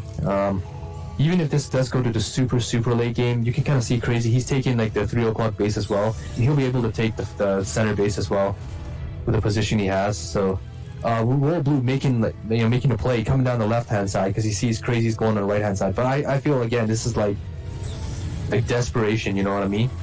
Yeah, and realistically, Royal Blue only has the 3 mining bases left. Yeah, like this push down the left is like a desperation push. I mean, to gain some ground, but Yeah. no, I don't think I can't see it getting much done. Well, he does snipe the dropships from Crazy, and like the dropships were full. If you notice, they did have glass inside, so that's something. Yeah, reestablishing on. Okay, yeah, that's super annoying. Holding that ramp, so cutting off Crazy's reinforcements, but I just don't feel like. Yeah, Well, we've got pretty I good. feel like it's not enough. Yeah, go ahead. We've got a pretty good question from Laser that I was also wondering a while ago. Like, how many is too many SCVs for TVT? Because, like, in PVT we said the Protoss should have at most, like, 70. Like, 70 is, like, really a lot, but, like, somewhere between 50 and 70 probably is okay. What about TVT? Great. Well, yeah, you can get like I think like you want like for every matchup for Terran is 60 SCV is a good number, but here's the thing: in the super late game, like once you're maxed out in the super late game and you've controlled bases, you can actually throw away your SCVs to get more supply, and that's especially true for the battle cruisers. But neither of these players has actually ever hit 200, and so there's no reason to be throwing away their SCVs right now. Yeah. Like Crazy definitely has too many SCVs. I'd say Royal probably has too many as well, but again, since none of them have hit 200, there's no reason to throw away your SCVs yet. Okay, so we see a huge attack on the strong position Royal Blue has, and that would be it for the campaign. Yeah, that's it. It's gonna get like you can see Royal Blue. Yeah, he's flooding units down to try to reinforce that, but But when you do that in too TVT, late. it's never good. Yeah, it's a little too late. Royal Blue also has like 90 gas, like 100 gas. I don't know how that happened, but yeah, he's got to get mine gas on his what was it, like 12 with the 2 o'clock base. But when you're that low on gas, yeah, and that's not a good sign because you can't remake your tanks, right? That's what keeps you in the game. Yeah, I mean he currently has only 5 SVs mining gas really, so that's fine. Oh yeah, I see. And he's most of his guys are depleting. Yep. And the other that he's mining have only one SCVs and SCV. Right. Yeah. It is like this. This is I have to admit though, like this is kind of like the boring part of TVT. You know, just watching them break the siege lines, and I do think that like Royal Blue is gonna lose this match. I think he does because I watched this before. I know he loses one of them. I think it's this match he loses just by seeing how the game's played out. If I remember correctly, anyway. Yeah, because now Crazy basically controls 3 extra bases versus Royal Blue's. You know, wait, so he has 1, 2, 3, 4, 5, 6 versus 6 on 8 or sorry 9 bases, right? So it's just a waiting game basically. I don't think there's anything Royal Blue can do to come back from this. I mean, one thing you can do is like a battle cruiser switch, but Royal Blue doesn't have enough gas to do that, right? Yeah. He can try to do like a kamikaze drop, you know, in the main, but I kind of feel like even that's out of the question because if you look on the right hand side, Crazy's switching to mass wraiths, and mass wraiths actually shut down mass drops, right? If you patrol them around the map. And like since Crazy has so much of the map, he's gonna see like the mass dropships. You know, he basically has perfect map vision. Like turn off like Royal Blue's vision, and you can see Crazy sees like the entire like part of his map, right? Yeah, he even sees the Royal Blue's one of the bases because of the mines. Yeah, exactly. So he's never going. Oh shoot! Am I dropping or? You were, but I can't say that's because of you, because of my internet. Yeah, for a second there. Okay. No, yeah, I think this game is over. To be honest, like there's not much to see. Slow bleed out from Royal Blue. Crazy now attacking with his wraiths. Yeah, and I think with that many raids, you can pretty much go and fight even the Goliaths. Yeah. Well, you don't have any upgrades, mind you. Yeah. No, yeah, it's over. It's over. Royal Blue making a huge attack, and like, but there's no counter to the wraiths. You see, the wraiths are just picking off all the tanks. Yeah. You know, like. Yeah, there's not much to say. It's basically over. Another attack coming out of Royal Blue, but again, the wraiths, you know, just taking off the tanks, doing so much damage.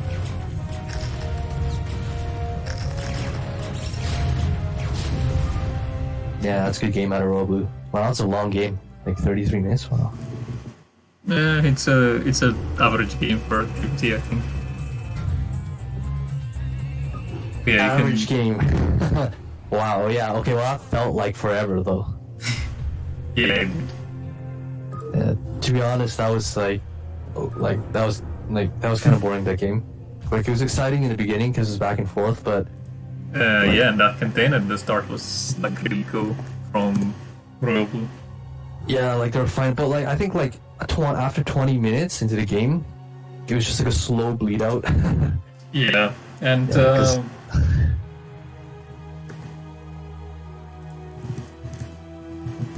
yeah, go ahead. You were gonna say like and.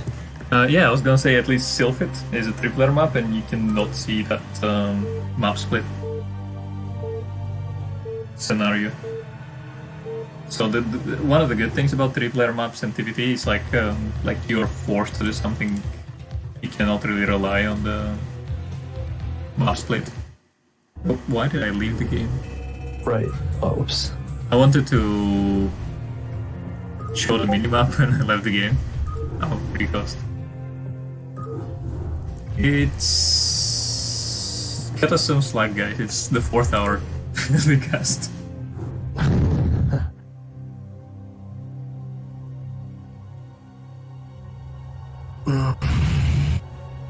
Okay, let's try that again. You were gonna see?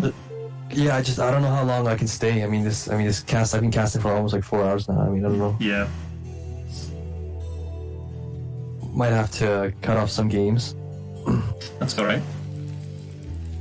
As I was saying in the chat earlier, I don't really think I'll have the bandwidth allowance to do all the games anyway, but I'll keep casting until you can. But if you want,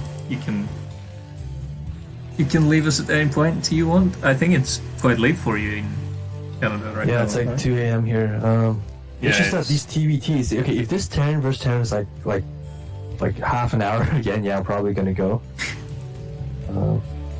Fair. Yeah. So okay. So yeah, we do see Royal Blue in the bottom left. Crazy T bottom right. Score is 1-0 for Crazy T. So that's one game up for the Passion Daddies. Yep, So yeah, Crazy T's, T yeah, Passion bringing Daddies. up. Yeah. Royal Blues operation in the. Make usually of the barracks before you lift it. Yeah, again, it depends on what kind of build and you know what you scout, you know what like the high ground ramp. There's a whole bunch of stuff goes into it, but usually you see 2 Marines coming out.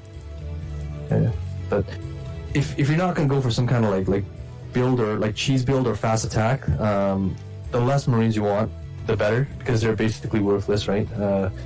You only basically get like early Marines to deny scouting and basically to stop your opponent from doing something cheesy. Like sometimes you can move out if your opponent skims on Marines. If you have 2 Marines and a Vulture, and you can actually move out and like if they have no like Marines, they just went straight to like factory. And yeah, with 2 Marines and a Vulture, you can obviously kill their Vulture, right? At their main, and you can do some harass, like stuff like that, right? But yeah, the usual number is 2 Marines, and you can see Crazy, he has 2 Marines. He's probably going to lift his barrack anytime now. And same as Royal Blue, you see 2 Marines, right? So super standard. Well, actually, I said I liked Crazy's barrack placement a little better, but he's not actually lifting it, so maybe Royal Blue will get to like. Okay, no, like forget what I'm saying. He's not even going to scout with his barrack. He's just going to land it as natural. So. Yeah, I guess But no he's barrack not scout. starting a CC, so what will be the reason that he's gonna land it in natural? The reason why, well, yeah, sometimes if you think that your opponent's gonna like do some kind of rush attack, against you, if you land your barrack in the natural, it kind of screws with the AI. I mean, if your opponent attack commands, right? It's the same reason why, like you see Protoss sometimes they put pylons when against like a FD or something, because the AI screws up on it. Like you shoot the.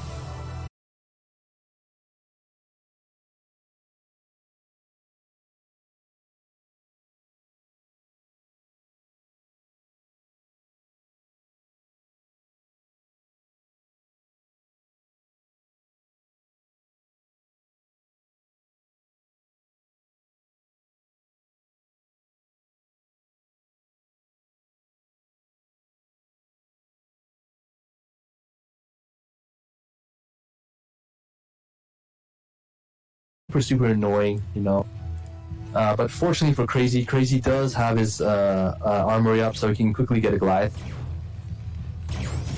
Back at Royal Blue's base, okay, yeah, he's gonna go for the vulnerable, the legendary 4-factory starport build. This 4-fact Goliath build is so strong if you don't see it coming. Like it's one of those all-in builds, it either works or doesn't work. Yeah. But yeah, it is really strong. Basically, if you don't see it coming. It's a bit like the old ZVT Goliath build, isn't it? A bit like the ZVT build. Is that what you're saying? Yeah, when the before people figured out the Goliath build in ZVT, like they were experimenting with Goliath build, which right, I think was also like 4 or 5 factories and then Goliaths.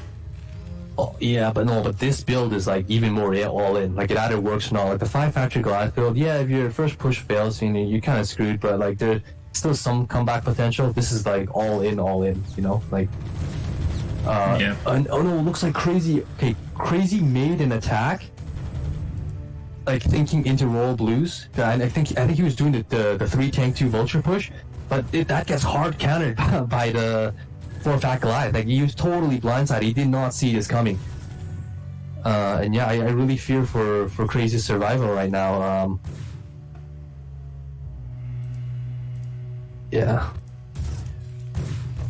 Yeah, I'm pretty sure. Yeah, Crazy. He was trying to do like the 3-tank-2 Vulture push. I know Father. If you guys know Father, he likes that. He likes that as well. But again, it gets hard countered by like 4-fact Goliath, and you see now like he's bringing out the boys to try to buffer. But can he hold? Can he hold? Oh, the saving grace is his his barracks. Sorry, back at Royal Blue's base, it delayed the reinforcements because the Goliaths attacked the barracks. Yeah, and also he has the command center right now. So if he holds that, well, but you said it, it's a very all-in build. Yeah, so it's all in. Like Royal Blue either wins right now, or you know, he's gonna like tap out, right? So yeah. Yeah, Wraith coming in, do more damage. Okay, let's see the micro. He's gotta pull the boys. He's gotta pull the boys, but it.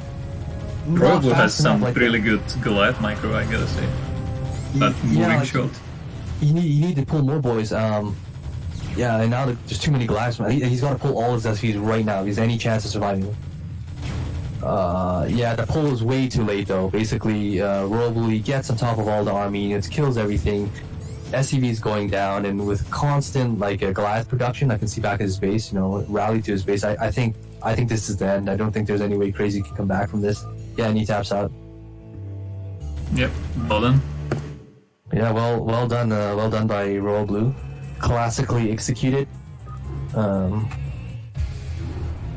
don't think I've ever seen that build in TVT. Yeah, it's one of the more rare builds. I only learned that build because some guy did it to me on ladder. So, yeah. So, last game is Bloody Ridge? Yeah, last game Bloody Ridge. Okay, fingers crossed. Last game was pretty short, which I liked. Fingers crossed that this one will be like not like half an hour. Hopefully, but Bloody Ridge is one of these maps that also has the potential of splitting the map. It's not like Sylph. Yeah. This like I'm kind of scared too because Bloody Ridge, it's super splittable. So because I think part of the reason why Royal Blue went for that all-in build was exactly because they were playing on Sylphid, and it's no map that you can safely go for the long game, split them up, outlast your opponent's scenario. Yeah, right. Yeah, perfect. Yeah, perfect analysis. I'm actually I wanted to note that I don't think we really saw it in that game with Royal Blue, but on Sylphid in TVT, you can actually position one Wraith behind a natural. Doesn't matter which natural your opponent spawns at, and it cannot be hit by Goliath or turret unless the Goliath has Goliath range. I don't think Royal Blue really showed it that well with that build because he pulled his Wraith back. The reason why you go for Wraith in that 4-factory Goliath build on Sylphid is because it's untouchable. The Wraith is untouchable. It forces their opponent to go Goliath range. Oh yeah, I think I've seen that with Mutus as well in TVZ. TVZ, yeah, it's super annoying. And of course, like because it forces your opponent to go into Goliath range, it further delays, like if you're gonna go mine or siege mode, right? The essential upgrades you need to stop the 4-factory Goliaths, right? Just delays it more and takes away more gas. Yep. And so far we've got identical builds from the 2 players. Yeah, nothing crazy, nothing like BBS or anything. 12 gas for both players. Is BBS a build in TVT?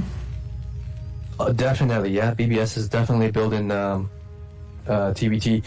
It relies on stealth more than anything, though. Okay, I lost it before where I didn't scout it because it was like a big 4-player map. Okay. Yep. And I made 2 Marines. I lifted my barracks, so it's floating away, right, over no man's land. And like they don't attack with the first Marine, you know, they make. They actually group up like a couple Marines. So you want like maybe 4 Marines and some SCVs. Yeah, and then like when they attack, you have 2 Marines, so like they overpower your Marines, and your factory is nowhere close to being done, obviously, right? So all you have is like basically SCVs to fight with, and they're continuously streaming in more Marines, right? So it's basically game over at that point. Like you try to re-land your barracks, but as I said, like if your barracks is floating over no man's land, you gotta wait for it to come back, you know, to landable territories. Yeah, it's horrible. So definitely a strategy, TBT. I didn't know that. I thought that because the SCVs are so strong. BBS would be nothing in TVT. Yeah, well, It's like an SCV can 1v1 a Marine if the Marine is no micros. oh yeah, no, for sure, yeah. But like they, as I said, like they always attack you when like they Yeah. don't attack with the first two Marines. Like they get some first, right? And it's a timing almost. Okay, so we see Crazy getting his command center down. Royal Blue gonna throw it on his own command center. Yeah, basically identical builds. Both going Vulture first, very smart. But Crazy T actually skimping on one Marine. Look, he only... Is it just me, or because I'm super tired, or does he only has one Marine, right? He does, yeah. Yeah, He's so only one and yeah. lift his barracks. So if Royal Blue can somehow figure this out, there might be some aggression. He might be able to push out. But yeah, okay, actually no, never mind. Crazy's going to mine. I was like, because I saw that SCV in Crazy's natural, like next to his Vulture. I thought he was like leaving it there so he could repair if he attacked, but looks like that's not the case. Okay, Royal Blue moving out with his two Vultures. Barracks floating past each other in the middle, saying hi. Isn't that CC that Royal Blue's building right now mannered? Yeah, I think it's a little bit off center, but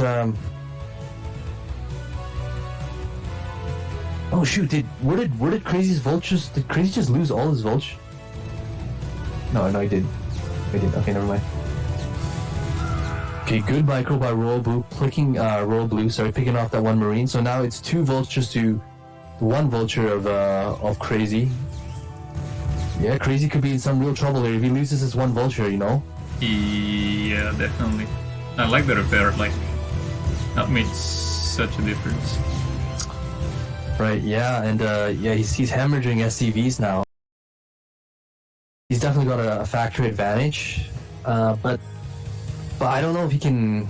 Well, let's see. He's getting he's getting iron thruster. So yeah, he's staying on Vultures, which is not bad. I mean, which is not bad. But as I said, like if he doesn't do any further economic damage with just these Vultures, it's kind of in vain, you know, because his economy is not that much better than Royal Blues. I mean, than Crazy's. Sorry. Yeah, they're both capped out at like 56, 52 supplies, or basically even. Yeah, I like a supply depot actually for Royal Blue in front of his natural. Again, it can zone out some Vultures. They come in.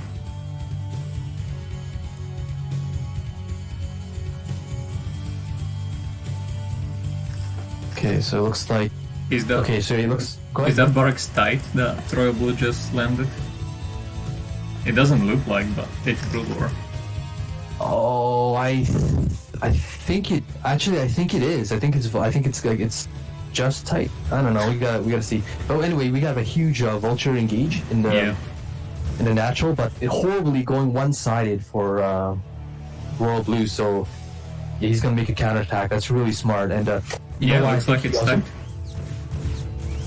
It is tight. Okay, what a big 200 IQ big brain play right here. So he's gonna get all the SCVs at the natural. Think of it. It's gonna be huge. Yeah, that's just 3 Vultures against 7. So yeah, this 200 IQ barrack landing. Wow. Choking up units. He kills so many SCVs. And I think he can even kill the tank with he has 7 Vultures. No, he doesn't have mindset because he can't actually do it. Like one tank can kill like infinity Vultures, especially because he's got SCVs to repair behind it. But yeah, see, he's targeting the tank, but he's already got siege mode, so this attack is over. But yeah, the damage was done. This like galactic IQ brain play by Royal Blue has basically rocketed him ahead. Look at the SCV count, 29 to 42. Yeah, it's similar to game 1, except that it's reverse. Right, yeah. Oh, looks like he's trying to... Oh, he got mines already. Yeah, no, it's not gonna do anything. But like Crazy's got too much. I mean, one of the mines did connect, and 2 other tanks are very low right now. Yeah, but the tanks aren't dead until they're dead, you know, like SCV can repair them, right? So, Yeah, I think at this point, Royal Blue, he should just back off, lay some mines, play the contained game. He's done the damage he needs. He needs to transition into tanks himself. Though he needs to drop like three machine shops and go like mass tanks right now. Especially since his opponent already has two shops and he's going tanks.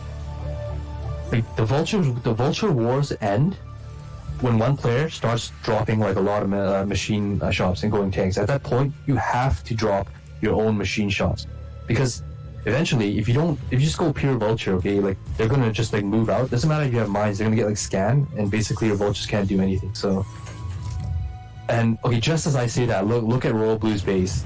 I mean, this is why like these guys are like tier 1, right? Like they know what's up. He's dropping 3 machine shops. Yeah. Yeah. So yeah, and you can see like Crazy T, he's already got scanners already, and well, I mean, Royal Blue has scanners faster than Crazy, which is kind of surprising, but he's gonna be able to clear out those mine contained. So the only way Royal Blue can prevent like a counter push by Crazy is to have tanks of his own, right? And yeah, so he's getting 3 tanks at a time. Not bad at all. Oh, we see a push through the center by Crazy. I don't know if I like this. I mean, there's already mines in the middle. Yeah, this could be real bad if he... Oh, no, this could be... Okay, I don't know. You see just right in the middle before... Okay, this could have gone so much worse. like, you know what I mean? Like, you could have rolled over the mines and, like, lost his whole army, so... Yeah, it looks like we have a vulture counter-attack. Still trying to go for the counter, yeah. Yeah, no, it's not gonna work though. Like Crazy T's on top of it. Yeah, but I don't know about throwing all these vultures away. Like, I think the time for that has passed. Yeah, I agree with you. It would have been better if he kept them alive and held a position. Yeah, Crazy T coming down now and trying to set up a position of his own. Yeah, see, this is the thing. This is the thing. Like Crazy, okay, Royal Blue, he did a lot of damage in the beginning, which was good. But if Crazy T can just like basically hold this position and get some tanks like north, on that high ground, he's gonna win because he controls more territory, right? Basically. Yeah, and also another thing that Crazy has going for him is his +1 is already done, and his +2 has just started, while Royal Blue's +1 is halfway done. Yeah, Crazy is like really on top of his upgrades, It's really good. But yeah, we see Royal Blue actually smartly, wisely, instead of trying to break that contain, he's just gonna go north. It looks like okay. I don't even like. I don't want to call it, but it kind of looks like he's splitting the map. You see, like diagonally. Yeah. This could be horrible. No, it looks like he's actually gonna push forward. He pounces on the chance. I guess Crazy just didn't have enough units there, so. A great These mines are so close. Yeah, clean out the mines. Oh no, he's gonna be able to siege the natural gas. Okay, that was a huge mine hit. Yeah, he needs to back up and, as you said, siege the gas. That is huge. If you can deny your opponent from gas. Yeah, actually, to be honest, Crazy can do the same thing too. If he gets vision, he can deny like Royal Blue's gas. Yeah, I was gonna say that Royal Blue can please doesn't need to scan because he had the barracks over there, but the barracks just died.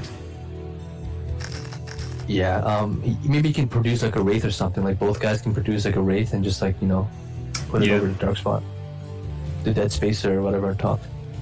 Yeah, so this basically looks identical right now. Royal Blue reinforcing his hold on the north.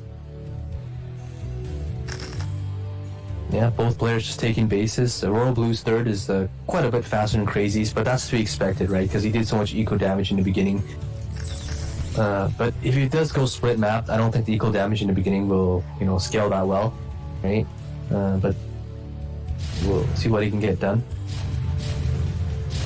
Yeah, and I think Royal Blue is right now posturing for sieging the gas, as you suggested earlier. Right, yeah. He is too. I think there was a little bit of a misrally by Crazy. Did you see he lost a ton of units coming into yeah. See, yeah, there's not much to say. I mean, TVT is sometimes really boring. Yeah, they're just basically both reinforcing their siege lines, you know, and taking bases. Yeah, but Royal Blue is sneaking a fourth base and the top left. Yeah, that's good for him. Okay, so yeah, his Wraith is coming. You can see Royal Blue made one Wraith, and he will be able to deny that gas. Now, this is huge. This is huge.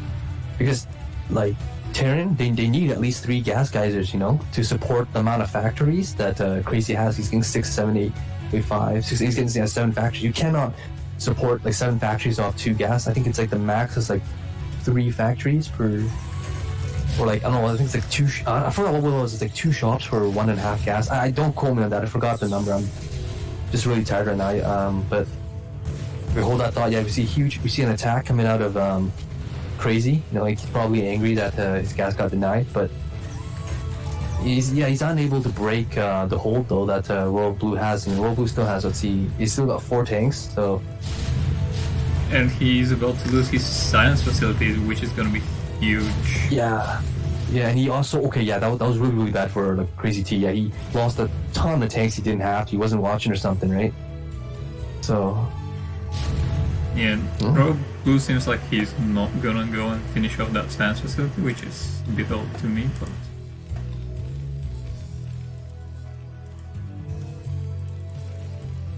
yeah. Let's see, 1, 2, 3, 4, 5.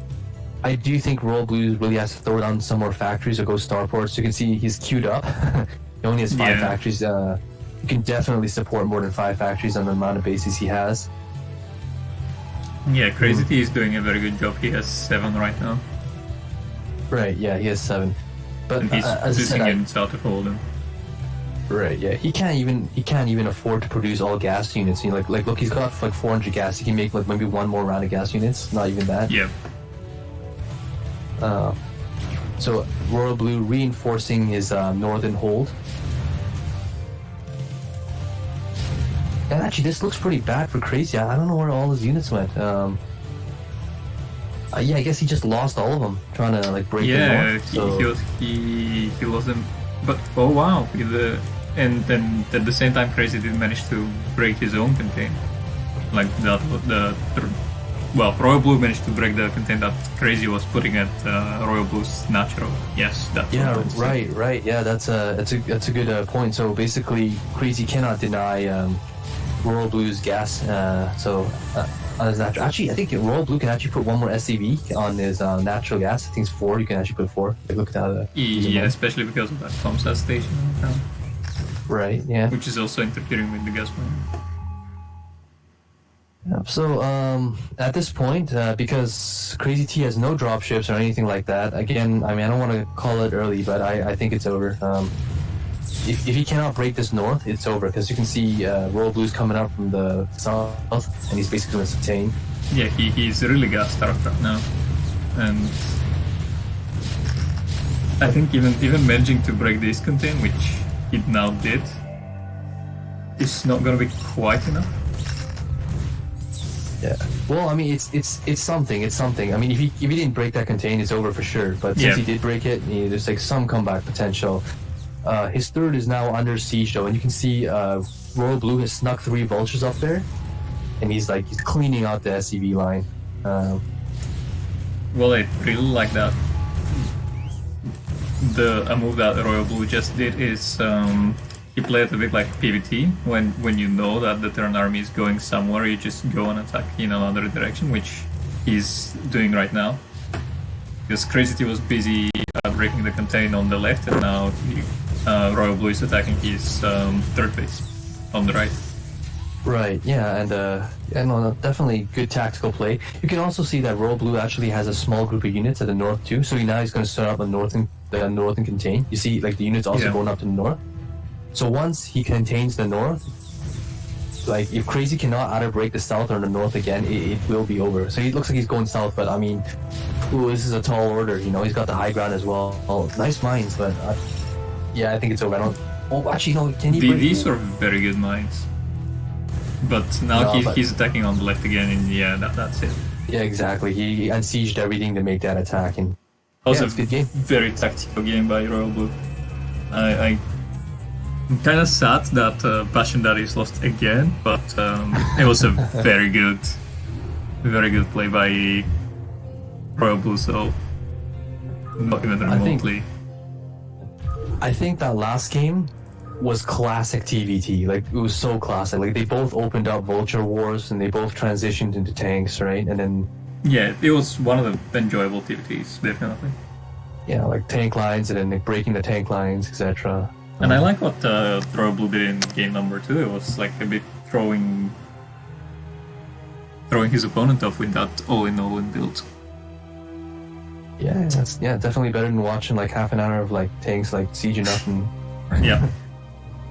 So it's quite late for you. Do you want to go for another series, or are you gonna go? Yeah, I think I'm gonna have to head out. Thanks for casting with me, Y2 Kid. Yeah, thanks for watching, everyone. Guess see you next time. Yeah, if there's anyone still alive in the chat, give some followers to ShroomofDoom for casting with me for 4 hours at 3 AM almost for him. So thank you for doing this. And it looks like I still have, let me check, 2.3 gigabytes left, so you know what that means. More games.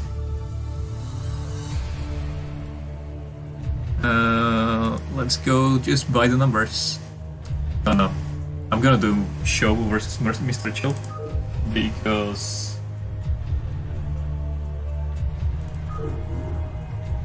it's just nice. Gonna pay a tribute to ShroomofDoom, who was casting with me for all that time right now. I know that he wants to see his friend Mr. Chill, and it might be that I don't have enough bandwidth to do more games, so let's make sure this one is covered.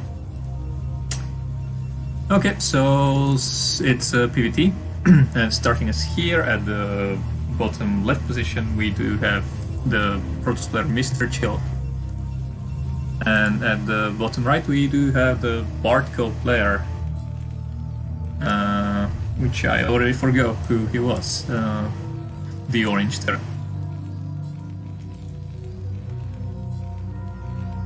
Mr. Chill versus... I can't remember. Anyone remembers, help me out. Now I can get rid of the Discord and limit the amount of notifications that you get all the time. As I don't have a co-caster anymore. But we do see something quite interesting from the Protoss player. He is going for a forward gateway, which is a build that was around here some time ago and used to be popular, but now it's not really. Bisu still does it every now and then, but it's just that Terrans got so good at figuring out their sim cities that forward gateway doesn't really get it anymore, and it's not really worth it to send that Zealot and Dragoon. Don't get me wrong, if you're a good Protoss player, you can definitely make a lot with this build and you can do a lot of damage.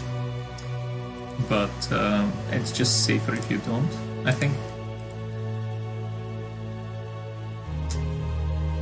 And from the Terran player, we are having right now just a very standard play.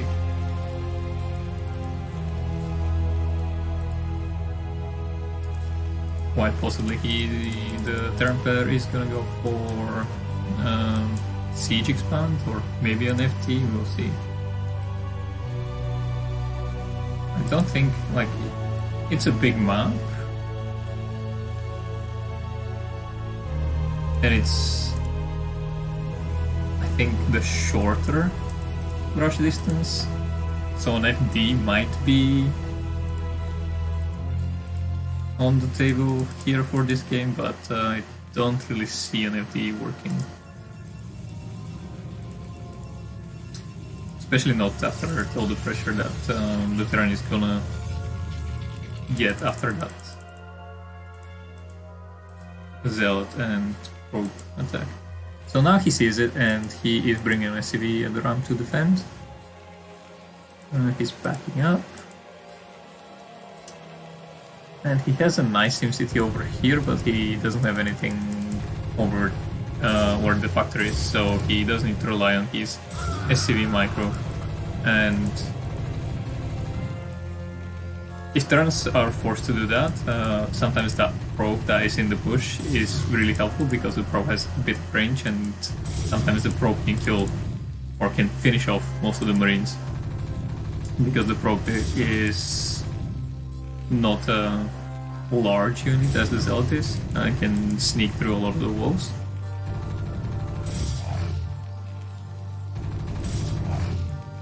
And I mean, the Templar is doing his best to hold this because he had like 2 damaged Marines. And what's interesting is that the Protoss player, Mr. Chill, is not giving up on his Zealot aggression. Usually with that build you'd make 1 to 3 Zealots and then stop, but we already see the 3rd Zealot and we see 4th on the way.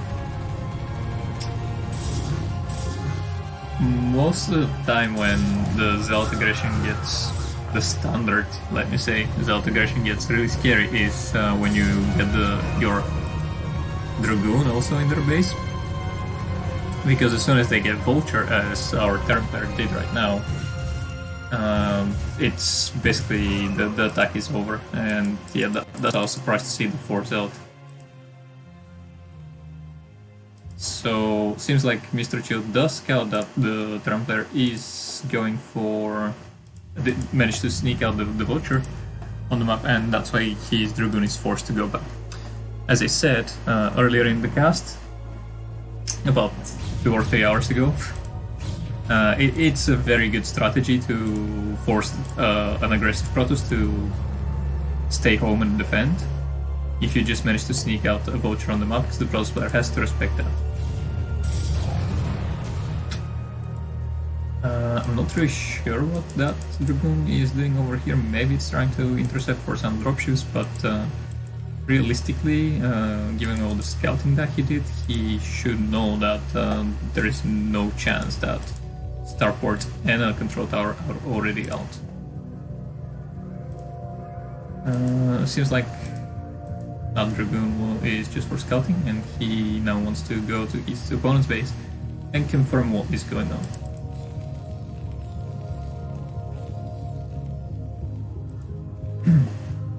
And we see the Templar going for an Academy just to be safe against Dark Templars, and a command center. And Mr. Chu has to scout that this is a command center right now. He does see the 6 Marines and a tank. Is it 5 Marines and a tank? No, it's 6 Marines, right? 7 now with that other one. Yeah, 7 Marines, 2 tanks. So a very strong FD, but with that SimCity and with the 4th gun on the way, I think the Protoss player will be able to hold it. He just needs to slow the turn army down 275 minerals, plus the 75 minerals for the until he gets his 4th gun. 350 minerals is safe, and especially with that shield battery in the high ground going to attack you. This push is more than over.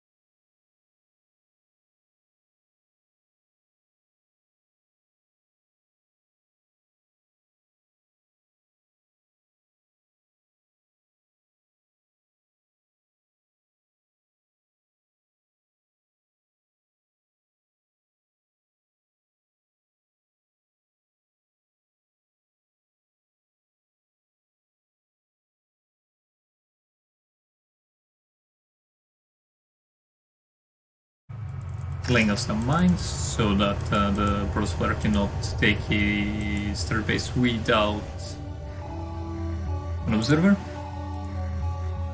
which is annoying. And now the Protoss player sees that the Terran is going for a command center, and at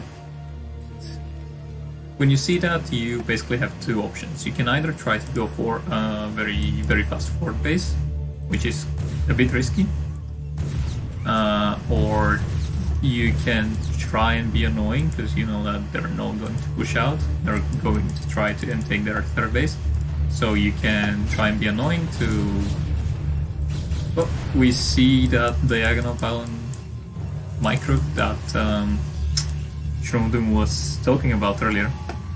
But fortunately enough, Mr. Chiu managed to take out the vultures before that became catastrophic, and he let the vultures slip into his main.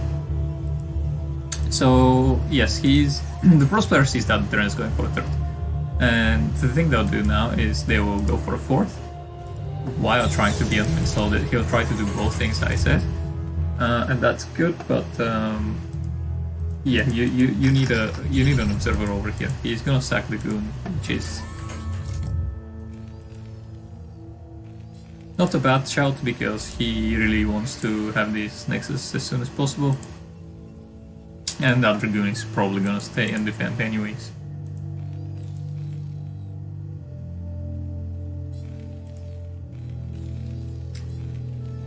Other than that, let's see how the techie is going. We have Arbiter Tribunal on the way, which is usually you'd want your Arbiter Tribunal to be done by now, like just finishing and your stasis starting right now. But given all the like early aggression that our first player committed to earlier and that shield battery, I think his Arbiter timing is pretty well, like even like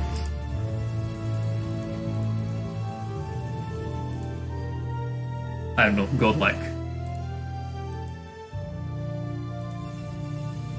Like I'll definitely will be able to get my Arbiter started by 12 minutes after doing 4 tells in the beginning and 100 more gas into shield battery. So that's 500 gas that he invested, and he still managed to get his Arbiter on time.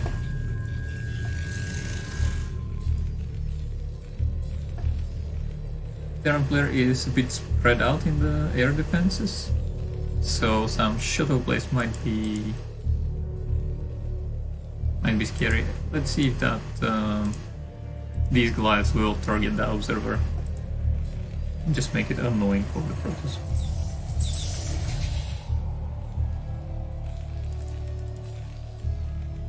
Is EMP done? I don't think EMP is done. I don't think EMP started yet. I wish there was something that would tell us what upgrades are researched. Like a mini overlay thing where you click the vessel and you can see all the researches. I mean, you can really fix that by being a good caster, but let's face it, like Blizzard actually committing to something and doing for the game is way more plausible than me actually becoming a good caster, so that's that.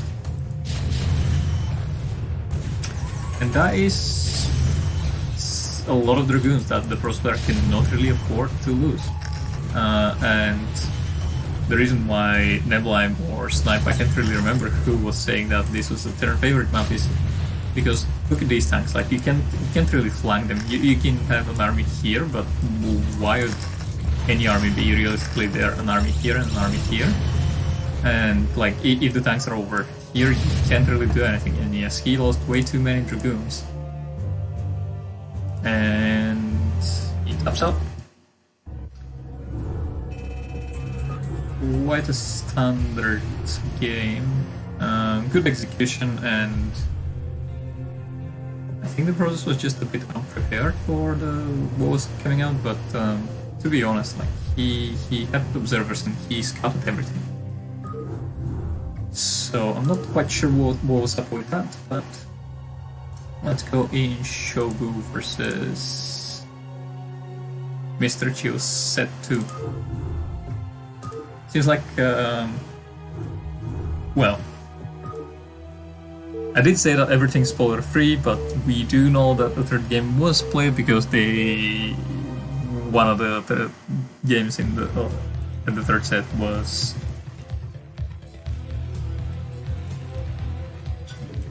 did actually result in a disconnect, so they had to replay it. And usually I think I would cast all the games, but right now I'm trying to cover as many series as I can, so I am not going to cast the third one that was a disconnect. At least not this month, which ends in 2 days, and I might do it later on if you don't see more of Mr. Chu versus Shobu. That was the Terran player who is now at the top right, left. Top left? No, he's just in the top center, in the yellow. And in the bot right, it's Mr. Chill, our Protoss player. But it quite a good aggression last game. Excuse me. Did quite a good aggression last game, but couldn't really manage to hold that 2-1 timing of the turn.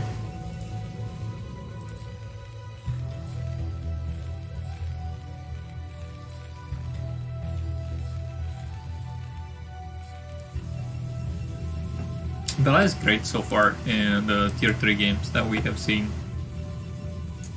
We saw one series and it went to game number 3, and now we're seeing another one and it also goes to number 3.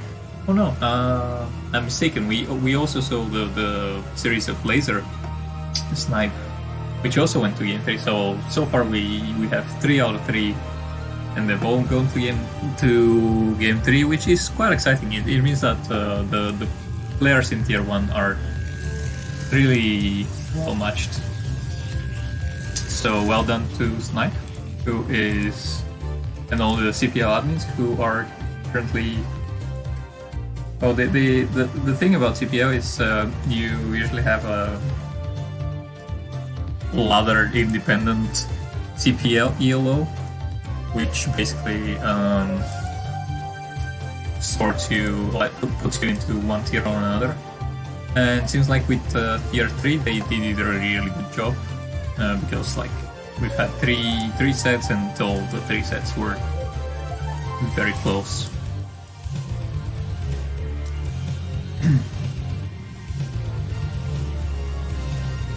I think some of the tier 3 games that we have casted earlier had a very good potential of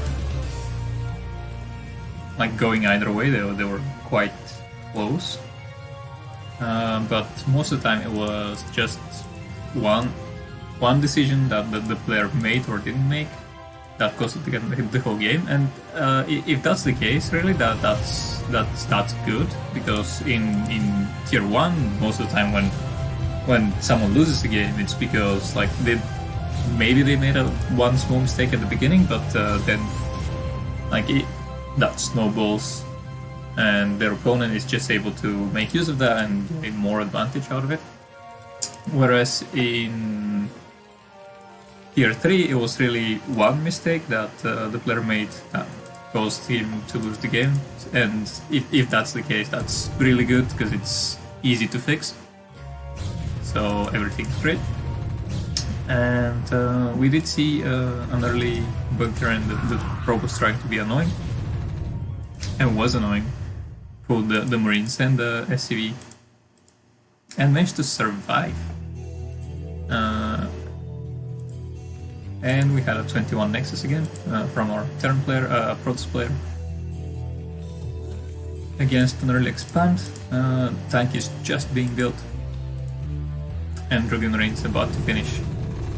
He's running by the bunker because he killed one of the Marines, and he knows there's only 2 Marines in the bunker. So yeah, I think it was worth it. Had he switched the Dragoons so that this one gets the bunker aggro, and the start would have been even better. But you have so many things to control that I am not putting any shame on that on Mr. Chu for not doing that like very tiny micro thing. And yes, sometimes Dragoons versus bunkers can be quite annoying, because like yes, technically they do outrange them, but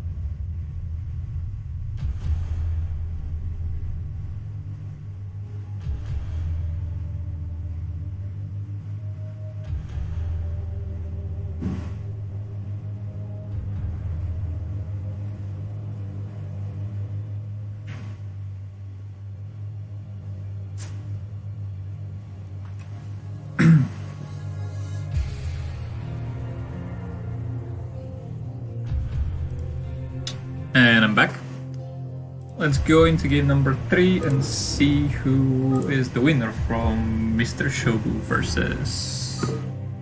From Shobu versus Mr. Chill.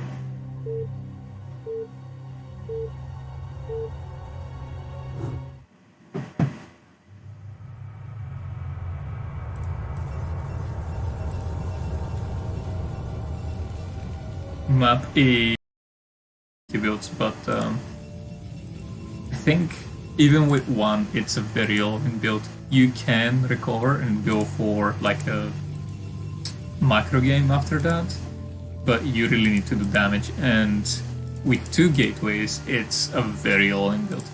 And we can see that the Terran player is doing is blocking with the barracks, which is quite good.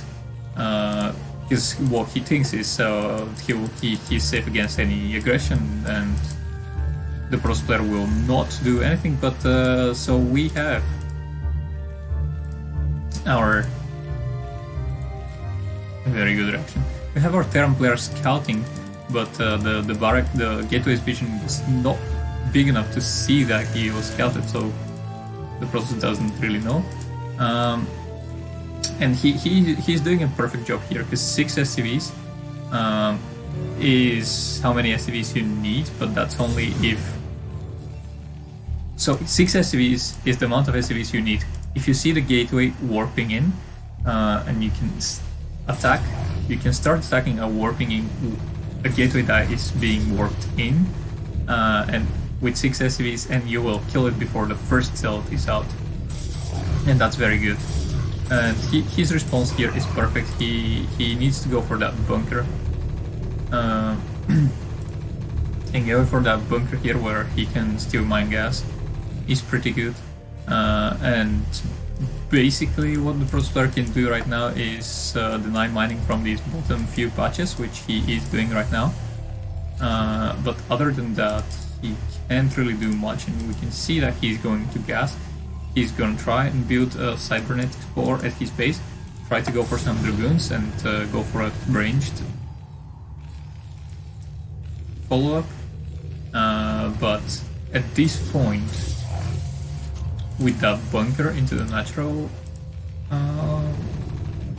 with that bunker into the mineral line, I think the Terran player is pretty safe in his main. And he's gonna use the second vulture to help out clear up these dragoons, and we can see that first vulture is bringing havoc. What the Pros player can do is try to rope drill that one vulture, but against a good player it's pretty unlikely, and yeah, we sold the GG. And that Tier 1 series goes to Passion Daddies, with Shobu managing to win this one game. I'm really intrigued to see what the disconnected game was, and I want to do that, but at the same point I want to cast as many series as I can right now. So you tell me in chat if you really want to see that last game between these 2 players, but bear in mind that it results in a disconnect.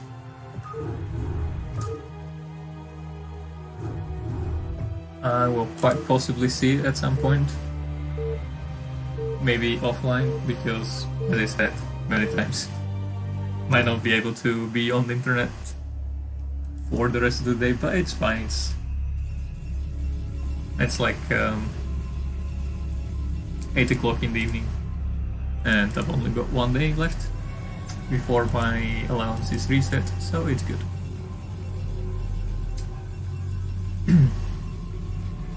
So now we have 911 versus Shafiru, and for those of you who are wondering, they did not play on top versus bottom, but that's probably not what you were asking yourselves.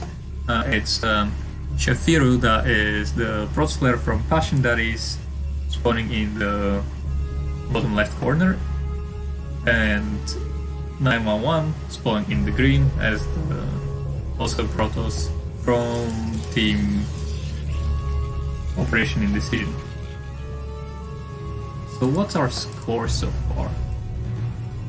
From the tier 3 games that we casted, I think we casted 5 sets, or was it 6? I think we casted only 5.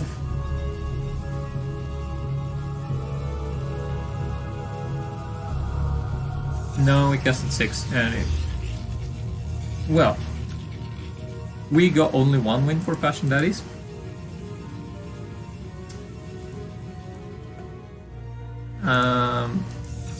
And the rest of the score went to Operation Indecision. And from the tier 1 games that we've casted right now, we had Laser Snipe bringing a victory to Operation Indecision, and Royal Blue also bringing a victory to Operation Indecision. But last game we had Shobu bringing him back and putting a point on the board for... Oh, what's going on? I think 5 hours of casting might be my limit of how much my voice can endure. So, what I was saying before that is both pros were leaving the bases as Dragoons were spawning. And we saw that both players confirmed that their opponent was going for Dragoon range, or long enough to know that this was Dragoon range and rather than fake. And the builds were identical up until this point, but here's where they deviate.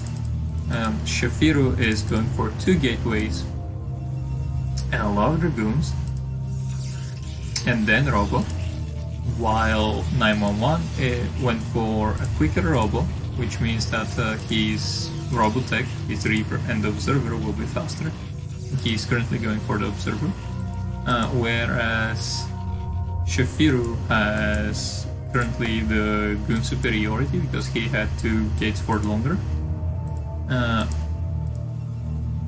he also went for an early expansion, which he cancelled, and I wonder why that is. Because I think he was safe to take it because of all the Dragoons that he has right now. Let's see what the... Okay, so 911 is building Observer, and this is the safe build.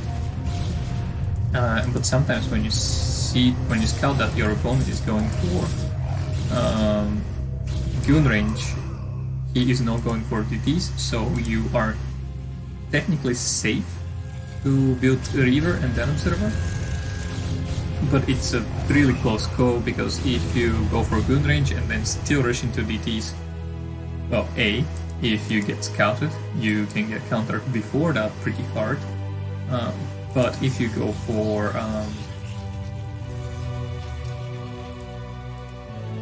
still Nexus being thrown earlier.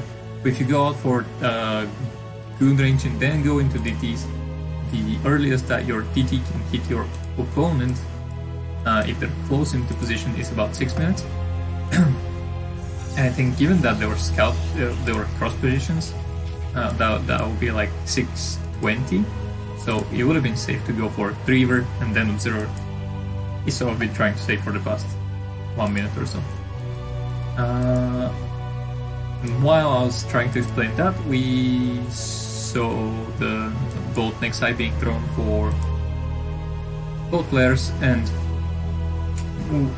technically Shafiru's one was a bit faster, but that didn't really matter because 911 did get his Nexus very close after that. So far the game's looking pretty even, but that Observer pickoff was very big because 911 does not really know if like it would be a crazy thing to do, but doesn't really know if Shafiru is not cancelling this Nexus, throwing down like 4 more gateways, and then going for some crazy Dragoon all-in with Reaver. It's possible, but as I said, very crazy and highly unlikely. Because if you don't hold that, if you don't succeed with that attack, that all-in, you basically need to tap out. It's not like the other Brood War quote-unquote all-ins where you can go all in and then if you do enough damage you can get back into the game. This one, it's pretty much if you all in and you're one basing for such a long time and you can get so much production. If they build like 2 pylons to screw up the AI of your Dragoons and they have 2 Reavers over here, they'll defend that relatively easily. Okay, so we had shuttle speed from 911, which signals that he is gonna try and do some harassment at Shafiru's base. And let's see how successful would that be. He did manage to pick up the observer, so the observer did not see that coming, and it will be up to Shafiru's game sense to see if he can... I thought that these 2 Dragoons were going here to defend that, and I was gonna say, like, he is such a god. Okay, so he sees the Reaver right now, let's see the reaction. When you drop the Reaver over here, it's very likely to dot. If you drop it near the minerals and then shoot it and shoot through the minerals, or if you drop it over here where he's going forward right now, it is way more likely to connect. But yeah, that's...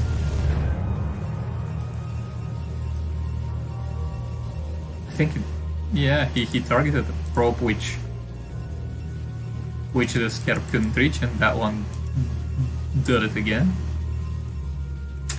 And additionally, he lost the shuttle, so right now Shafiru is in a pretty commanding position, I'd say.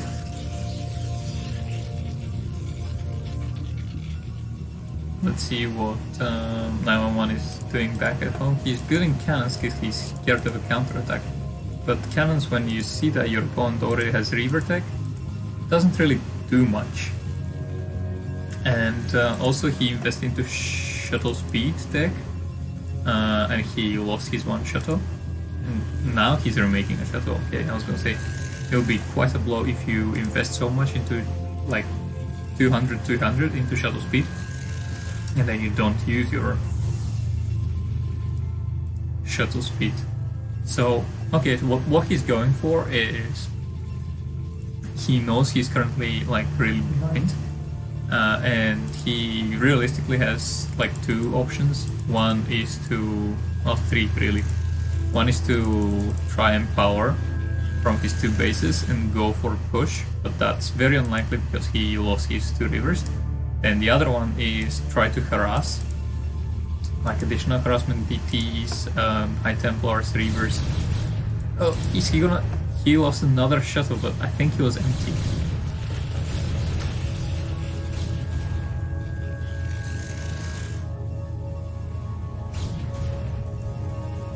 So let's see how this attack pans out. He has Storm, which is pretty huge, but he does not have enough High Templars. And the choke right now is quite good. So that's a pretty good Storm and no dodge. Then he's gonna have another Storm soon in 9 seconds. But yes, with these Reavers it was too much. But I respect what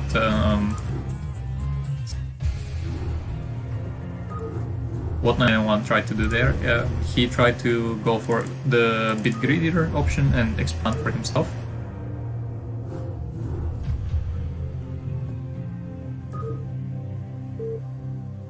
But that didn't work out because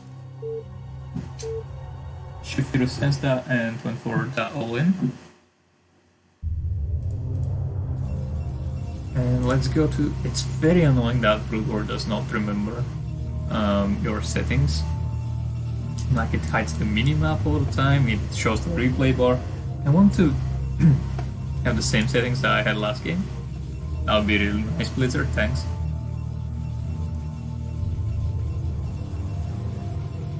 Anyway, enough of my rant. So we have at the left corner of the map, bottom left corner of the map, spawning in orange, our Protoss player fighting for Operation Indecision 911. And his opponent at the bottom right corner, it's Shafiro, spawning in the blue, taking game number 1 and being 1 game away from going to a match point against, forcing a match point against, or match set against the two teams.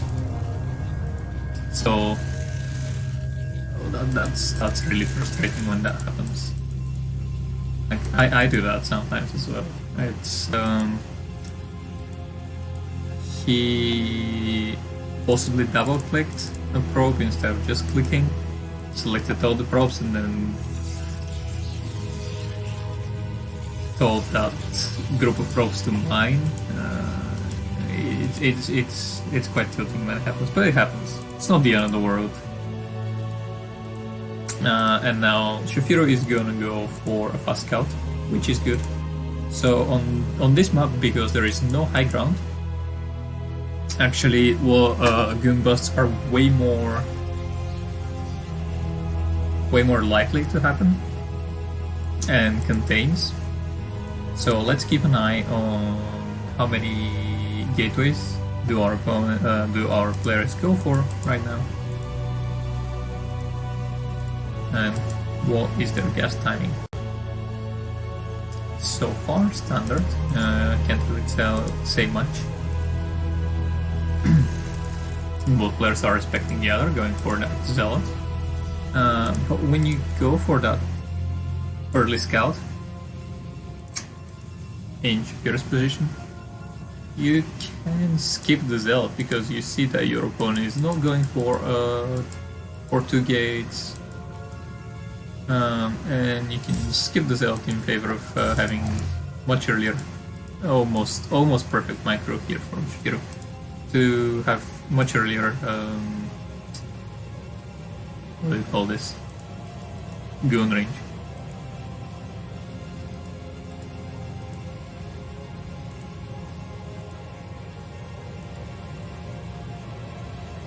That's only if you get a first scout though. Do not try this at home. Because also what is popular on this map, because you have no high ground, is 2 gates. Let's see, both players are keeping their probe alive in their opponent's base. And the big question here, okay, so 911 just managed to see the gun range. The big question right here is that Shafiro scouts that there is no gun range yet. Did he manage to see the robotics facility? I don't know, I don't think so. But right now, as he's going out of the base, because the goon is will be soon out, he should see. Yeah, he saw the robotics facility, and he sees such an early robo and no goon range, which can, like, what I want to see right now from him is perhaps a cancel on this robotic facility and throwing down additional gateway or 2. Depends how strong he wants to contain his opponent. But he saw that his opponent's goon range was so late. Like, look at this. Shafiro's goon range is already done. His opponent's goon range is halfway there. So, like, he can really abuse that, because like goons without range suck, and goons with range are so much better than goons without range. Like, you get the first shot, and when you get the first shot, you basically dominate over your opponent. And we saw that, like, we saw that that early robo, and he's going for a river, but realistically, if you're in Shafiro's position, excuse me, you will not think that your opponent will go for such an early robo into, yeah, like that's range for no versus no range. But what I was saying is you will not go for such an early robo to just get observers. So he knows that his opponent will be going for the river, and like right now his biggest priority should be scouting this one shuttle. Okay. Yeah, good game.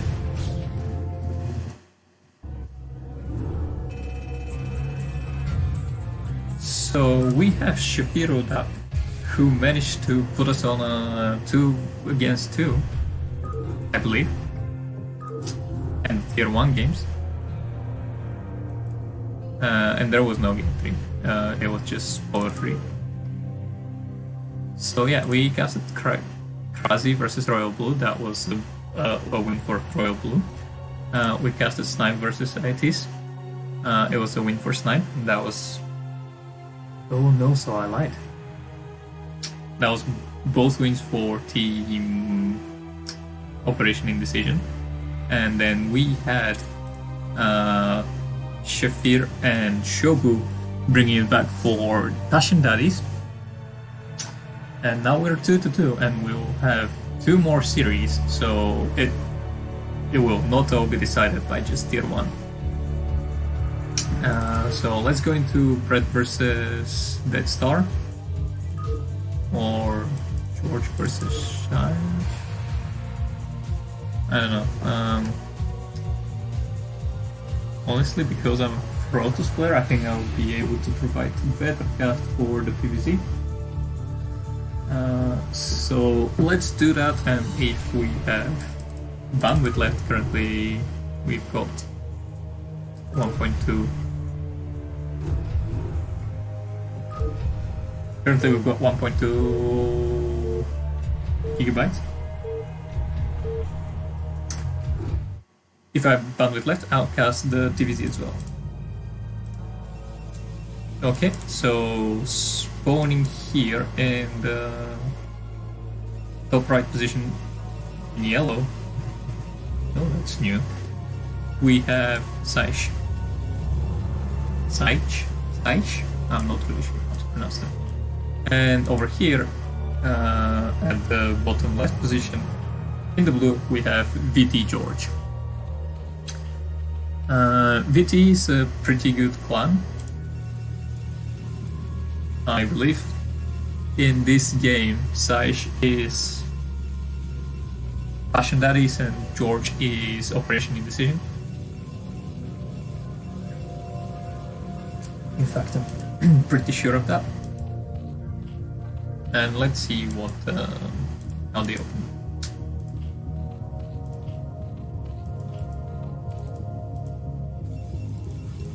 So seems like an overpool, because how do you know, you ask? I'm gonna tell you. There's already 9 drones and he's now building a pool, so that means no pool. Could still be a 12 hatch, but very unlikely, because I think you can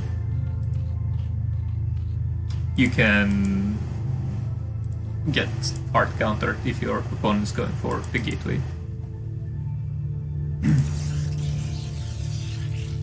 And okay, he's going for a forge and for double scout, so he just wants to make sure that his opponent is not going for any like 4 or 5 pull shenanigans, or he just wants to know how many cannons he needs to build early on. Okay, so one thing that he did when he scouted that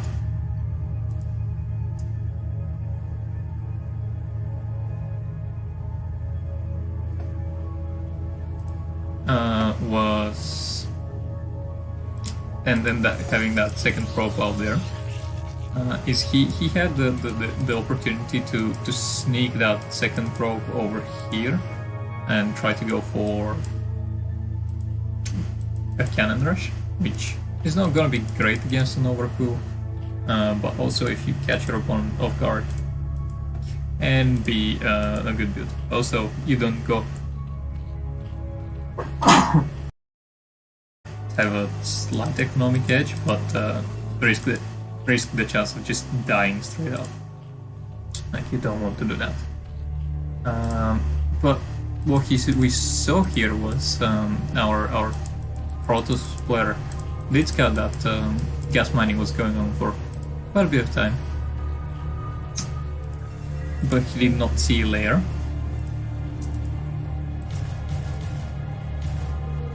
Now he can confirm the layer, and yeah, he's happy that he saw the layer. He might go around the map here, there, and there to scout for a third base, but that probe accomplished its goal. But I was gonna say he could have felt that it would have been a layer, because he saw the gas mining and he didn't see like the drone being pulled off gas at some point. Which, if you're going for just link speed, or well, basically just link speed, you pull your drones off the gas. So he didn't see that. No drone reduction whatsoever, so he knows that it will be quite likely layer into Spire. It's not gonna be that crazy Hydra aggression.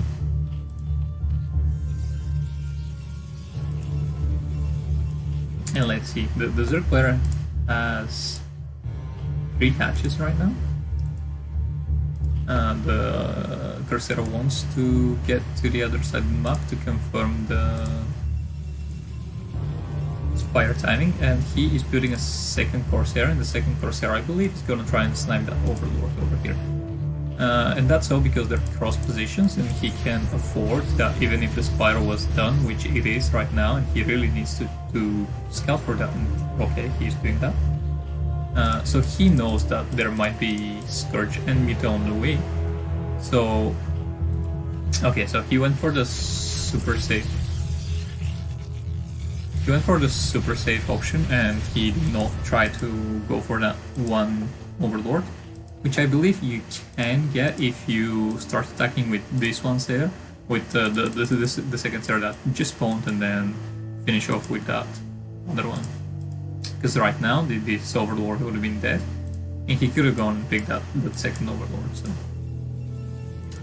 it's small things in the game, but really sometimes small advantages matter a lot. Because right now, if George was at 41 out of 43, he would have quite likely needed to build more Overlords. But instead we see him going for 5 hatcheries into lurkers, pretty standard. When Saish, I don't really know how to say this name, I'm gonna say just the Protoss player. So when the Protoss player scouted that, he didn't see any gas mining, or he saw gas mining, and okay, very smart. George did put his 3 drones to pretend that he was mining gas all the time, so his opponent thinks it's still Mutus. He sees these 6 Mutus, no, there's 5 Mutus.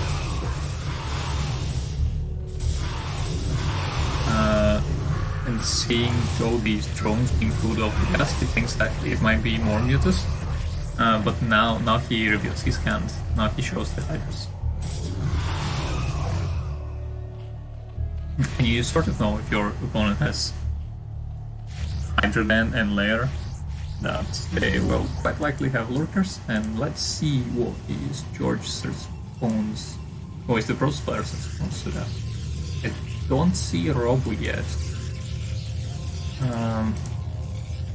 which I believe you need as soon as you scout the Hydras with a lair, because that was not like 1 or 2 Hydras. He saw 5. He didn't see like mass Hydras, so he doesn't really need to overcommit and build a ton of cannons. And he's not sure, but he saw 5 Hydras, so he knows that that's quite possibly going to be lurkers. And to prevent lurkers from containing him, or to have any prospects of attacking anytime soon, he needs to have Robo out. And he is building the Robo. Okay. Where is the Robo? There is the Robo. Now the Robo's almost done. Now I'm not worried about him anymore. And while the Mutas were at the other side of the map, the Corsairs managed to find what is, I believe, like 2 or 3 Overlord kills, which is quite huge. But more importantly, now there are no Overlords in that base, and as we can see, he has Templar Archives. So if he had a DT on the map, say here or there, he can poke at the Natural, at the 3rd base, at the 4th base, see if he can leave any of them without Overlords. And if he does, he can sneak the DT in to try and get some kills. It's a really hard thing to do, and I almost never do it because it's very micro-intensive, but it is something that you can go for. Okay, and he's fighting more Overlord because the Arbiters and the TP is opponent's flight block, so he managed to throw on an very good. Unfortunately, he seems to be losing the Corsairs. It was 6 Sairs with +1, and you saw how fast he managed to throw the TP at through these Overlords. And now he has a third attack, which is PvT. Good. But as I said, if he wants to basically render that Arbiter useless, succeeding in his attacks, what the Arbiter needs is his ability to cast spells, which you right now he'll spell that one, or he'll quite possibly go back. And then the other thing that they provide is, and he can go, but you throw the EMP with a Silence Vessel, so you already have the tick, which is not going to be a bad decision. Arbiters pretty balanced. And they spend 350 gas on that one unit that will be unusable for the next. That's definitely a good option. 1.5 to 2 minutes. He doesn't have an observer, even though he has observatory and robotics. So there are these like really game he will just back off his Ice Storm and EMP and Plague. Meanwhile, his opponent. Some nice hydroplanes trying to these night hatches. 10 hatches, 4 10 hatches, which is more than, which will be for huge macro and these 4 bases group of fighters. Which is, as we can see now that the first player is out of storms. The Zerg forces he is out by Templars as well. 2 minutes will be out of storms, so he had crazy help. That Gateway army. And it has 40 workers, which is such as not the best, but it's pretty good for Templars. For base is pretty much useless.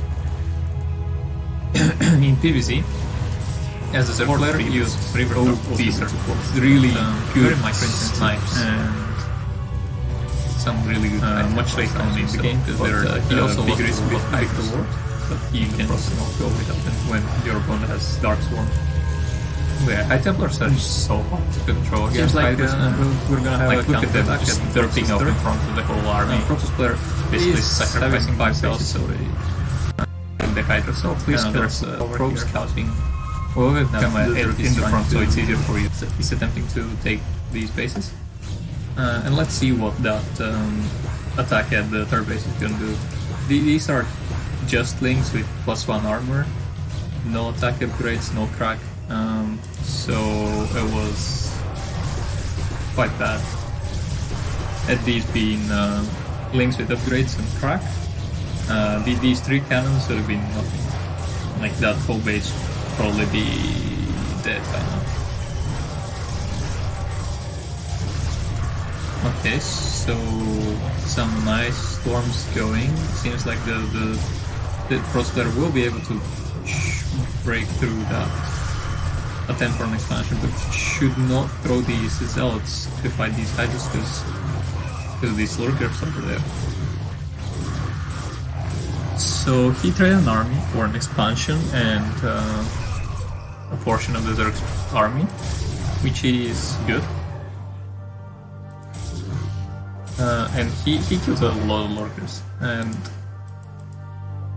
like up until the trading army for some army and expansion, I would say that the Zerg player was happy with the trade, like not entirely happy because he lost an expansion that he was trying to take, but it was going okay for him.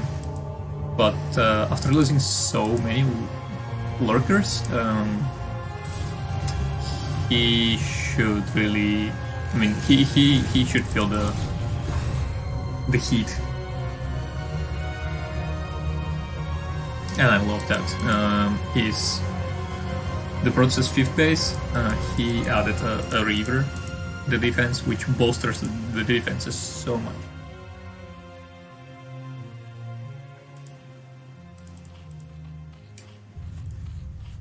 Back in Zergville, we have Crack finally being upgraded, almost done. And we also have Carapace and melee attack upgrades going on. If you can kill that one drone, these two zealots will be worth it. Oh, that was not cancelled. Seems like he will, and that's really annoying for the Zerg player. He's now trying to set up here again with lurkers, and will quite likely send a drone in the next minute or so to try and retake the base. But it's very close to the Protoss' outpost over there. But that's just a huge lurker field. You cannot afford to go with yourselves in that. That's how I lost so many PvZs. That's what I'm saying. Like, partly I'm saying that for the cast, but partly I'm saying that as a reminder to myself. I'm just talking with my inner voice, which always tells me how bad I am at StarCraft, and frankly, it's right. But I enjoy it nonetheless.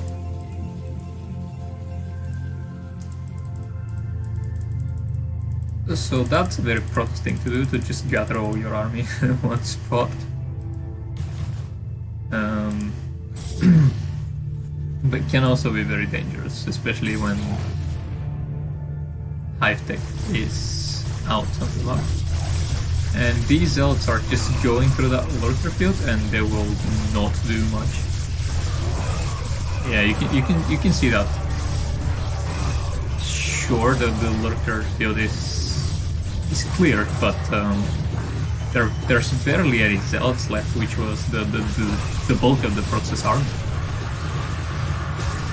Some really huge storms, though, basically made it all worth it for that zealot trade. He doesn't want to lose out his observers, and I like this one, Zealot. Not there, but the Zerg player is too smart for that, and he knows there are some forces.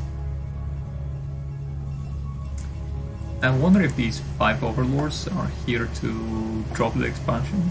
It might be.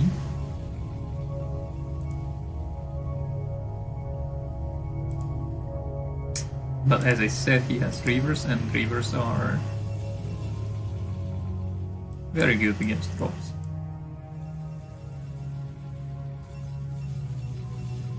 Okay, so he's mined out that he's natural. He needs to transfer his probes somewhere. Maybe at his 3rd. Some of them at his 3rd, some of them at his 5th. His 4th is doing okay. Or God forbid he tries to secure another base, which I don't think he can realistically, not with the Zerg powering so hard. Although we can see that the Zerg has such a huge... I like Maelstrom. Yeah, the Zerg has such a huge bag and not as big of a supply, so...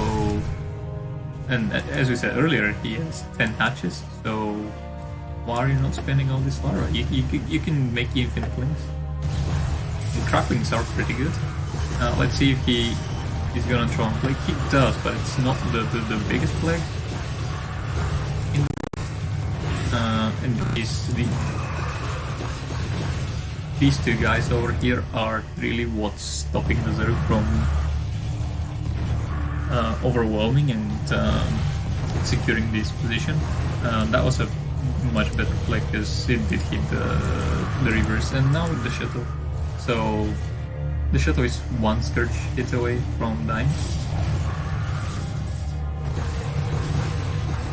The Protoss bringing some reinforcements. The Protoss is maxed out, and the Zerg's supply has just plummeted.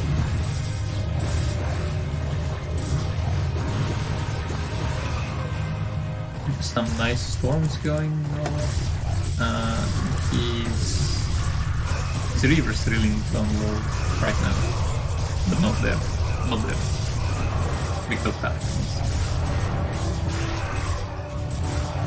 But yeah, I think that was the bulk of the Zerg's army, so the Protoss is fine right now, because if he manages to get on top of the Zerg's rally points, with all that macro that's going on for him, and as I say that, his macro just slipped,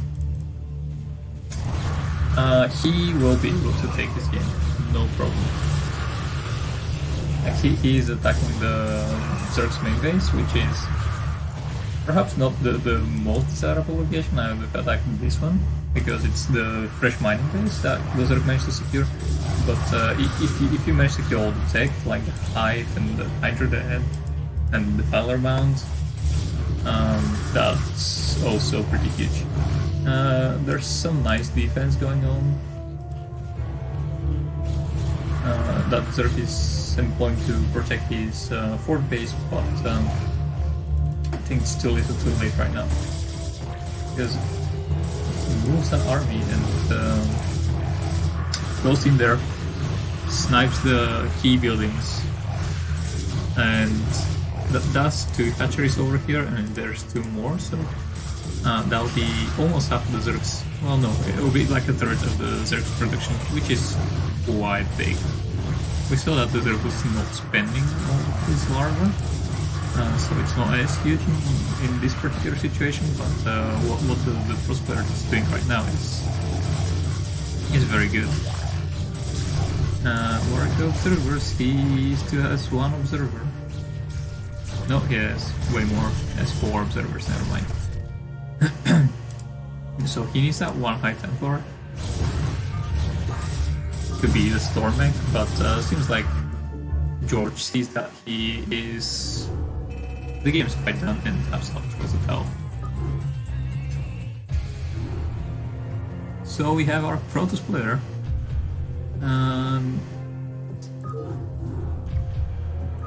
Having yet another win for Passion Daddies.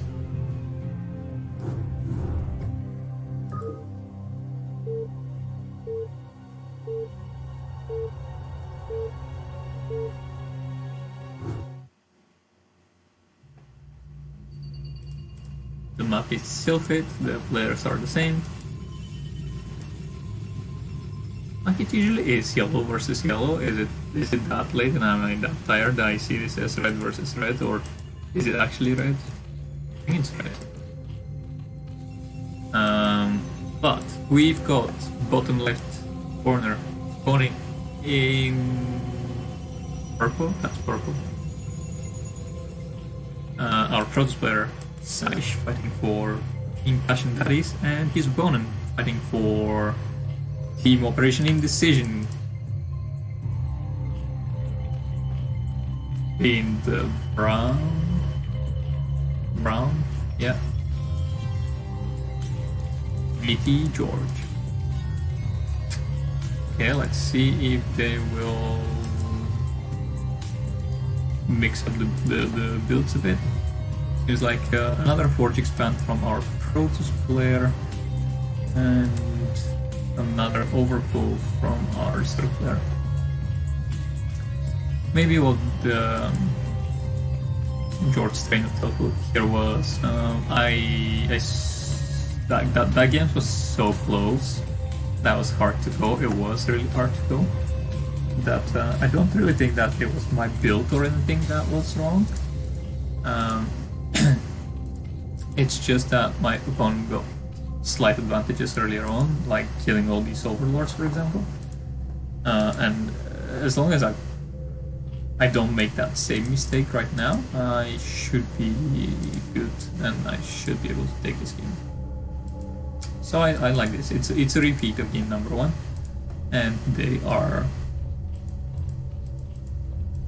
they're doing their, I guess, most comfortable builds right now.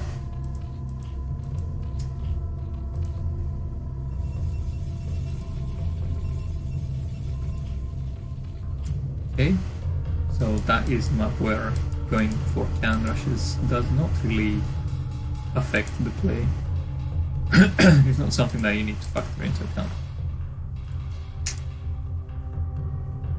Not that it really matters, not that it was a fake last game, but just throwing it out there. Seems like our Zerg player made 6 links. 6 links is quite a lot,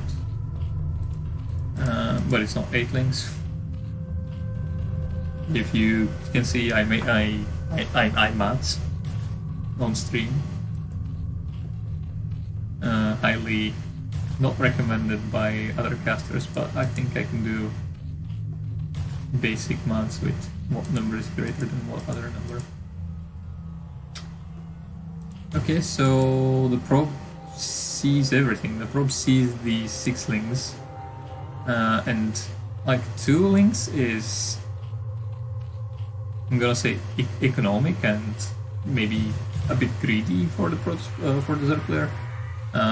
4 links used to be the standard. Many of the Zerg players are getting away with building only 2 links right now. But 6 links, that's actually a commitment, because 6 links early on is like real Arva. That was not really spent on drones.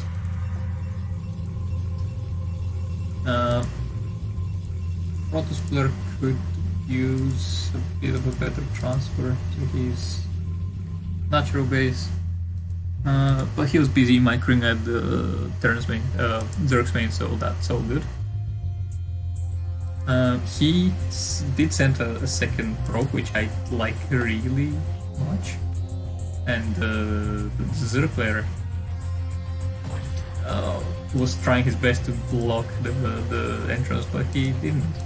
And his opponent managed to scout that Hydra Den and no lair with a lot of gas being mined, so he knows what's up. Don't really know if he needs that gas.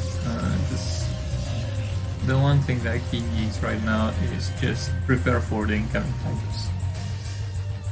Sees that his opponent is still mining gas, he saw the Hydra Den, he saw no lair. So he knows that there will be Hydra upgrades going on. And his opponent is going for that. Maybe that's why he went for the 6 link. He really wanted to shoot this probe away from his base. Unfortunately, he did not quite manage to do that, because the second probe, really smartly again, managed to sneak in. And we should be seeing the Hydras pop out any moment right now. So let's count the drones. That's 9, that's 7, that's 2, and that's another drone, that's 3. After that one drone, have it a lot, because they have 10, 15, 10, 12, 9, 9. Usually followed by a building name, but we also have it. Yeah, he scouted that it's the famous Hydra aggression, 3-hatch Hydra. So what he needs to do is survive.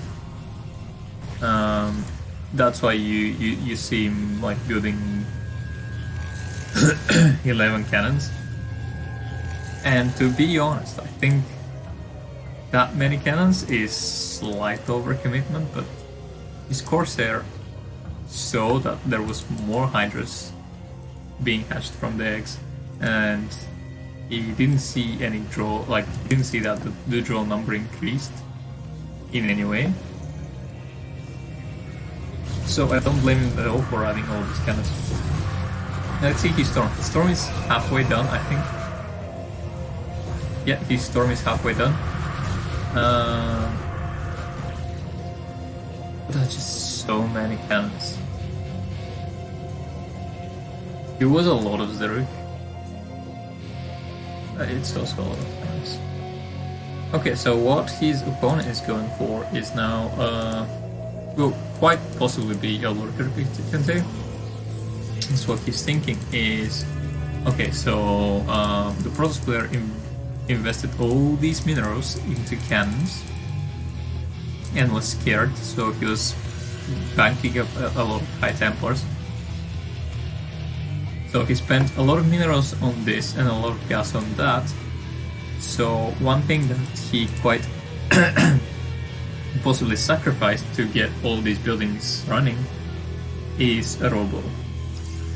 And going for Lurkers is quite strong when your opponent does not have any detection. He is transitioning now and he's building some drones. He is attempting to snipe a few more cannons. I'm not quite sure of that. Okay, so there are some Zelts on the map to see what's up, but you just see a lot of Hydras. Now he sees the Lurkers, and that's huge.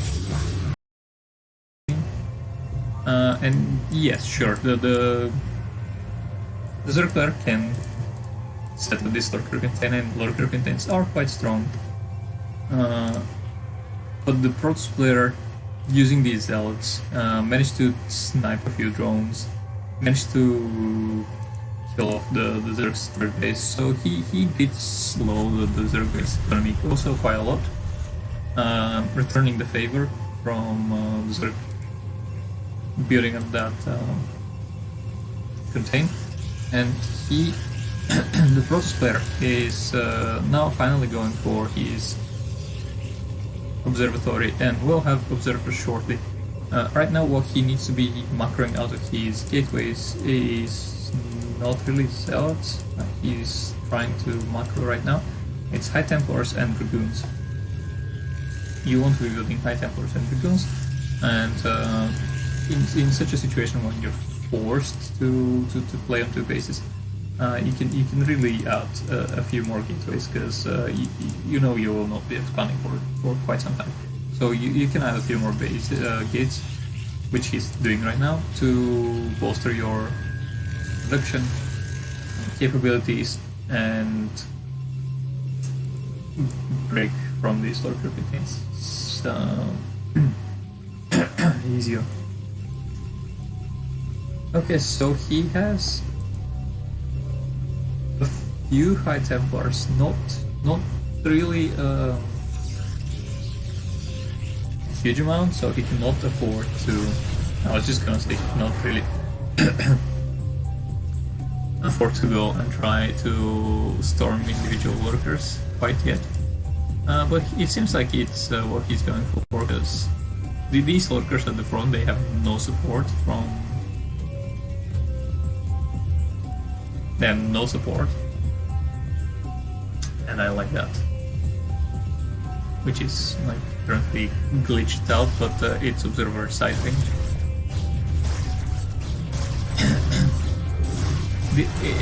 My point was, when these Lurkers do not have any support from the other army, does not have like Hydras and Scourge to help them. he just ran that once out to see how deep the lurker contain goes, and he saw that it's pretty deep. So he should prepare for quite a long way of trying to bust out. And right now Storm and Goon, as I said, is his best friend. He is now building a lot of goons, but he needs at least... Okay, he has 7 High Templars, which is which is good in a situation like that. But I personally would go to 8, but that might be because I'm weak and my High Templars are being sniped.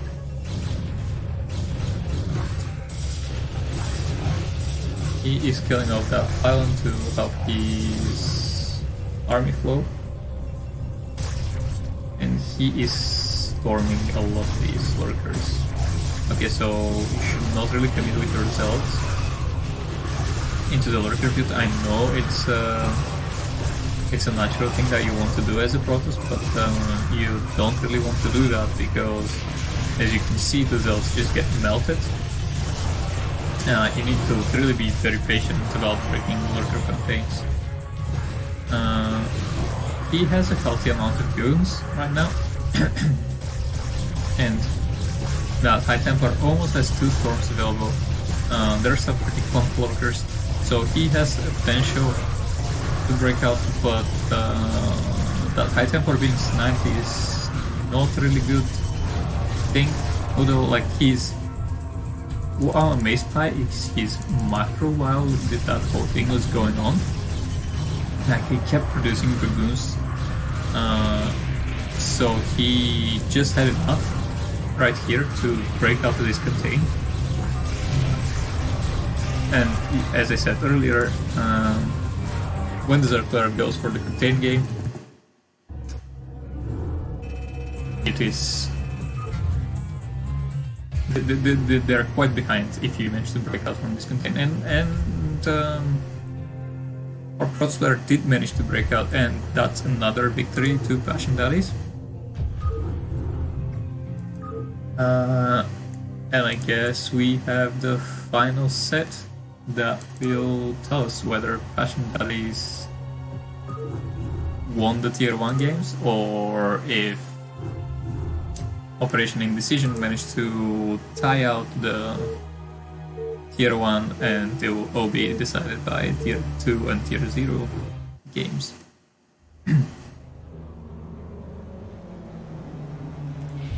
Okay, so last series for the well, it's night for me now.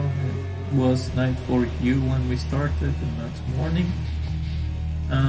And I have only 400 megabytes left. So if there are short series, I will be able to cast them all. If we get into the territory of 20-25 minute plus games for our TV and it goes into game 3, maybe I don't have enough bandwidth to cast it, but hopefully that it doesn't come down to that, and we will see what's going on with our Tier 1 games.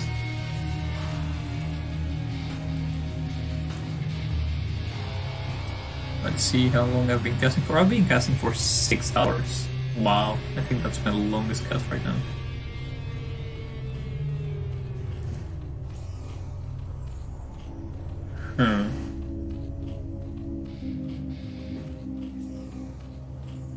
Yeah, I really shouldn't do that on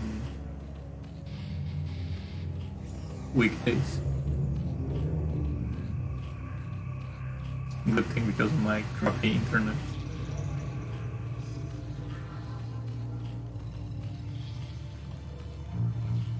I got a day off work today because I couldn't really work from home.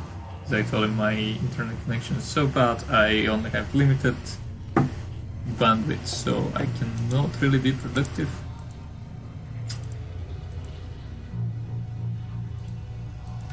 Which was not a lie, like I need a lot of bandwidth when I'm working.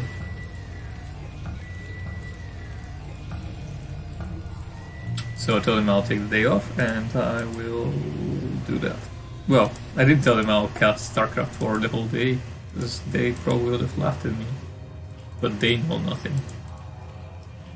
Okay, so go into gas for the circular. 12, 12, 12 if you wish. And that pull placement over here is really nice because it makes the gas mining ever so slightly faster, which in TVZ matters a lot because we have these muses flying things that are quite a good unit in PvT. Of course, they are also quite good in PvZ, but not to that extent. So my best bet, just by the patch replacement or the SimCity, would be that the circular will be going for the standard 2-hatch Spire.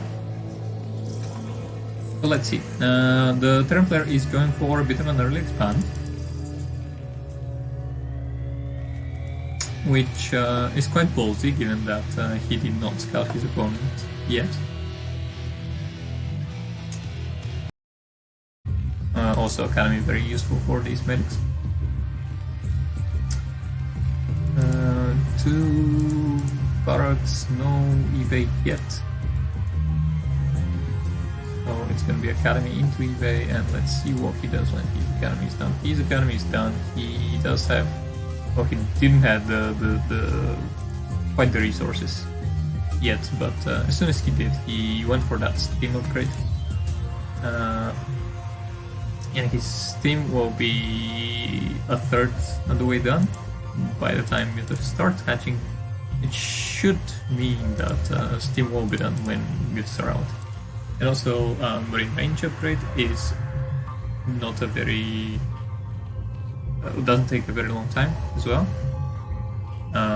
So, okay, so he just scanned, maybe a bit too early, maybe a bit too late.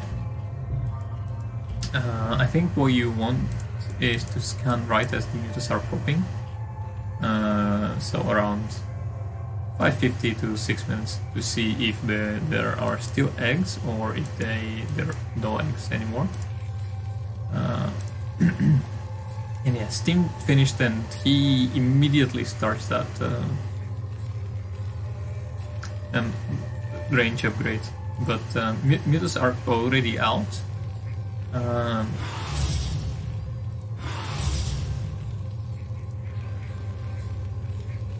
And there are some turrets trying to go up right now, but I think he needed the turrets earlier than that. You sort of need to be finishing your turrets the moment that the mutas are flying into your base, if you really want to be like, as greedy as possible. But I'd like to see the turrets done slightly before that. And currently what the Terran player has going for them right now is that they were cross positions, so the mutas took the longest time to fly to their opponent's main. And now there's both steam and range, which makes it very dangerous for the mutas. And we can see that the Zerg player transitioned into a third base, and now is also going for a Queen's Nest. So the Zerg player did not go for that another main, which is often what you get with these kind of type of builds, and Hydrodan to lurkers to defend the push that follows up. Mutas doing what mutas do, being annoying and harassing mineral lines. It's quite good. I think what Zerg players do is they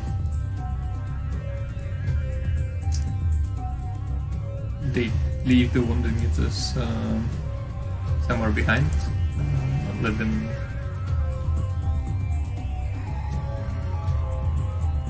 so right now the Terran player is scouting a lot to see what's going on, and he sees that the Queen's Nest is done and the hive is on the way, but he also saw that the Hydroden is not done, meaning that there's no possibility of lurkers. But he did throw a scan at this base, and he saw that there was no hatchery there, so I'm wondering why his forces are going that way. So he scans again that third base, but you scanned it even the first time. You saw that there was no drone trying to make a hatch there. So I think what he'll be going for is the main, which is quite exposed right now, does not even have a Senkan, and has barely any armies supporting it. So if he steams and goes right now, I think he can bust it. Yeah, he is doing that. Let's see if the Zergler will try to backstab. I'm not sure, but it's what Terran players are usually quote-unquote weak against in these kind of situations, like a link backstab, and that's why many Terran players, when they go for that sort of push, do get 2 firebots from their barracks to counter the possibility of the eventual backstab. So that was not the best positioning for the Terran's army, which allowed the Zerg forces to pick up the Marines, mostly because the medics couldn't really heal the Zerg, but if he can get these 2 overlords, that will also be huge. Like, he had the chance to end the game right there, but not doing so is okay. Like, it is quite hard in Brood War to actually finish off your opponent. And we see what the purpose of this hive was. It was to build a greater spire. But I'm not sure how many mutas are left in the field. There's 3 mutas there and 2 more over here. It's 5. And that's it. It's only 5 mutas. So the Templar continuously scouts where the Zerg's third base is, and he is very confused right now. Because he did not see it in the quote-unquote standard position. But he also does not see it in any of the other mains, because he's building his own command center in one of them, and he scouted the other one. Anyway, it didn't matter. He did not find the third base, but that was irrelevant to that game, and it was not a very long game, so that makes me hopeful that I might be able to finish off the series. Let's try.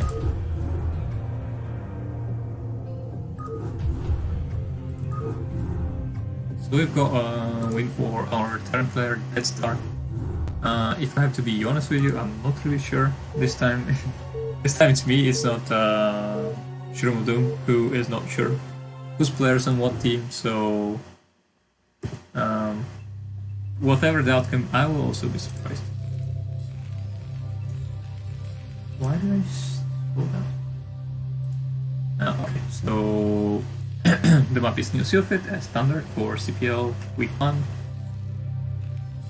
Match 2, and we've got bottom right corner our Zerg player, Wrecking Ball, rocking that black color again, and his opponent in magenta on the left side of the map, Dead Star. My voice is about to give up as well, my bandwidth is about to be capped, and I will not be allowed to use any more of my data. So it's a pretty good timing to finish off the series, which we are more or less doing so by wrapping up these 7.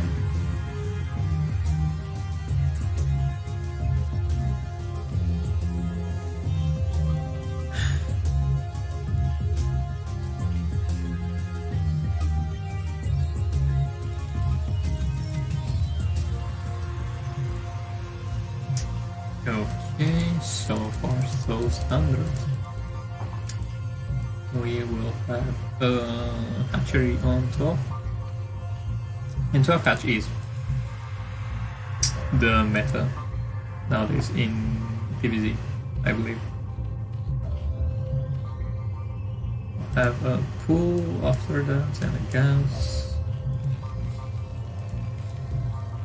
So I'm not a Terran or a Zergler, so I can't really say what went wrong that last game. But let's see if I can figure it out.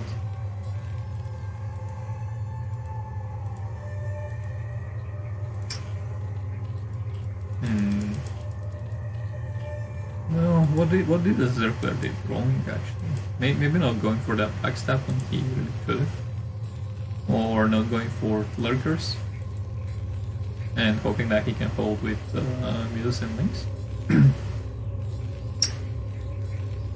I think it's one of these two, and quite possibly the latter. Yeah, if anyone knows, let me know. So we're seeing pretty much the same city, the same build from the Zerg player, signaling quite possibly the same game fan out, which I think is fine, because like last game it was also in a disadvantage of the Zerg player because he was meant to be the aggressive one with his Mutus that they spawned cross spawns. And now it's Sylphid, and not only it's Sylphid, but he's also at the boat by air position, at least for the main, if he wants to harass that. So, like, it's harder for him to abuse all that dead space behind the natural, but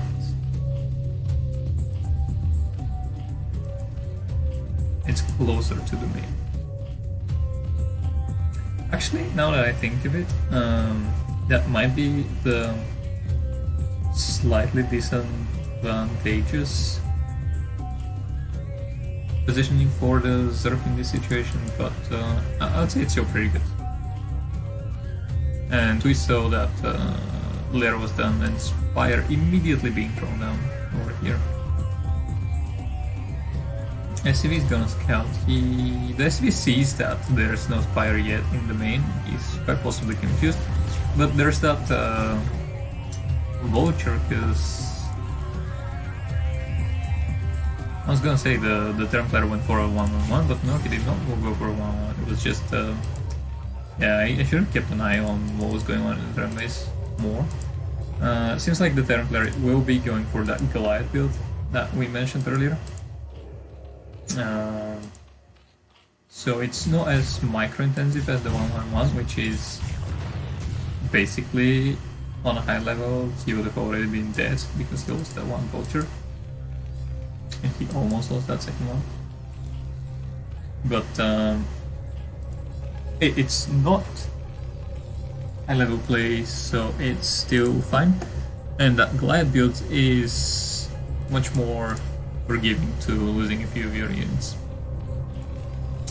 Yeah, as we can see that there's already Charon boosters on the way and a few glides in production to stop the first Mutus. He's also going for an eBay and a few turrets to help his initial glides. But when going for that build, you don't need as many turrets because your Goliaths are like basically mobile turrets. So yes, you still need some, but you don't need as many as you go with the Marine Medic. And the Goliaths can just do it by their like with Charon boosters. Excuse me. With Charon boosters upgrade.